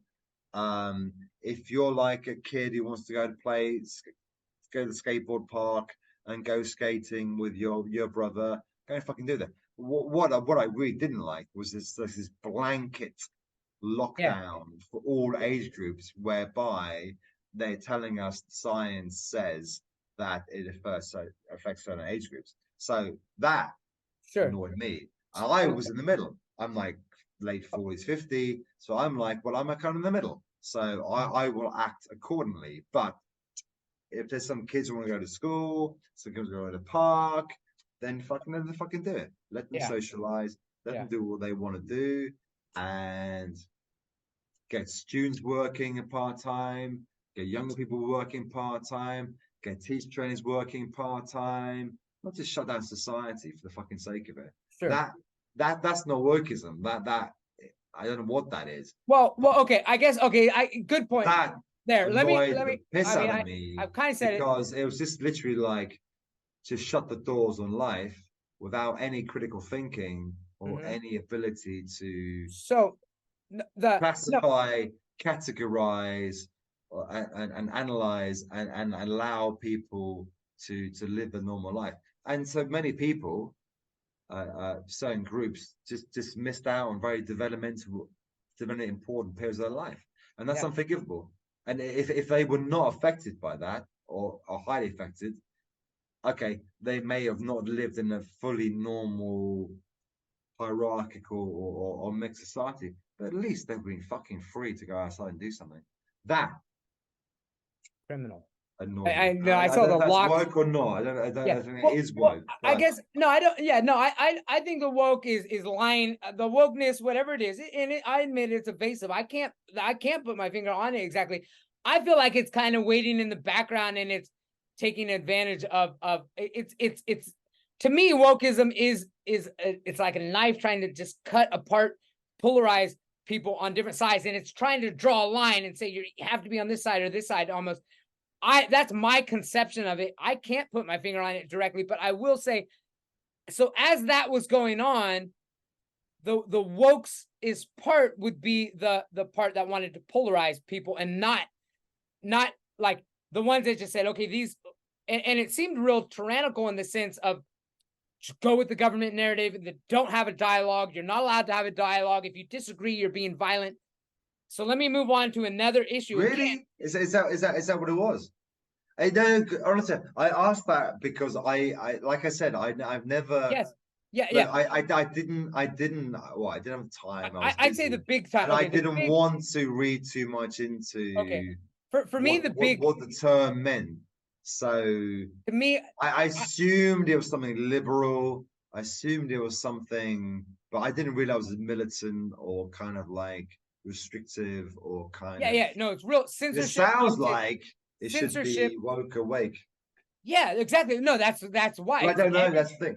and that's all of the thing. You know, I mean, look at what is the peace plan, and we're going to talk about Ukraine too. The peace plan is basically arm the fuck out of Ukraine and until all of their military dies. Like, I mean, but we'll get to that. I mean, a peace plan is not a peace plan. Is my point. The words they use are almost exact opposite of what they actually stand for.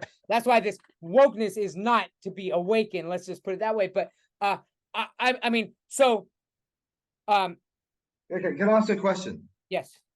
Do you, as a white American man, do you feel threatened overall, generally, in terms of your status as a white person in the world? Not Yeah, middle-aged, not yeah, middle-aged, yeah. middle I class, have nightmares middle-aged. of getting taken away to constant cramps like all my life. Like, just I visualize it. I visualize there being an uprising against white people and killing us all, rounding us up. I've had these dreams. It might be past life. I don't know. I've had them dreams all the time, and here too. I worry about it if. Yeah, It's not what I meant. I okay. meant you mean sorry, I didn't specify. Not through your whole life. I mean in recent times. But like Not. I mean, do not. you sense that do you sense that the middle class white male is becoming a victim and the loser in global Not society? anymore. No, I've always felt my life. I've always felt that like.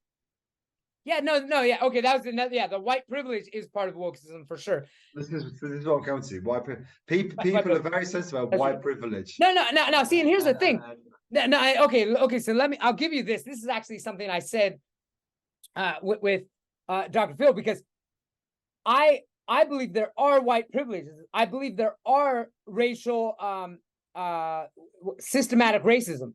There are advantages that I have being less than being white is just not being. I mean, a lot of half of my blood came over in the 1900s. The Italian and Lebanese.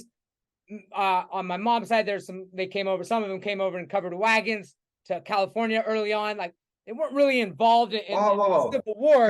Covered wagons across the fucking Atlantic. I'm sure that didn't work, but okay. No. They're pilgrims. Italian. Early I've got Italian. I'm early Italian settlers. as well, by the way. But I'm sure you can obviously trace stuff back. Probably more incidents with Native Americans. Italian. Obviously, we could trace some privileges back on some level. And I in recent times, I mean, you had a hard time coming over and immigrating. Oh, yeah, of course. Fighting your way through, but you survived. I would definitely say as like and there's a lot of minorities, but we'll talk about like Black Americans have a lot of them, and obviously it's not all of them, but a higher percentage of them have a disadvantage. Yeah, that's clear. And some of the systematic racism are like the way I've seen things like the way cities were structured. And, yeah. And the way like toxic waste, literally like toxic areas are now at the same time. Education. Education. So those areas summative assessments, there's more IQ tests. There's more Black people or more ethnic minorities. There are still white people there too. So to address these issues, what we need to do is go in those zip codes, fix them up. The majority of people that will benefit are going to be minorities and Blacks, but there are also white people that happen to have that same lifestyle. But you're saying that's not woke. That's not woke. Woke doesn't want that. No. I'm saying that woke is going to take no. I'm asking the question. I'm saying woke is going to take with this and run with it. So this is real. This is how they usher me in. I'm by that. I buy all that. I'm like, yeah, that sounds good. That's really reasonable. That's good. We do need some. We need some. Oh, they suck you in. Yeah, like these are good things. Like I said, but then social justice. I mean, all of the things they stand for are great. But then, if as buzzwords. but then, Absolutely. These are but then positive what? things. But then what happens? Social equality, and then it turns to this, like, all of a sudden social equality to equity, equal outcomes. Like, now we're talking about, because you're black, you're going to get an advantage. But what happens is that there actually are some black fucking people. great. Equity's great. Equity is much better than equality. Well, okay, let's take Well, a look at equal this, just means you're equal, like same What? height, What's that? same weight. But equity rebalances, like, as you're saying beforehand, like social economic status or problems. Equity brings you back up to some basis where you can perform at the same level. Okay, but I would argue that equity based purely on race is, Or equitability, maybe. Equitability, yeah. I mean, equity is going to be like, okay, we need the same amount, same proportion of all these different minorities, race, whatever, gender, all these in this place, and you have to meet these requirements, even though some areas are just going to be different.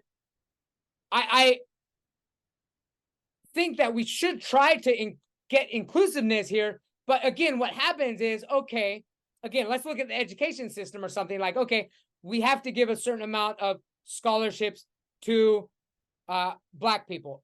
Now, is that actually fair to these? So the bottom, they don't benefit it. The people who benefit are middle class, upper middle class black children who have a good education, have a good family, and they're able to opportunize on these scholarships. We haven't really addressed the issue of these systemic racism. So I believe in systemic racism, that there is a large portion of, like, these areas in Chicago just that are completely impoverished. But the steps we take to try to be equal is, like, you just give scholarships to, like, the better off black people. Is like, let's try to help the infrastructure in these communities. That I wouldn't know. I couldn't know that in minutiae what's happening in America. That's an equality equity thing. I can comment on that. So I mean, and it's a huge country, as a big country of like 250 million people. I mean, whatever. 311, I think. Now I just looked up. Wow, really? Indonesia. Yeah, really? Well, we had open borders that got at least 1 million new, like literally 1 million. Open borders. they're just rushing. Let's open for the weekend. Guess the numbers. Pretty much, pretty open for the year. It's 300. Is it over 300? Shit. Okay, yeah. So 300 million. So you've got more inequality to deal with. Good for you. So here's another woke system. Here's another woke system. Again, social equality we want, right? Absolutely. And that's why, and this does go back why I would say Thailand is woke proof. Another social justice. We want social justice. Yeah, social justice. So social responsibility. We want social connection. We want justice. So take justice, write on a board, and then you brainstorm off that, and then try and find out how you get to it. Well, so I'll tell another woke ideology that came about. Again, I'm big on human rights, and would want most people, everybody, and does generally, vast majority of people are, okay, human rights, those are good. Their perception of equal rights would go as far as to say that a transgender, a male who identifies as a female is literally a woman, so much to the extent that now again, this is the point. There are some real conversations to have here, and that the woke ideology is going to just say, this is how it is, and if you try to debate on it, your words are violence. And one big one is the, how do we jails? Now, obviously, a male that identifies as a female is we know it would happen to her in a male prison, but at the same time, there has to be some safeguard for putting somebody who's biologically male into a female prison, especially if they had some sort of, I mean, that's a real debate. Do we make a new jail for these people? I don't know. Let's talk about it. Again, no, you can't talk about it. And the woke ideology is 100% no. If they say they're a woman, and you have to accept it. And then it even Really? absolutely. And then they even went further. Are you sure about this? 100%. Even Are you sure? Absolutely. Yes. Really? 100%. 100%. No, oh yeah. You'll get these people. You can listen to these people ranting and raving about it. Large things. Yeah. Look into that. And then they even went to the extent to say that a prepubescent child who identifies as the opposite sex should be able to tell their teacher, and their teacher can take them to a pharmacist that will give them the hormone pills to prevent puberty without telling the parents. And that if a single parent wanted to do that they could actually, or they wanted to fight against it, that they could take now whether these are actual bills that are, wait, are you going to the restroom again? I'm still listening. That's all right. Okay, so these I don't know which laws have been passed, which ones are just in Congress, but they're definitely bills that have been written 100% that are trying to set this narrative that if somebody says they are a woman, they are a woman, and then so then the issues, and they're smaller to some degree, but okay, do you let a male who identifies as a female compete in male sports? I mean, compete in female sports, but they're actually a biological male that obviously has some physical advantages. There's some, I mean, those are the debates that we should have. But a wokeness ideology does not allow for debate. It's absolutely 100%. You say you're a woman, and then that was bad enough. Bringing it down to a prepubescent child who really, I mean, I remember at some point thinking that I might turn into a woman when I grow up. I mean, there's a confusion there. And for them to be able to make the decision without their parent being knowledge, whether that's actually in place yet, there's definitely a push for that. There are people who are, and it's in like California, who's really a leftist state. So those wokeness ideology. Could I ask a question? Mm-hmm. So, are you saying to me in America right now, you got some states that banned female rights, termination, abortion, and you got some states where kids can go in a clinic and say, I represent a sexual minority, and please can you give me a hormone treatment and gender reassignment therapy? There are definitely bills. Is that what you're saying? I don't know if there's been any bill that passed, but there's definitely political party members. Like, not these aren't just, you can always see the rants and raves on social media. Real people that have written laws. Yes. I don't know if it's enacted yet, but yeah. And that, that's so. This is why your country stays important, because you manage to, across the whole country, summarize and oppose just extreme views that maybe the size of the country, the population, the job nature. I mean, how can you have in one state termination is bad, women's rights is bad, and another state is like, if you're 11 and you think you identify as sexual minority, you can ignore your parents, you can go to a clinic, and suddenly next thing you know, you're on hormone treatment, and within three years you can change gender. It's crazy. It's crazy stuff going on right now, and it's the contradiction which is crazy. Oh yeah. Well, it's but It's extreme. That's crazy. yeah. Well, It's but the because fact on America, one side. that's so that gets to the political aspect. Let's just hypothetically say there are Marxist ideologies. Now, Marxism is not the purpose of Marxism, like, is to rule. I mean, and in order to do that, there are, according. I mean, this gets kind of deep.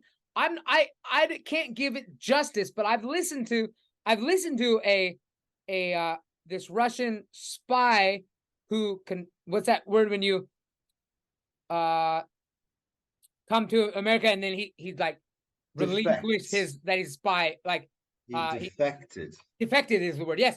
And then he told about this. Now Russians are extremely intelligent. He could actually be a double agent and is tricking us the opposite way. So I don't, but and then I also did study the Khmer Rouge because I felt I was guilty that I had no idea what the Khmer Rouge was until moving to Thailand and then, you know, visiting I heard about it, and then it wasn't really until I went to Cambodia I realized the mass of this. And then I actually met a survivor. I read his book and I kind of really got deep into it, and he explained it. He was just a farmer. He explained how these ideologies came in and they were able to start a class war and convince these people on the outer edges that they were, you know, that obviously people don't do things to be evil for the most part. But look, okay. So can I just say that in America, my biggest fear of your country is that the right, the Republicans,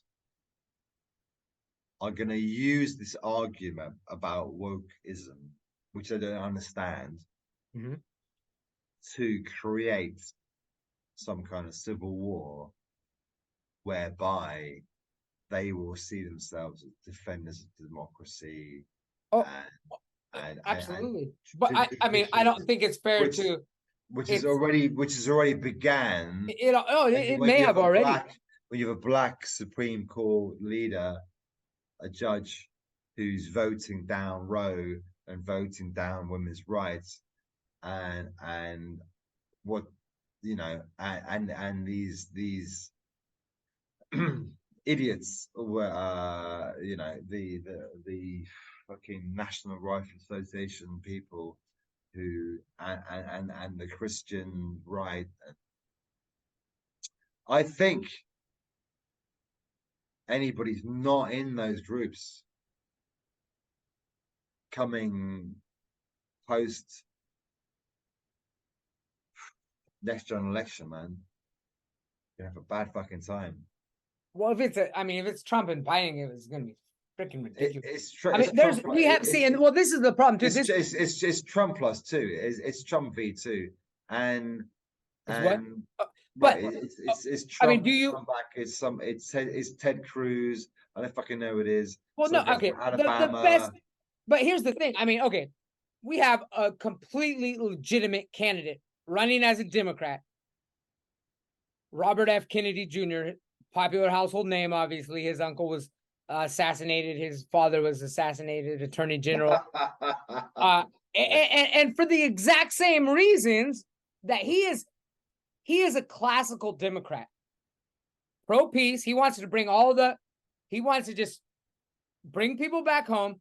But I would say the wokest left are labeling him as extreme right, and I would say I'm being labeled as extreme right. And like I said, if you look up the word liberal, those are all like freedom of speech, free enterprise, freedom of choice. These are things I stand by. I'm not Christian, so the right always gets pushed as Christianity, but I do believe in family values, and I do believe that they're undermining family values. The wokeism ideology does undermine family values. So, so I am being pushed towards the right. So like, who are these myself right? I've never voted right. Who are they? How old are they? Green, independent, or libertarian, which libertarian maybe is slightly right. Okay, so Chris, these woke people, who are they? How old are they? Where do they live? What are their jobs? The wokies. Oh, good question. I'd say they're younger than me, Right. So 20s, 30s. but they could also be me because they a lot of What are their parents jobs? What do they of do? Do they have jobs? yeah, I think so. I would say wokeism is a generation of of uh I mean they're progressive. Again, I would have considered okay, I guess okay. In some ways it's like okay, that's why I say I ushered it in because when I was younger, I would have been classified as this extreme left, whatever. And then uh at some point I just want so I guess as we get older we tend to become conservative, but I'm conservative because I grew up in this era. So it's the era that came behind me, I guess, maybe even multiple era. I mean, we might be talking about not just right behind me, but it's there are people who are older than me that are in this, and I think it's because the education system is traditionally woke, and so that's a big one too. It's like there were a lot of What? oh You yeah, the say education system is woke. is Like woke. teachers, yeah, yeah, education system is definitely they've always been liberal and left, and so they like Which is good. okay, for instance, let me give you an example. Um, um, in America, in San Francisco, the wokest city you can be, basically, you had a I want to go there. she's like an Olympic final champ, national champ swimmer, badass woman swimmer who, and then there's this guy that was like really like Well, she's the 400, governor. She's the 400, governor. no, Leah Thompson or something. But then he identified with as a female. Uh-huh. And then in California, I don't know if it was, I might have my states wrong, but she was allowed, I'll call him a she. He wants to be a she. He didn't actually cut his thing off. So he's still biologically male in that regard, but they had to let him compete against these women and had to let him use the women's locker room, even though he still has a penis. And this, he beat the girl who was like a top number one, had like a record, and he beat her record and then got the gold medal and then is changing in the locker room, swinging his schlong around. And one of her female teammates had been sexually abused, and it was traumatic to see that big old schlong flopping around. And then she went to a San Francisco university with like and she wasn't a controversial, like, I listened to her speech, very reasonable thing, saying like this is something that we like, almost overboard, being considerate of the people who supported this Leah Thompson, who was transgender, and like saying, I understand, like just trying to open up a discussion. Like it might not quite be fair to let people who have been biologically male, especially most of their life, it's not even like they have an unfair advantage competing in women's sports, and for them to be naked inside. Again, I understand too, if obviously identifying as a female is going to be attracted to men, and that having them in the men's locker room is a problem too. That, again, that's a discussion we should have. But that's all this girl was doing, was saying, I want to have a discussion about this, and there was an angry woke, we'll call this is the woke mob, who was just started storming. They stormed the place where she was speaking, death threats, literal death threats. And then they were violent. They were throwing things. The security guards tried to like grab her, and they were like throwing bottles and stuff at the security guards. They were able to like barricade her in the room, but security is afraid to like defend themselves because they're afraid of hurting one of these angry, violent student protesters. They knew they'd be in big deal. And heart attack. Don't hurt a woke What? protester. That is the definition of woke, when security can't deal with a woke protester. Like, oh no, they're too woke. I can't handle a woke protester. I don't understand. What I mean, I mean, the fact that they're violent is why they couldn't handle them, not because they're woke. But I'm showing you what woke is. Oh, sorry. I thought you meant that they were like They were violent. I mean, they were yelling death threats, throwing things at her. They had to lock her in the room, barricade him, and wait for actual police to come. The security guards are like, campus security. They're not. Give me demographic. How old are the violence? How old are these people? How what? How old are they? Give me demographic. Students, 18, 19, different races, a lot of students were LGBT student, yeah. Are rioting. Student, close, yeah. They're rioting against other students. Like it was an organized protest, they knew she was coming to speak.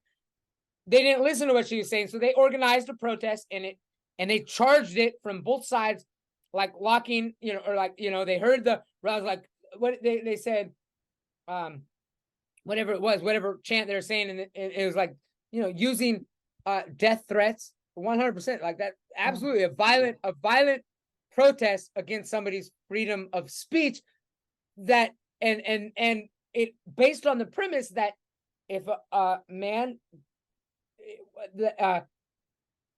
says he's a woman, he is a woman under every circumstance, and anybody who's wants to have a debate about this is violent, and you hate transgender people, like there's young transgender people are people too, like as if it's an attack on, and actually there are a lot of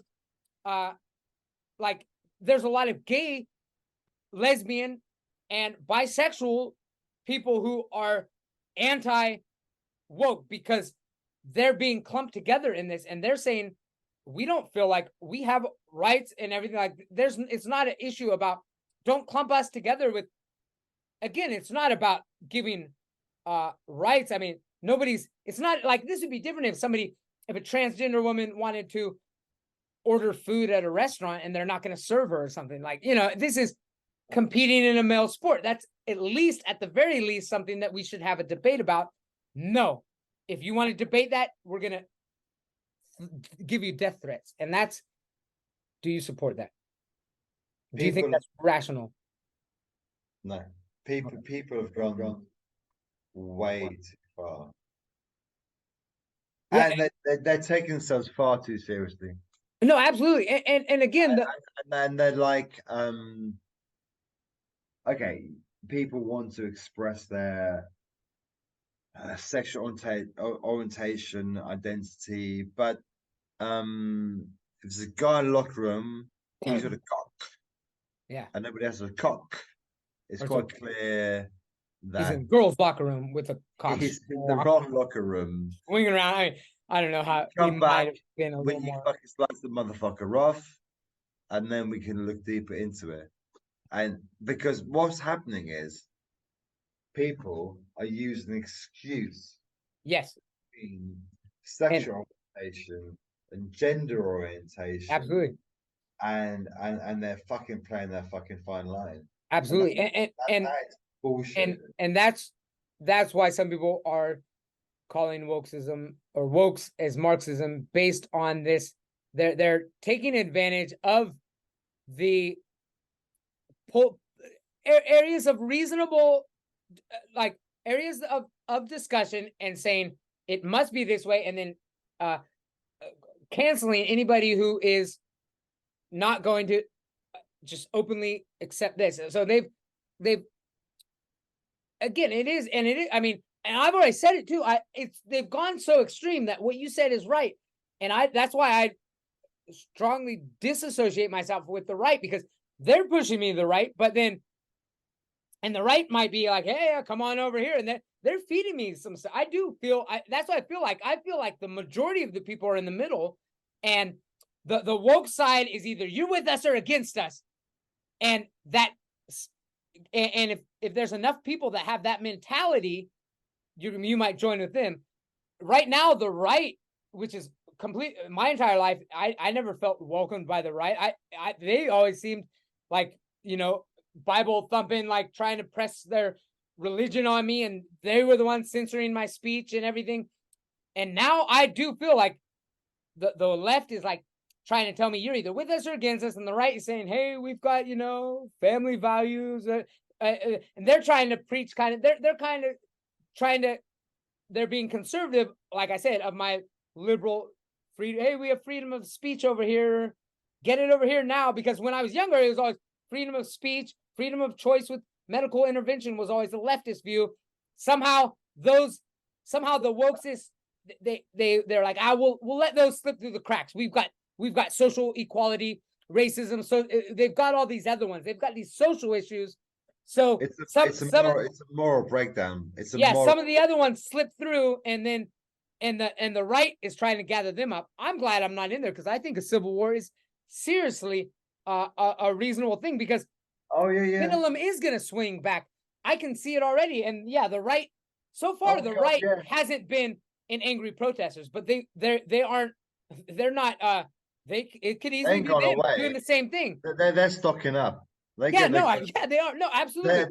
They're packing their guns. They're getting their magnums. All of the violent protests in the since COVID, all the violent protests have been the left, but by all means, it's going to swing back the other way. And it could be. But I'm over here, and that's my choice. So let's get away about that. Are we woke proof over here? Okay, one final point. Okay.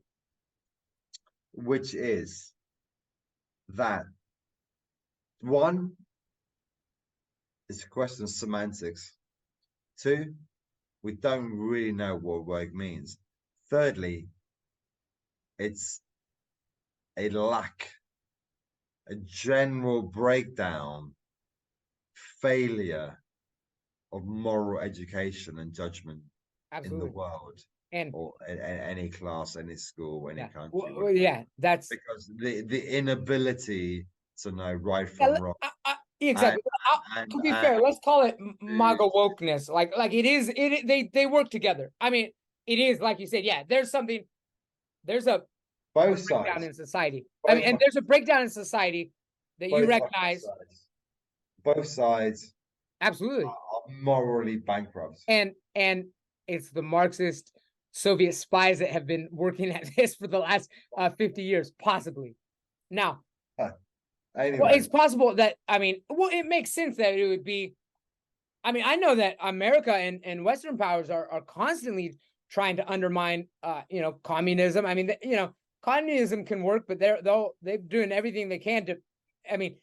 I think that any ideology taken too far is going to break down. And it's like in America, there's like 100,000 communists walking around.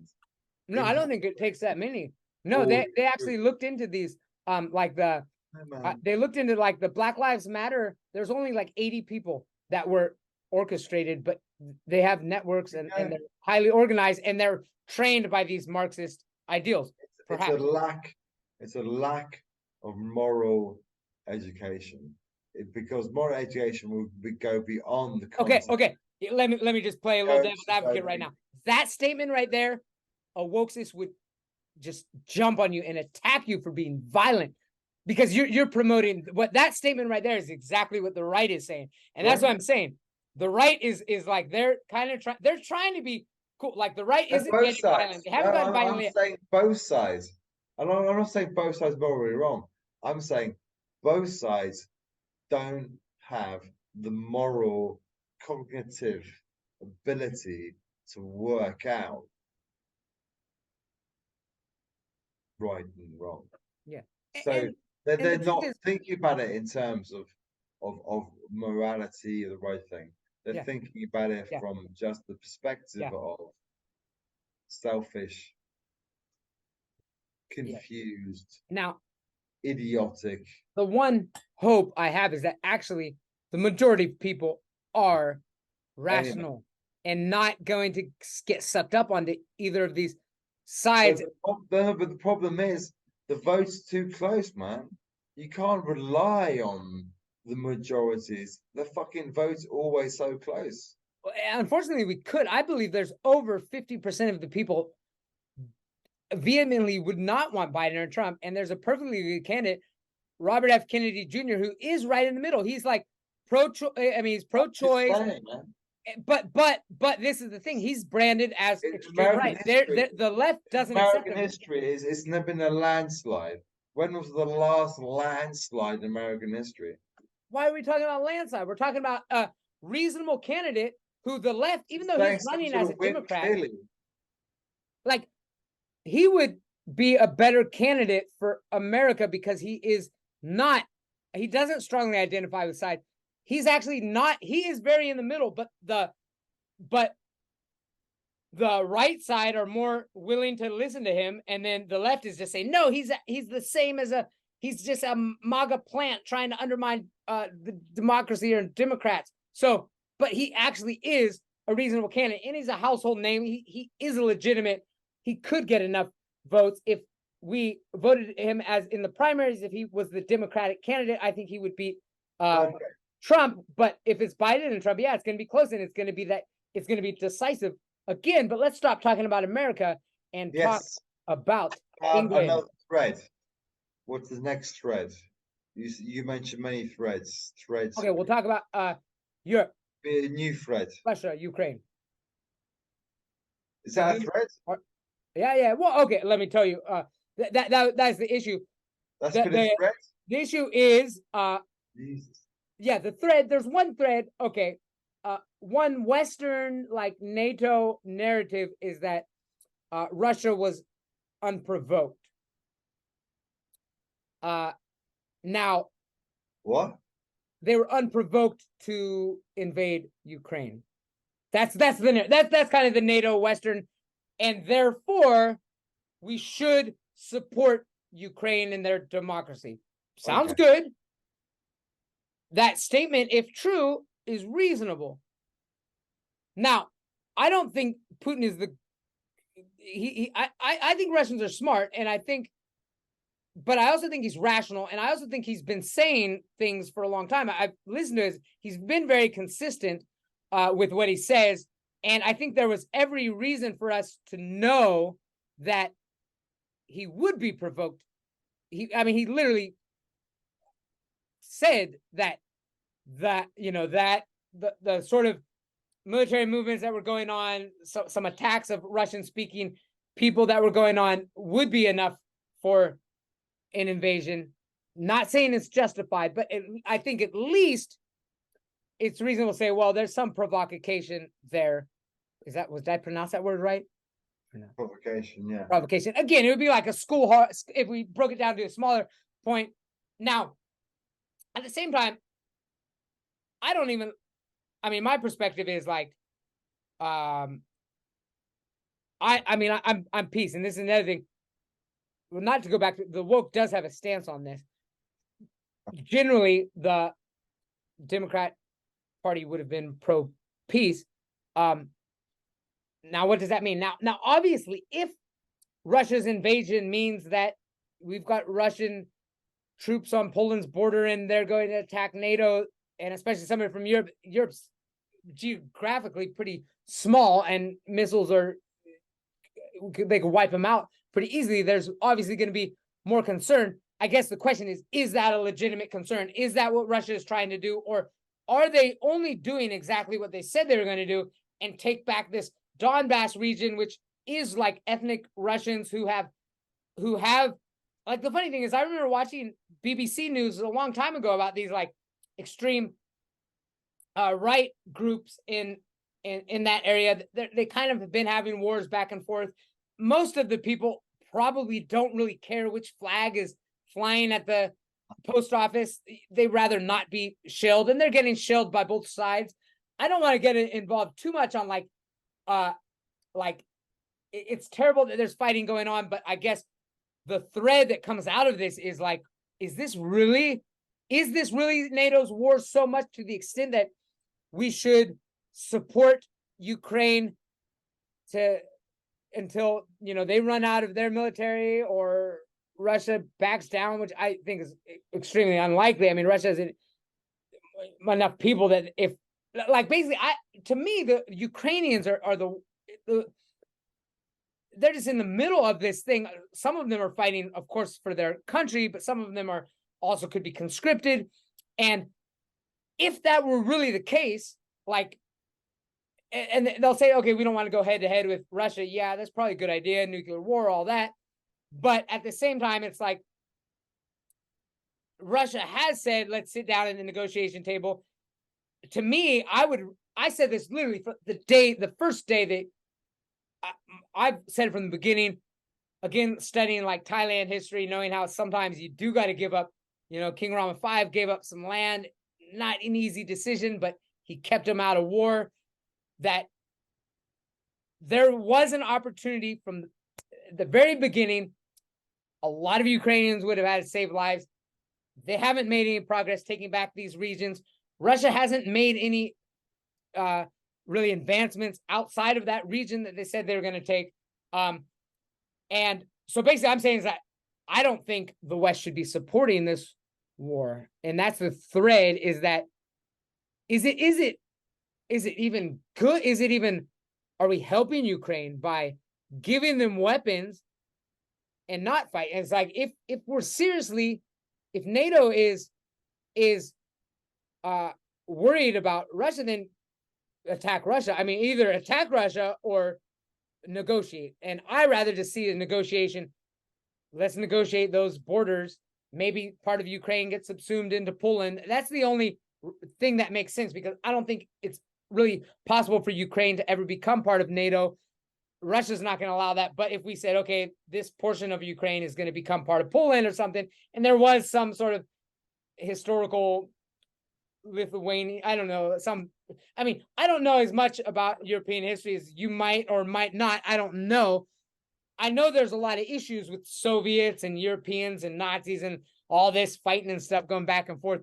But like, I just want to see negotiation. I think is it reasonable to say, let's negotiate, let's stop, let's just negotiate with the Russians right now, and at least just have a ceasefire. Let's talk about it.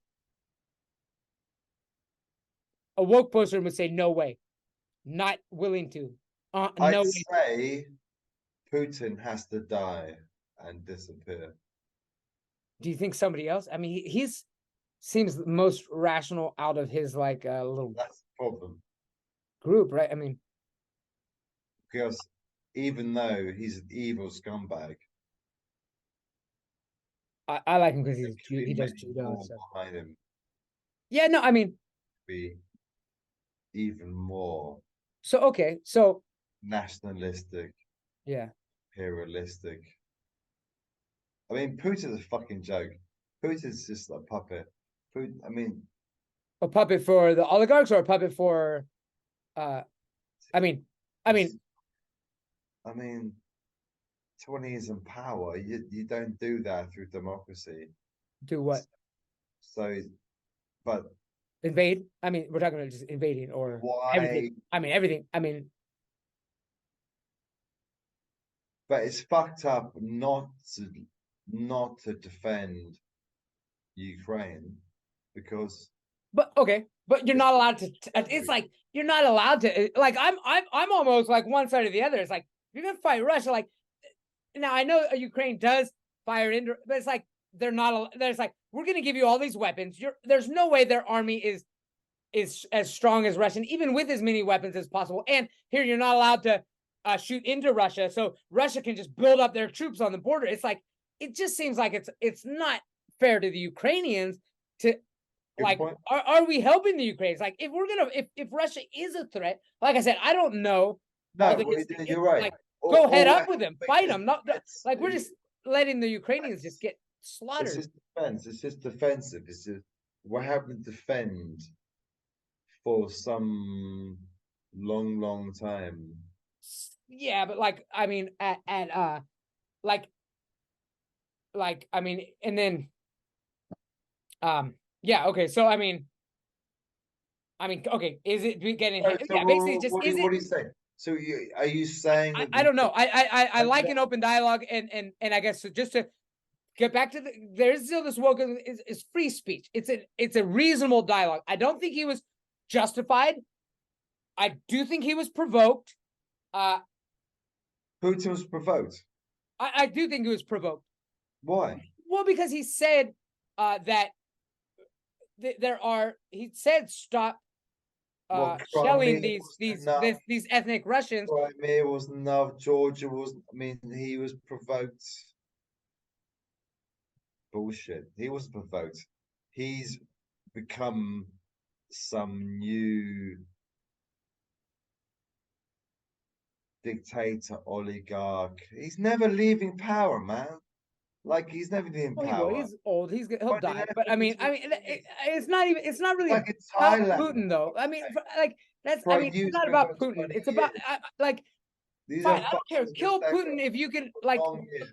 don't we have lasers on like satellites? Like, kill him then. I mean, I don't care. I don't care about Putin. I'm talking about human rights here. Like, how is it fair to the Ukrainians to just like and from my understanding, we don't know. There's a fog of war. We don't know what's going on in the ground, but there are a lot of leaked documents. It looks to be like, I mean, and I think in a time of war, there are conscripts. I personally don't agree with being conscripted to fight for your country. I don't believe you should have to fight for your country. Especially there is definitely an ethnic divide. These certain region are those people that live there. There were already like they were fighting back and forth between ethnic Russian and Ukrainian. Like those people are fighting within each other. But let's say you're a person in like northern Ukraine, you might not okay, I don't really care about that. It's like if I'm from California and there's a civil war or something, or Mexico invades Texas. And this is a bad example, but it's like I would like to have the right to not be conscripted and have to fight to defend Texas. I let them defend themselves or something. So there are conscripts in northern regions because the people who actually did have most of the people who were on the front lines of that fighting, that were fighting for their country, unfortunately, lost. I get that, but why was Ukraine not allowed to be part of NATO? I mean, that's a whole different discussion. There is a discussion there. There's a discussion to be made. I mean, from my understanding, there was at the fall of originally NATO came about to defend against Soviet expansion. Yeah. And there's like a Warsaw Pact that kind of during this fall of the Soviet Empire, maybe the Warsaw Pact was made to prevent countries to get into NATO, but they kept going into NATO, and then that was okay because there's still kind of broader Europe, and then there's this Ukraine. And again, I bring this to Thailand because Ukraine was like this buffer zone. Okay, fine, come all the way up here, but we need at least a buffer, because if Ukraine becomes NATO, that means, Moscow's 400 miles or whatever from the border, kilometers, and that means it's too close. It's kind of like, and the Soviets did it to America, building bases in, Cuba and stuff. I mean, it's like it's too close for their security. They're like saying basically that was the red line. They didn't want it, and there were promises given that NATO wouldn't expand. Now, there is an argument too that anybody should be able to. Shit. Because Russia were invited into NATO. I thought Russia actually asked to be in NATO. When Clinton was president of the US, he invited. I thought Russia asked to be in it, and they declined. Yeah, all the other way around. Yeah. Anyway, there was some story, there was some communication between. Yeah. No, that was Russia's way of that. That makes a big difference. Russia actually said, "Okay, let us be in NATO," and then they declined. Well, they declined because there are these strict rules. You got to have this. They didn't. There's corruption, obviously, a lot of corruption in Russia, so that's why they declined them. But I'm saying they were declined, and that's the point. Ukraine is. They were invited. I don't think they were invited. Well, they said, "Fuck off." I didn't hear they were invited. I heard Russia applied to be, and they were declined by the NATO. Said no. Well, they would be. No, we'll have to. We'll look at that. We'll fact check that. And fact checkers, okay, we'll get that. My understanding that Russia asked, but that may or may not be trivial. The other point is that Ukraine wasn't ever that I guess the idea that Ukraine would be part of NATO, I think, was kind of selling a pipe dream. Why? They said that they had like a list of all these things. They're like, They're there's a too much country. corruption, and They're a country in Eastern Europe. Why come on? They're not join NATO. there's all kinds of requirements, and they had civil then war in the southern region. That was one of the checkings. Too much corruption. I mean, they were denied. They were denied entry in NATO, but Russia started seeing that there could be a path for them. So I mean, let's go ahead and talk about they do see animosity for the French instead, real quick. Let me just put this in another historical context. Thailand, colonial times, British Empire. Wait. As a final comment, I do find, and this is a completely visual thing. I don't know why it bothers me, but I do find the Ukrainian leader, the way he dresses, almost casual like, or communist. I don't know. Yeah. Like he should fucking make an effort. He's acting like he's some kind of like. Well, he is. I mean, he is an actor. He's a good actor. I mean, like he's like a lot of actors, politicians. I mean, a militant, suppressed militancy. Just fucking put a suit on, mate. Put a suit on. Well, and it's not like, I mean, I know they're in a time of war, but they did decline any. They prevented the elections. Like they were supposed to be elections, and they disbanded. Anyway, I mean, I don't. There's corruption in Ukraine, and that's one of the reasons they weren't allowed in NATO yet. But there would be. I mean, you can get rid of corruption, whatever. And there would be a pathway eventually for them to become part of NATO. I think Russia. I mean, that's the thing. I mean, Russia did. I mean, I've heard Putin talk. Listen, he definitely said corruption in European history, and now we're going to spread it. That's trivial, really. But I mean, okay, go back to the context of it's good to have buffer zones. The reason why I want to give a lot of credit to King Rama V, his diplomacy, his education in the West, understanding of cultures, keeping colonial powers, you guys trying to, take over, the French trying to take over. I think they recognize their strategic position in between French colonies or colonial power over Vietnam and Cambodia, and then the England with Myanmar and Malaysia and stuff, and Thailand was this buffer zone that kind of served as a, if one of these countries were to invade, it would rile up the other one, and it kind of had like an unspoken truce that, hey, let's not invade Thailand. Again, Thai people history, of course, will give a lot more credit to King Rama V, who I think is an amazing king who kind of like projected Thailand into the this. I mean, I think he had to concede a lot of Thainess, but he was able to do it in a way that he was able to preserve Thainess. So I think he was obviously instrumental, and he recognized, he did understand Western. He definitely was part of the one who was able to sell that narrative.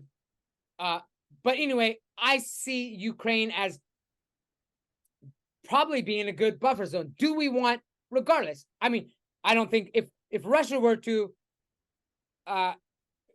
you don't want Russia on Poland's border any more than Russia wants NATO on its border. It was nice. Russia's big enough. I mean, Ukraine's a big enough country geographically that it seemed most, it's best not, basically what we're leading towards is a nasty, like maybe North Korean sort of demilitarized zone. I'm just thinking of, my perspective is not necessarily about, it's kind of like, I mean, even if it's like, fuck Putin, it's like, let's try to just look at this. What's the end game here? Like, again, what is NATO's end game?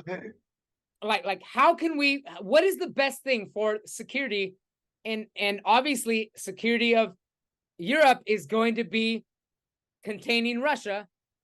either we should fight Russia and prevent them from going all the way to the Polish border, or negotiate and let's just say, okay, give them the Donbass and we can still have this area, or again, I don't know. I'm not coming out saying this is how it's done, but I think we should definitely be looking for an end game. And I don't think the West wants an end game. It's like let's just keep it going. Why did Russia invade Ukraine? I mean, that's a good question. You have to. I mean, I can give you the narratives of that are all possible, but there's always been there are these ethnic Russians that commingle and live. Probably most of them are. Again, there's probably some strong pro-Russians and some strong pro Ukrainian, like culturally, they identify, they have a language.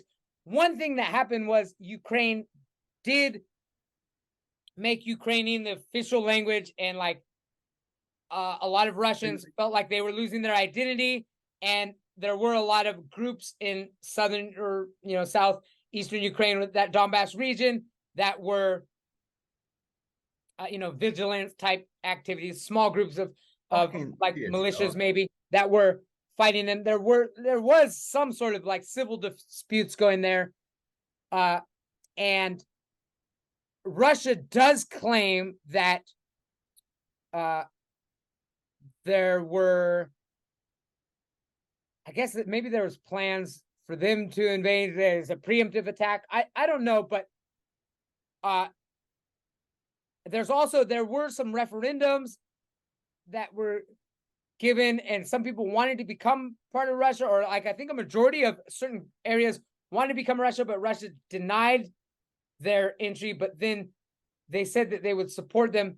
I don't know all the little details about that. Is this challenging me on the claim that they were provoked? Again, when I say provoked, I mean that Russia drew a red line and said, if you cross this red line, you're provoking me. That doesn't mean it's justified, but I think that we should have known their response. And I think we should have done more to prevent that.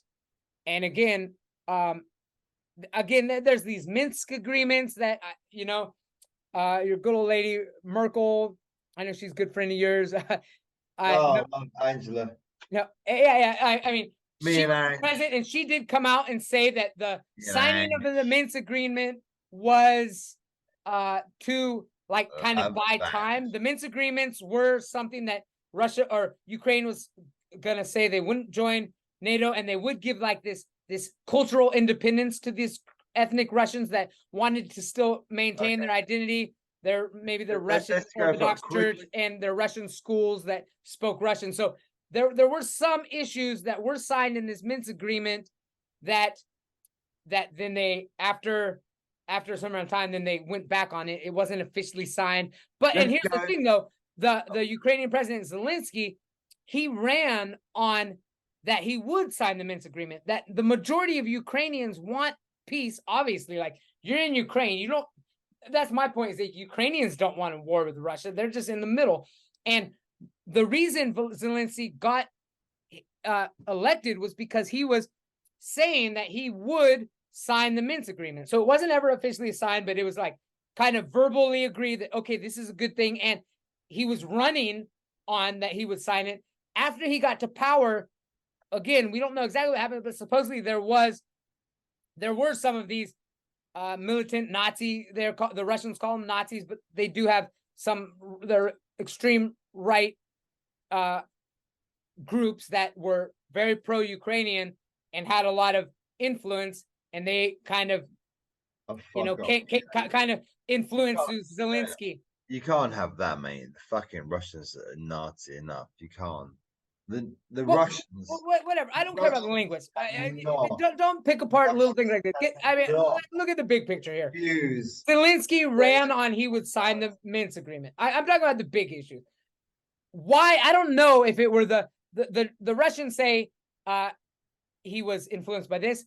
Also, some people say NATO and Biden or the Westerns got in. Whatever whether it was Zelensky is acting, that he just chose to go back on what he said, or he was influenced by outside source, that's debatable. And if that's actually aside from the point that the Ukrainian people did elect him on the promise that he was going to bring peace by signing the Minsk agreement. So what political things were going on is debatable. By both sides are saying this and that. I do have a feeling, and it's a visual feeling, it's an observational feeling, that Zelensky is not quite true to his word, and I kind of feel that. So his own. But then, like, why would he? Like, what? I mean, I don't know. I mean, does he think he could? Or maybe he thought he was going to get more support, or maybe or like I don't know. And I think he's just spending most of his time asking for more and more and more and more and more, which I understand, which I do understand. Yeah, I can too. Yeah, Because I mean, the Second World War, the Brits did that with the Americans. Give us more, give us more, give us more, help us out, give us more, give us more. But I don't know, man.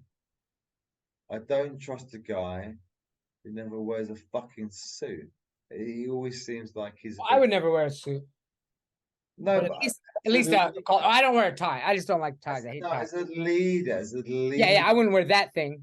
I'd wear one of those, like, I like what like Modi wears, the Indian prime minister. That's like a white. I love that. I would love to wear one of those. Yeah, all the time. Looks a bit underdressed or something. Come on, you're a leader asking us for millions and billions of pounds. Is it okay if you just kind of dress up for the occasions a little bit? Yeah, I think he's gone too long now. Now, if he did it, yeah, I think he thought the war was going to be. I think he was sold. Like, I do think he was influenced that they'd be able to prevent. I don't know, but I think the West overestimated that their support would be enough, maybe, and it's not. And now, and then, I mean, like, he does. I mean, so yeah, I don't know whether to feel bad for the guy if he was tricked into thinking that it was going to go better. Basically, it's not going well, and I don't see it ending well for Ukraine. I still feel like the longer it goes on, the more Russia is going to take. So, like, I mean, it's like, yeah, we don't want evil to prevail but if it's like, if we're going to say it's evil, then we should go all out and actually fight them, let them use their weapons to, go in, or we just need to, again, do a King Rama 5 and just recognize, what, we got to just concede something. Let's just step to the negotiating table. Let's maybe have some sort of way that there's something still. The thing is, though, the thing is, if they do concede the Donbass, that's going to come back in time. That's not going to be, there'd be like a peace, but an uneasy peace. Yeah, no, I mean, it's gone on a long time. I don't know if it can ever. I don't know that it's not. It's going to be ugly for generations for sure. Yeah. And that being said, it still seems reasonable to negotiate peace at this point. I mean, I don't see it getting. No, I agree. I agree. But there's only certain amount of time, energy, young men. I mean, on both sides. I mean, it's just they don't. A lot of them are patriots, and I respect that.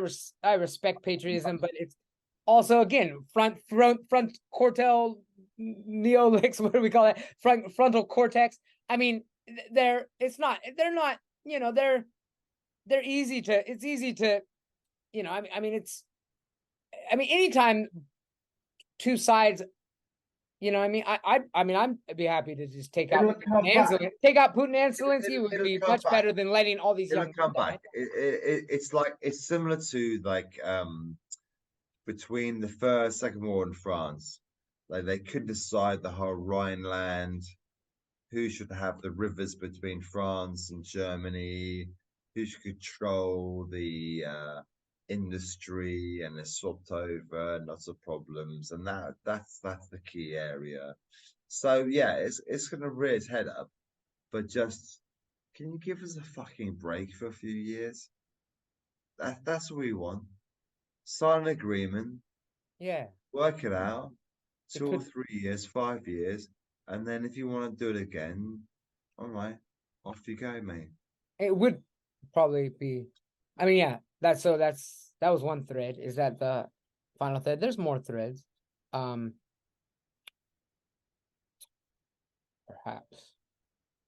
Well, those are the big issues going on right now. Is well, it's getting late now, huh? Oh, Give me, it's almost midnight. give me one more thread. Give me another thread. Okay, I'll give you another thread. Well, let me think about. Okay. Threads. You haven't mentioned anything from the other conversations or anything. Those were the big ones that came up.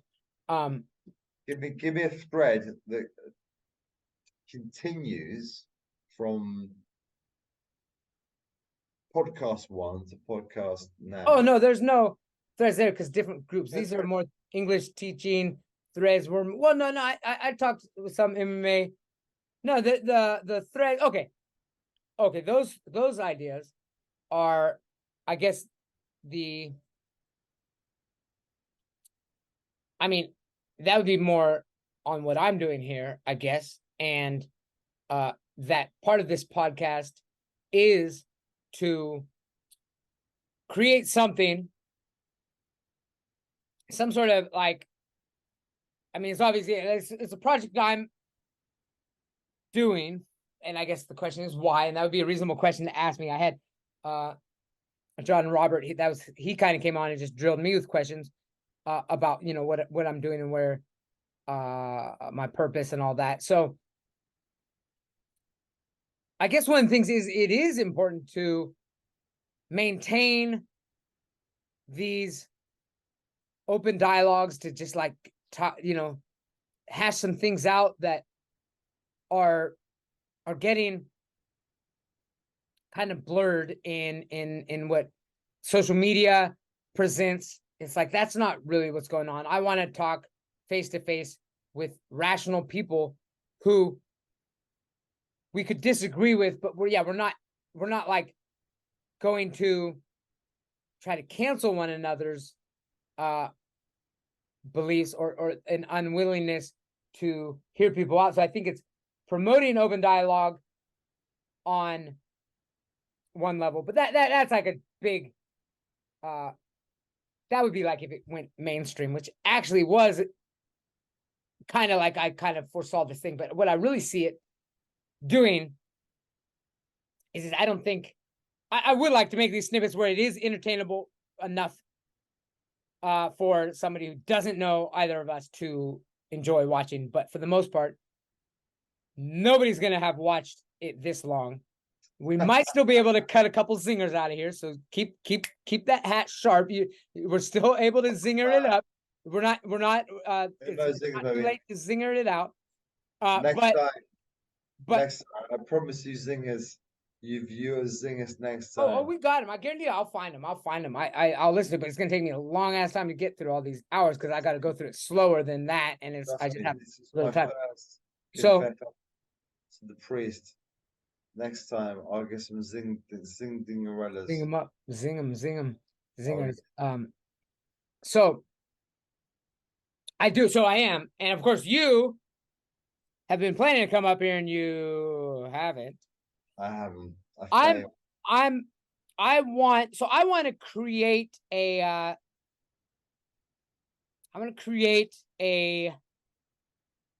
like a real social network, in a sense, you know, that I have in my old age. So I love to have connections with I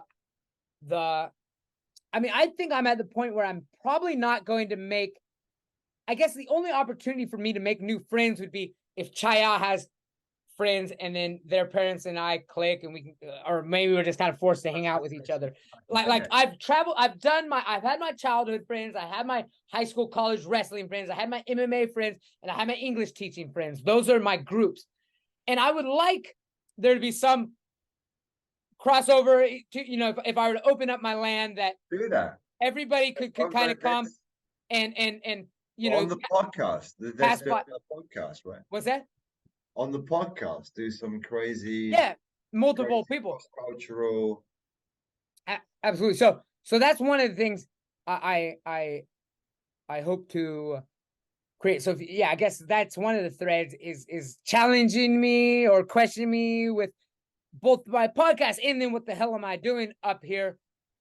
Just what are my goals and stuff. I mean, you hear snippets and see videos, maybe a little bit of that. Maybe you have an idea. Do you have any general questions about anything? What the hell am I doing up here? What was that? I mean, do you have any specific questions about anything that you know could be interesting to you or something you'd I think I need to visit. So yeah, you what do. Facilities? What are we going to offer up there now? What kind of accommodation is there? For activities?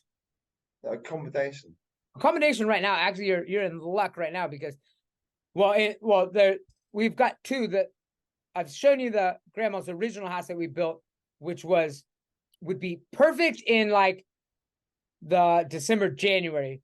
It doesn't have any insulation, and there are like cracks. It's a nice place. So, but there's no mosquitoes during December and January. It's colder, but I mean, not too cold with the blanket. So it's not good in the heat. It's too hot.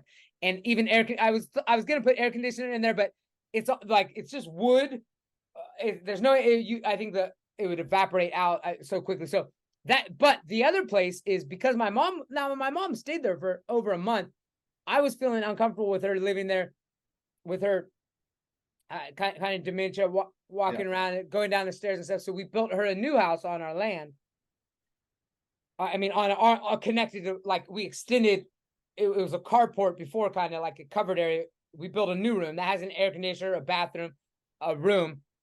But recently, she's moved into a living resort center, which she stayed there twice to see if she liked it. She enjoyed it. Now she's there for 6 months. So that room is also open now, which is more accommodating, I would say. Center.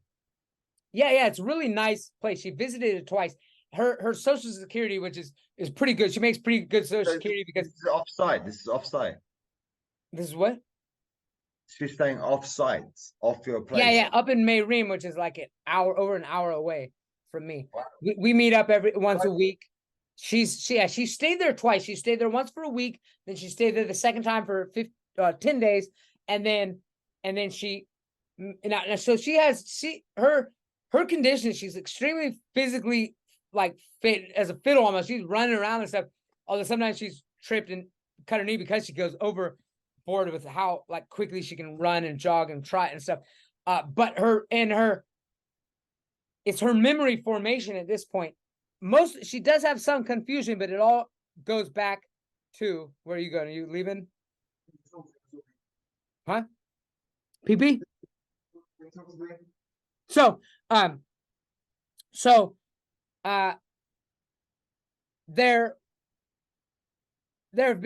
it's been difficult to know exactly what she wants sometimes because she doesn't remember what she said she wants. So that's why she visited this place 2 times, trying to find out would she rather be there or here, and what that would entail. When she was staying with me, I was teaching less, and then her Social Security would supplement me not working as much.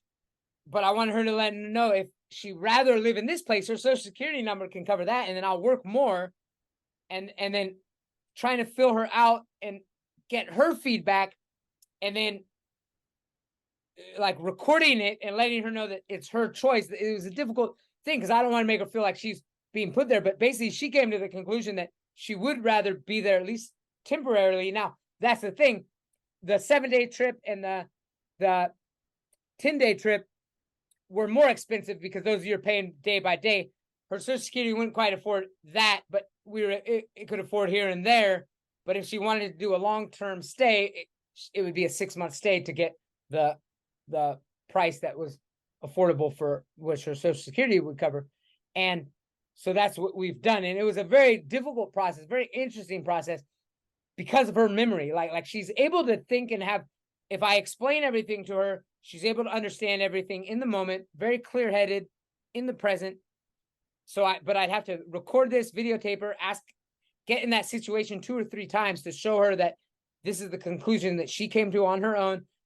And then again, all of a sudden she'll wake up and think like, and she actually did this with her mother, and I was with her, and she was always teaching me while she was taking care of her mother, like how she was handling it, kind of using me as a way to, in a way, if she ever got to this point, what she'd want. So I'm always thinking in her best interest, but at the same time, I'm concerned and worried that she's going to wake up and think like, this is what her mother did to her. She's like, out of nowhere. And so my mom did the same thing.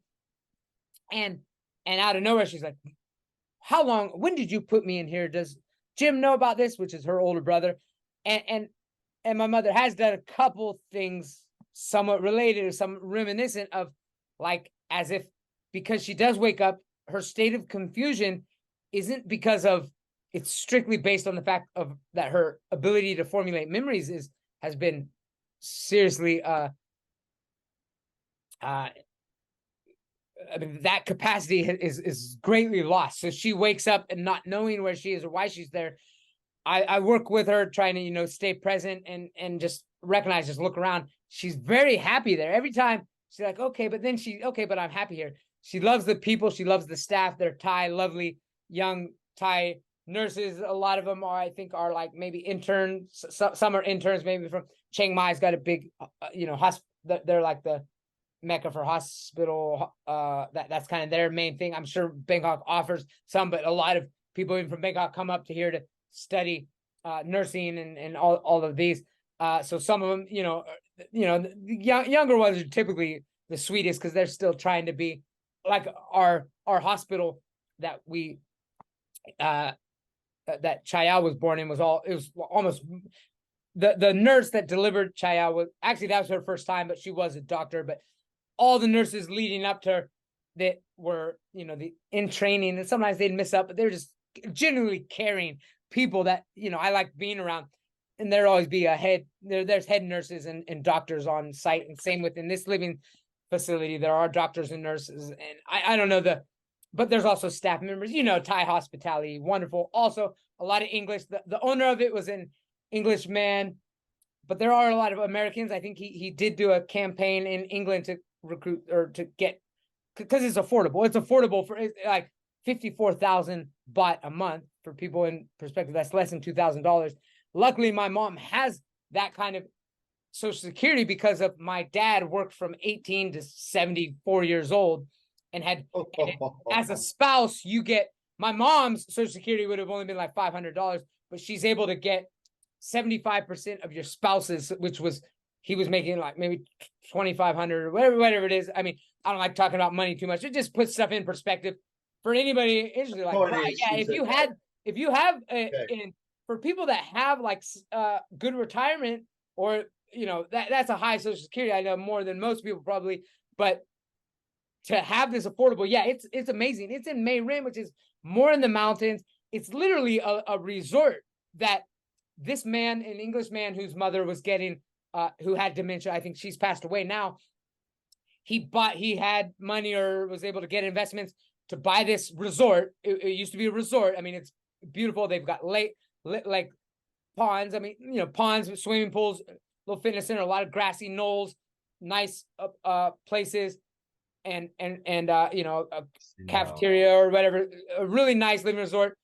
He bought it. It's nice. Yeah, it's nice. It's a beautiful place, and it's better I mean, my mom's definitely more happy. She was having issues here because she felt trapped sometimes. She likes to go for walks, which she can do, but we're way out in the jungle. She doesn't have anybody to talk to.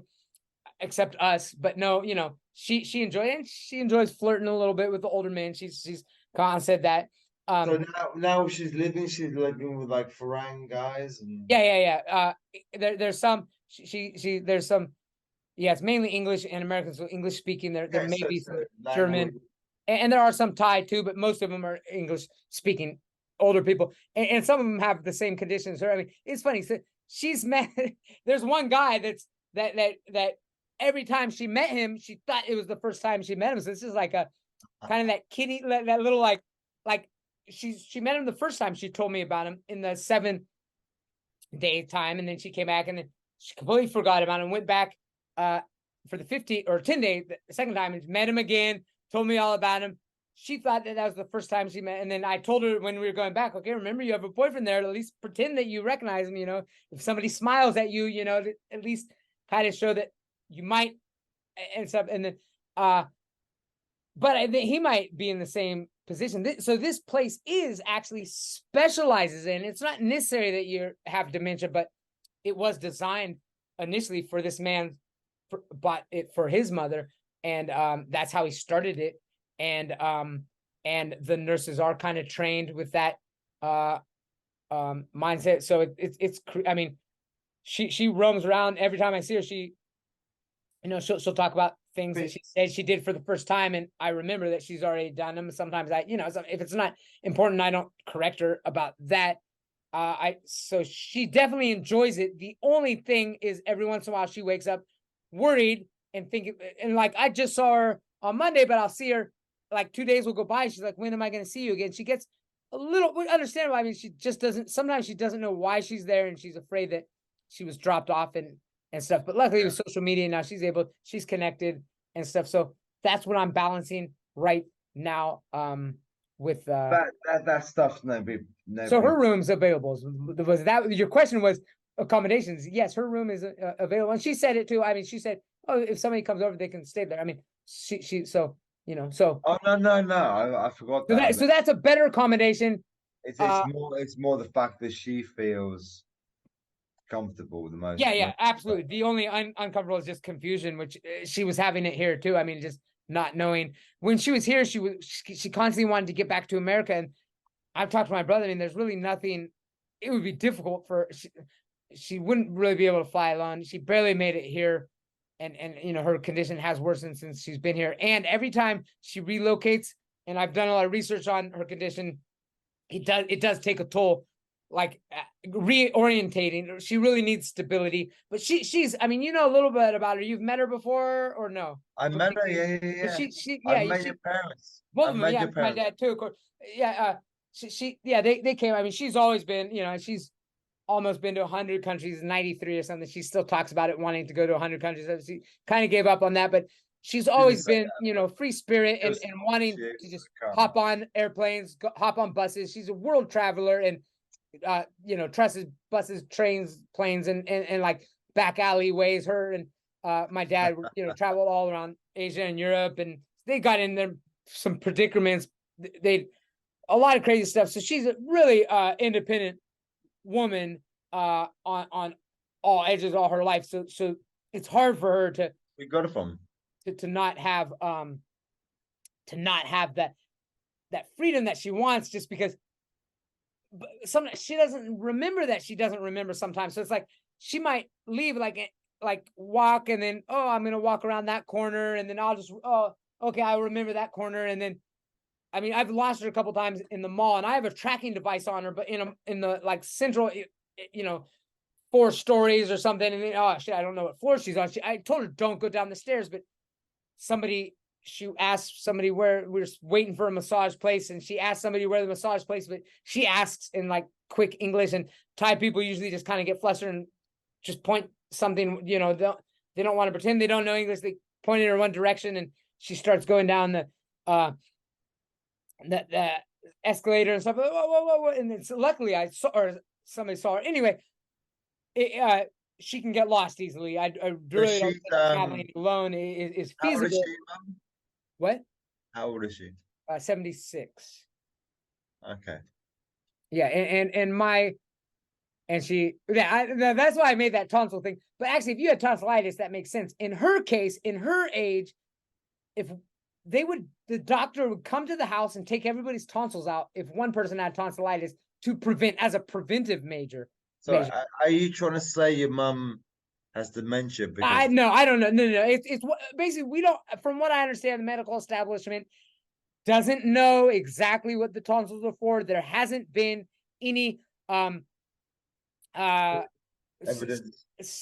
that it has use, but my default position is it's there. It's like, what do they call it? Chester's fence is like, okay, you want to take out that fence. It's like, I don't know, they had an analogy. Chester's fence is like an evolutionary thing. It's like, I don't feel what's that fence? bad. You know Chester's fence? I think bad from having tonsils out, I have to be honest. But okay, so but not everything, like belly buttons don't have functions. They had a function. Like, before we take something out, we should know its function. If we know that its function was while we were a baby that was giving us food, okay, maybe if I don't know if I have to take out. I think what happened was we haven't established exactly what it's for, and it does. If you look at what it looks like, it looks like a hormone infected all the time. No, of course, if it's infected in it, you might organ relationship. Motherfucker, take this concept. Yeah, of course. I didn't realize that. I was only speaking again because I was triggered from thinking about my mom. Like, why? She's so healthy. She's been healthy all her life, and it's, of course, there's genetic aspect, but I still believe there's environmental things. And I'm thinking, you know what? She doesn't. Her mom wasn't as healthy and everything. So, or she didn't. She didn't. So I just feel like if that were the case, that would be unfair that they just came and they're like, hey, we might as well just, I'm here anyway, we might as well take out your tonsils, because the doctors came as home visits, so it's like, as long as we're taking one out, you might as well take them all out. Yeah, everybody line up, get your tonsils taken out. But that era, so there's no random double blind controlled studies on this, but there was a large spike in dementia for that era that it was really popular to just take out everybody's tonsils.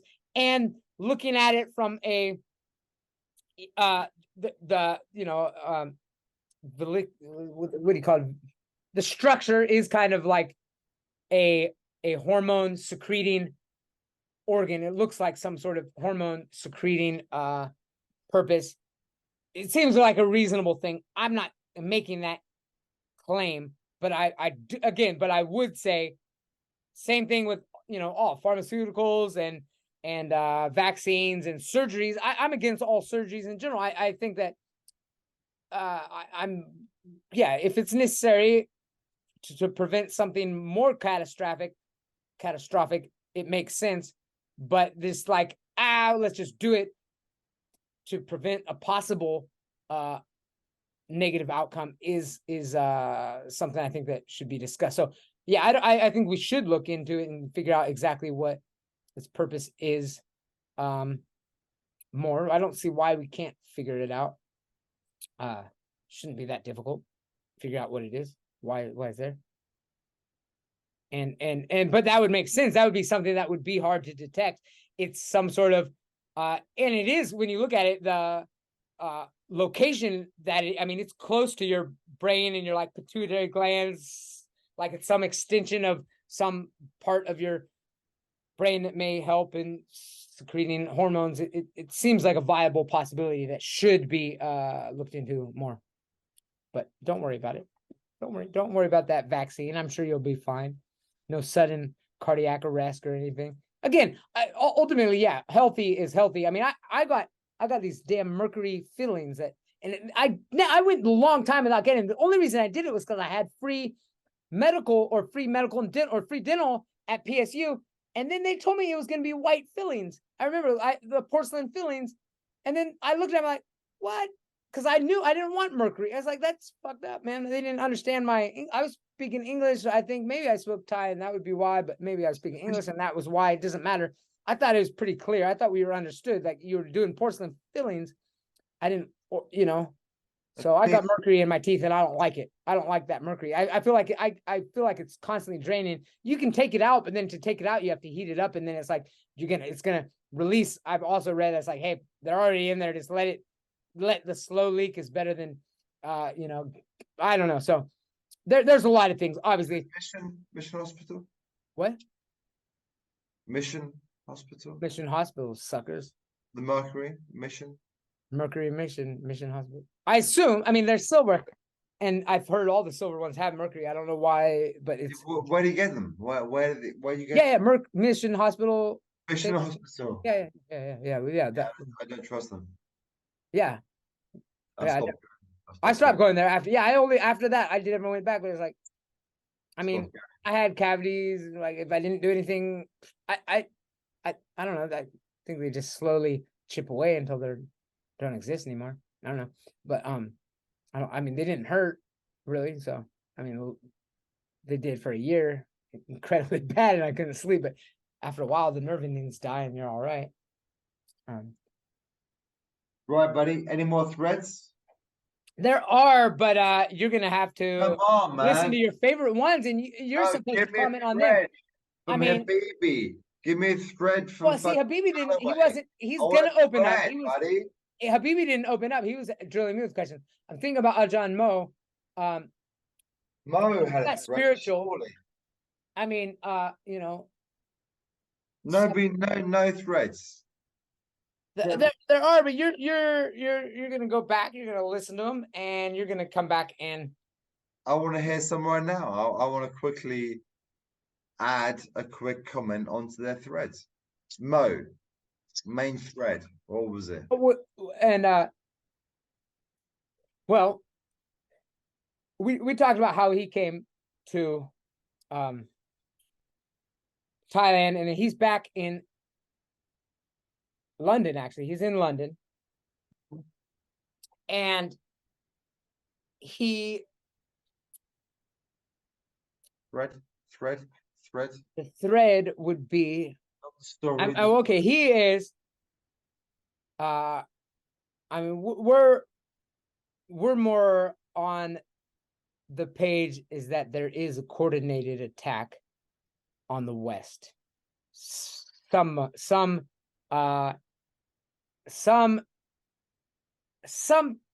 sort of coordinated undermining. Yeah, so that goes back to that. That was our main. No, I write that. So Mo. I mean, you can listen to ours to get exactly. So he referred to it as being in the Matrix. Now, this was interesting because he has been out of. He stepped back into London life in a different time, and so he has a reverse culture shock from being in Thailand for a long time, naturally, but also there's time has passed, and he felt it was very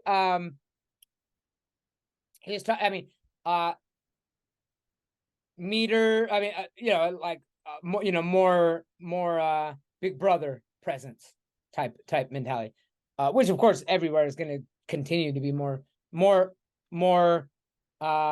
restrictions. Of course, he's living in a city too. Meters and stuff. I guess meters measuring different things. He was talking about something that measures something. And then he was talking about he went somewhere to work on his resume or CV, and then like the whole course that he took was based on. And this was a zinger at one of the, and this is one of his zingers was Singers. Yeah. That the whole course was to beat the bots, because your resume is going to go, so they'd have this meter, 85%. If your resume doesn't meet over 85%, then it gets sent back. You have to redo it because it's not going to get past the bots. So this is like a botometer. And then, of course, when they were thinking, okay, well, if that's what companies are using, they're obviously going to redesign it, reconfigure it to, I mean, if everybody can beat that bot, then they're going to come back with more bots. So it's become like, and then he just turns to the guy and is just like, do you realize how fucked up this is? And we did this to ourselves. And I thought that was a zinger. That was a good one. And so, So he what? He basically just just slammed down, deconstructed the whole idea of the Matrix. He calls it the Matrix. Matrix, the He's in CV the Matrix. Matrix. Yeah. And some people know and some people don't know. And he does have spiritually awakened people who are on his wavelength. And he also has, including family members who are not on his wavelength. And again, there seems to be polarization on like you're either like you have to take a side almost. There doesn't seem to be a. Does Mo have like people on his wavelength? Yes. He does. In England? Yeah. Yeah. There is a he was actually staying. That's what I was surprised he's in London. He did have some things. He was working on something. He had some like commune type living out in nature and stuff. I thought that would be more practical on a lot of Why did he Phuket? yeah, that was we did talk about that and now I forget exactly it. I'm not sure it was clear to me. We talked a lot about Rio de Janeiro in South America where Yeah. he went and he really loved that. He loved that. He loved it so much. He And loved it so much. Man, I remember from him that was a big so thing. and to me that's my Thailand that he never had. He loves Thailand. He loves the people in Thailand. But when he talked about Rio, Yeah, that was his eyes thing. lit up. I mean, oh yeah. everything. It was off the chart, man. Yeah. So there that I don't feel that he quite had that here, but I still felt that he would have been better here than there. I forget exactly. He did go back. So why is he not here? Yeah, it's a good question actually. What about Habibi? Why is he not here? What's he doing? He's here. He's in Koh Samui or something, or Pattaya or Sayatib or one of those like coastal outskirt of Bangkok. But sometimes in Koh Samui or Phang or something like. Wait, not Koh Samui is Phang that side, right? Yeah, but maybe. Yeah, I think Koh Samui was. He was staying there, but he might be on a coastal area that's kind of. What's he doing? I don't think he does much. I think he has. I mean, he's retired. I don't think he's retired. I think he has some Social Security, not as much as my mom makes it. So he's got enough to like get by, but then he also he had some investments, and able to I think get, but I don't think he's working. If that's what your question is, and I don't think he has. I think he's just going to coffee shops. He does a lot of traveling. He still rides his bike. He does do some bike trips. We'll get him on. You want to get him on here? Yeah. A three-way. Next time we'll do a three-way. I gotta go. It's almost midnight now. That I didn't know you could talk this long. I could actually talk longer, but it's gonna get Chaya's bedtime. I should be taking a bath with him. I should have already taken a bath with him, but he likes taking a bath with me.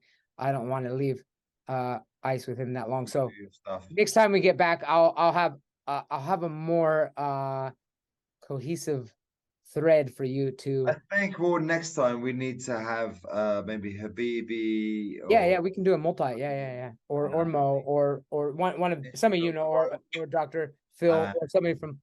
Yeah, maybe John Chris Dill. See, I would love for somebody who is woke to defend the position because I might not be giving it justice. I just feel that and like you said, I mean there are some underlying principles that of course I stand for, but like words or violence mentality is or angry protest, violent protest. It just seems out of line, out of character for the things they stand for. And so that's that. And This is gonna be a hell of a video to Let me give you a little singers. chat. Is there a chat? Where's the chat? You could do it online or there is a chat here, I think. Yeah, chat open. You're I'll gonna do say it. something. You're saying something that No, it made me think of somebody. what did? What was? Well, the whole conversation. Somebody that should be on this podcast. Yeah, no, this is good. This is, I mean, Well, more than anything, this is for me okay. and you to So, catch up. I think we can invite him. Right now. Not right now. We're going to bed. Ben Sessa. Ben from Tall Asian Dude. No. Ben. Ben Ben, Sessa. Ben Sessa. Ted. What? Ted. Ben BINH. That Ben. I think Vietnamese or something, but tall, like way too tall to be Vietnamese. I mean, I'm not tall. God, Ben. Is that an acronym? Do I have to? I don't. That doesn't look familiar. I know BINH. TED Talks. Oh, not Essa. Not Essa. Forget TED Essa. Talks. Forget Essa. Essa. All right, I'll send you the lines. Basically, this guy I went to school with, and he's done loads of TED Talks on psychology and psychopathy. Okay. And I just think you could get him on and he'd talk to him? Well, yeah, well, I've just put the name out there. Maybe I could and then it could be interesting. I'd love to talk about anything with anybody. And he's got a medical degree and then specialized in psychiatry. He's a big pharmaceutical guy. That's why you want us to talk. That's your conversation. No, that's your conversation, buddy. I mean, is that what you're trying to do? No, I'm just got to be an interesting angle on. And you know what? He is not big pharmaceutical. Okay, good. It will surprise you. Yeah. It will surprise you. Yeah. I mean, yeah, no, I mean, it will surprise you. What will surprise? Well, I'll have to check him out on TED Talk. I'll get a little idea of what he's all about. All right, I'll send you some links. But be prepared. It's not mainstream medicine. It might help. It might add. You went to school with him, yeah? He's already psychedelics. Oh, you're googling it. Yeah. No, I'm yeah. I have a lot of. I mean, I'm pro. I mean, well, I'm not gonna say I'm pro psychedelics. I like psychedelics. I've had nothing but good experiences. I don't think they should be used. I don't think it should be used a lot. And there's something I have had revelations in every time. Well, there you go. Some connection. Yeah, absolutely. I've had great. Add somebody into the conversation. Absolutely. Clever guy. Yeah. Why not? Yeah. Absolutely. I mean, you're like buddy with him. I mean, I'm not notable. I will message him. Well, he's got books. I mean, he wrote books and everything. So. Oh yeah. He's got books. Yeah. I mean, I'm gonna write books too. That just because you have a book doesn't mean he's got books. I'm gonna write books, man. You got books. Yeah, but he has written them. You haven't written books. I did. I think we get him to the cast. What? I think we can get him to join us on the podcast. Yeah. Yeah. You've already mentioned me or that you talked to him outside of. I mean, it just came to mind right now. What? It just came to my mind right now. The idea just came to my mind right now. Okay. But as a doctor of psychology, doctor of medicine, it sounds like it could be a fruitful conversation. Yeah. Of course, yeah. Sounds good. For sure. Yeah. All right. I'm gonna work on this. Probably take me over a week. Usually I can probably only get like an hour a day, but I won't start until Tuesday because I teach all of this Friday. I'll probably get an hour tomorrow. I'll get an hour on Friday, and then at least a week before I get it. But there'll be some things. I'll get gold. I'll get the gold. I'll be able to. There must be some good stuff in there. Oh, there has to be good stuff. I mean, I've bared my soul on the family and terminations. You have to all get in that image, just like bam, bam, bam, and So there's nothing you don't want. There's nothing you said that you wouldn't want. fuck it. Okay, that's good. Come And on. and you want me to tag you on We're Facebook? doing this. We're doing this. John Matt. Oh, we had a John Matthew too.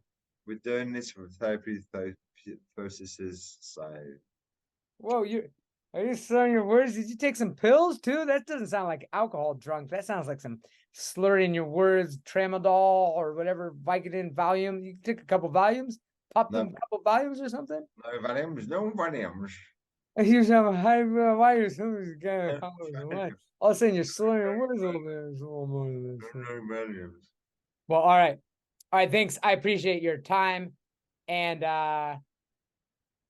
so you're sticking you're sticking to your guns as far as that, right? That tomorrow, and you're maybe fired. We don't know how that's going to turn out.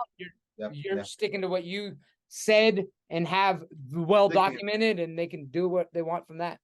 I'm sticking. It's stuck. I respect that. And then I respect you. Thank you, man. I respect you, woke ass bitch. I was trying to get you to spit your beer. That's not a woke activity, man. That is not woke. I'm not complaining. I wanted you to. I was trying to get a spit out. I totally visualized you getting say something just out of the wild. Out of the woke. Out of the woke. No. I appreciate you challenging me for knowing what wokeism is. I don't know what it is, and that's part of it. I think is that we are woke proof here. That's the point. Right then. We're not affected. What's your favorite pronoun? My favorite pronoun. They? I don't know. You're they. Okay. You're they. Oh, I didn't say that's me, my pronoun. I just my favorite. I tend to use they. Actually, I like that's one thing I usually refer to people as they. Which is lay. I'm he, but I mean they. If I generally say they, I use they on colloquial speaking to refer to people in general. Okay, so you're not. I'm a woke ass bitch. You don't know we. Oh, we? Are you allowed to be we? We are talking. We. Oh, we is better than they. Oh, I like we better than they. Yeah. Oh, so we are talking. We and they. I like we and they. They are talking. No, I like we. Yeah, we is more inclusive. Yeah, we is more positive than they. If I were to. We's like you're writing a paper, isn't it? Like you write. We think. We observe. We believe. Yeah, we're not really. I don't ever have to write again, hopefully. Except I actually haven't. I need to do that. I need to get. That's another thing I need to do. I need to write. I need to turn my research paper into a publishable article. Your PhD. I need to write again. No, I'll write a book. I don't want to write. I do just want to write one research paper that from my dissertation and publish that, and then I just want to publish books and pockets. I don't really want to be a researcher. No, I don't. But I do want to be a book writer. So I want to write a book and go on TED Talks like Ben Sessa. But Ben Sessa. If I write books, yeah, I can do it. Yeah. All right. But your books have to be based on research. It can be. I have research. I mean, yeah, I can. Yeah, but I don't. I like. Okay, yeah, research. I just research papers is what I'm saying. I can write. I want to. I don't like structure to my writing. I want to be able to. How many papers you published already? What? How many papers you published already? I don't know. Google Scholar me. I think 6 maybe. Ooh, is that all? Not bad. Right. I'm bugging out. I'm saying goodbye. I'm leaving. All right. Bug out. All right. I look forward to the edit, the zingers. Yeah. Give me time so I can make it good. I'll make it good. real Well, good. give me the full load, man. Give me the full goddamn load. Hold on. All right. Oh, God. Bye bye.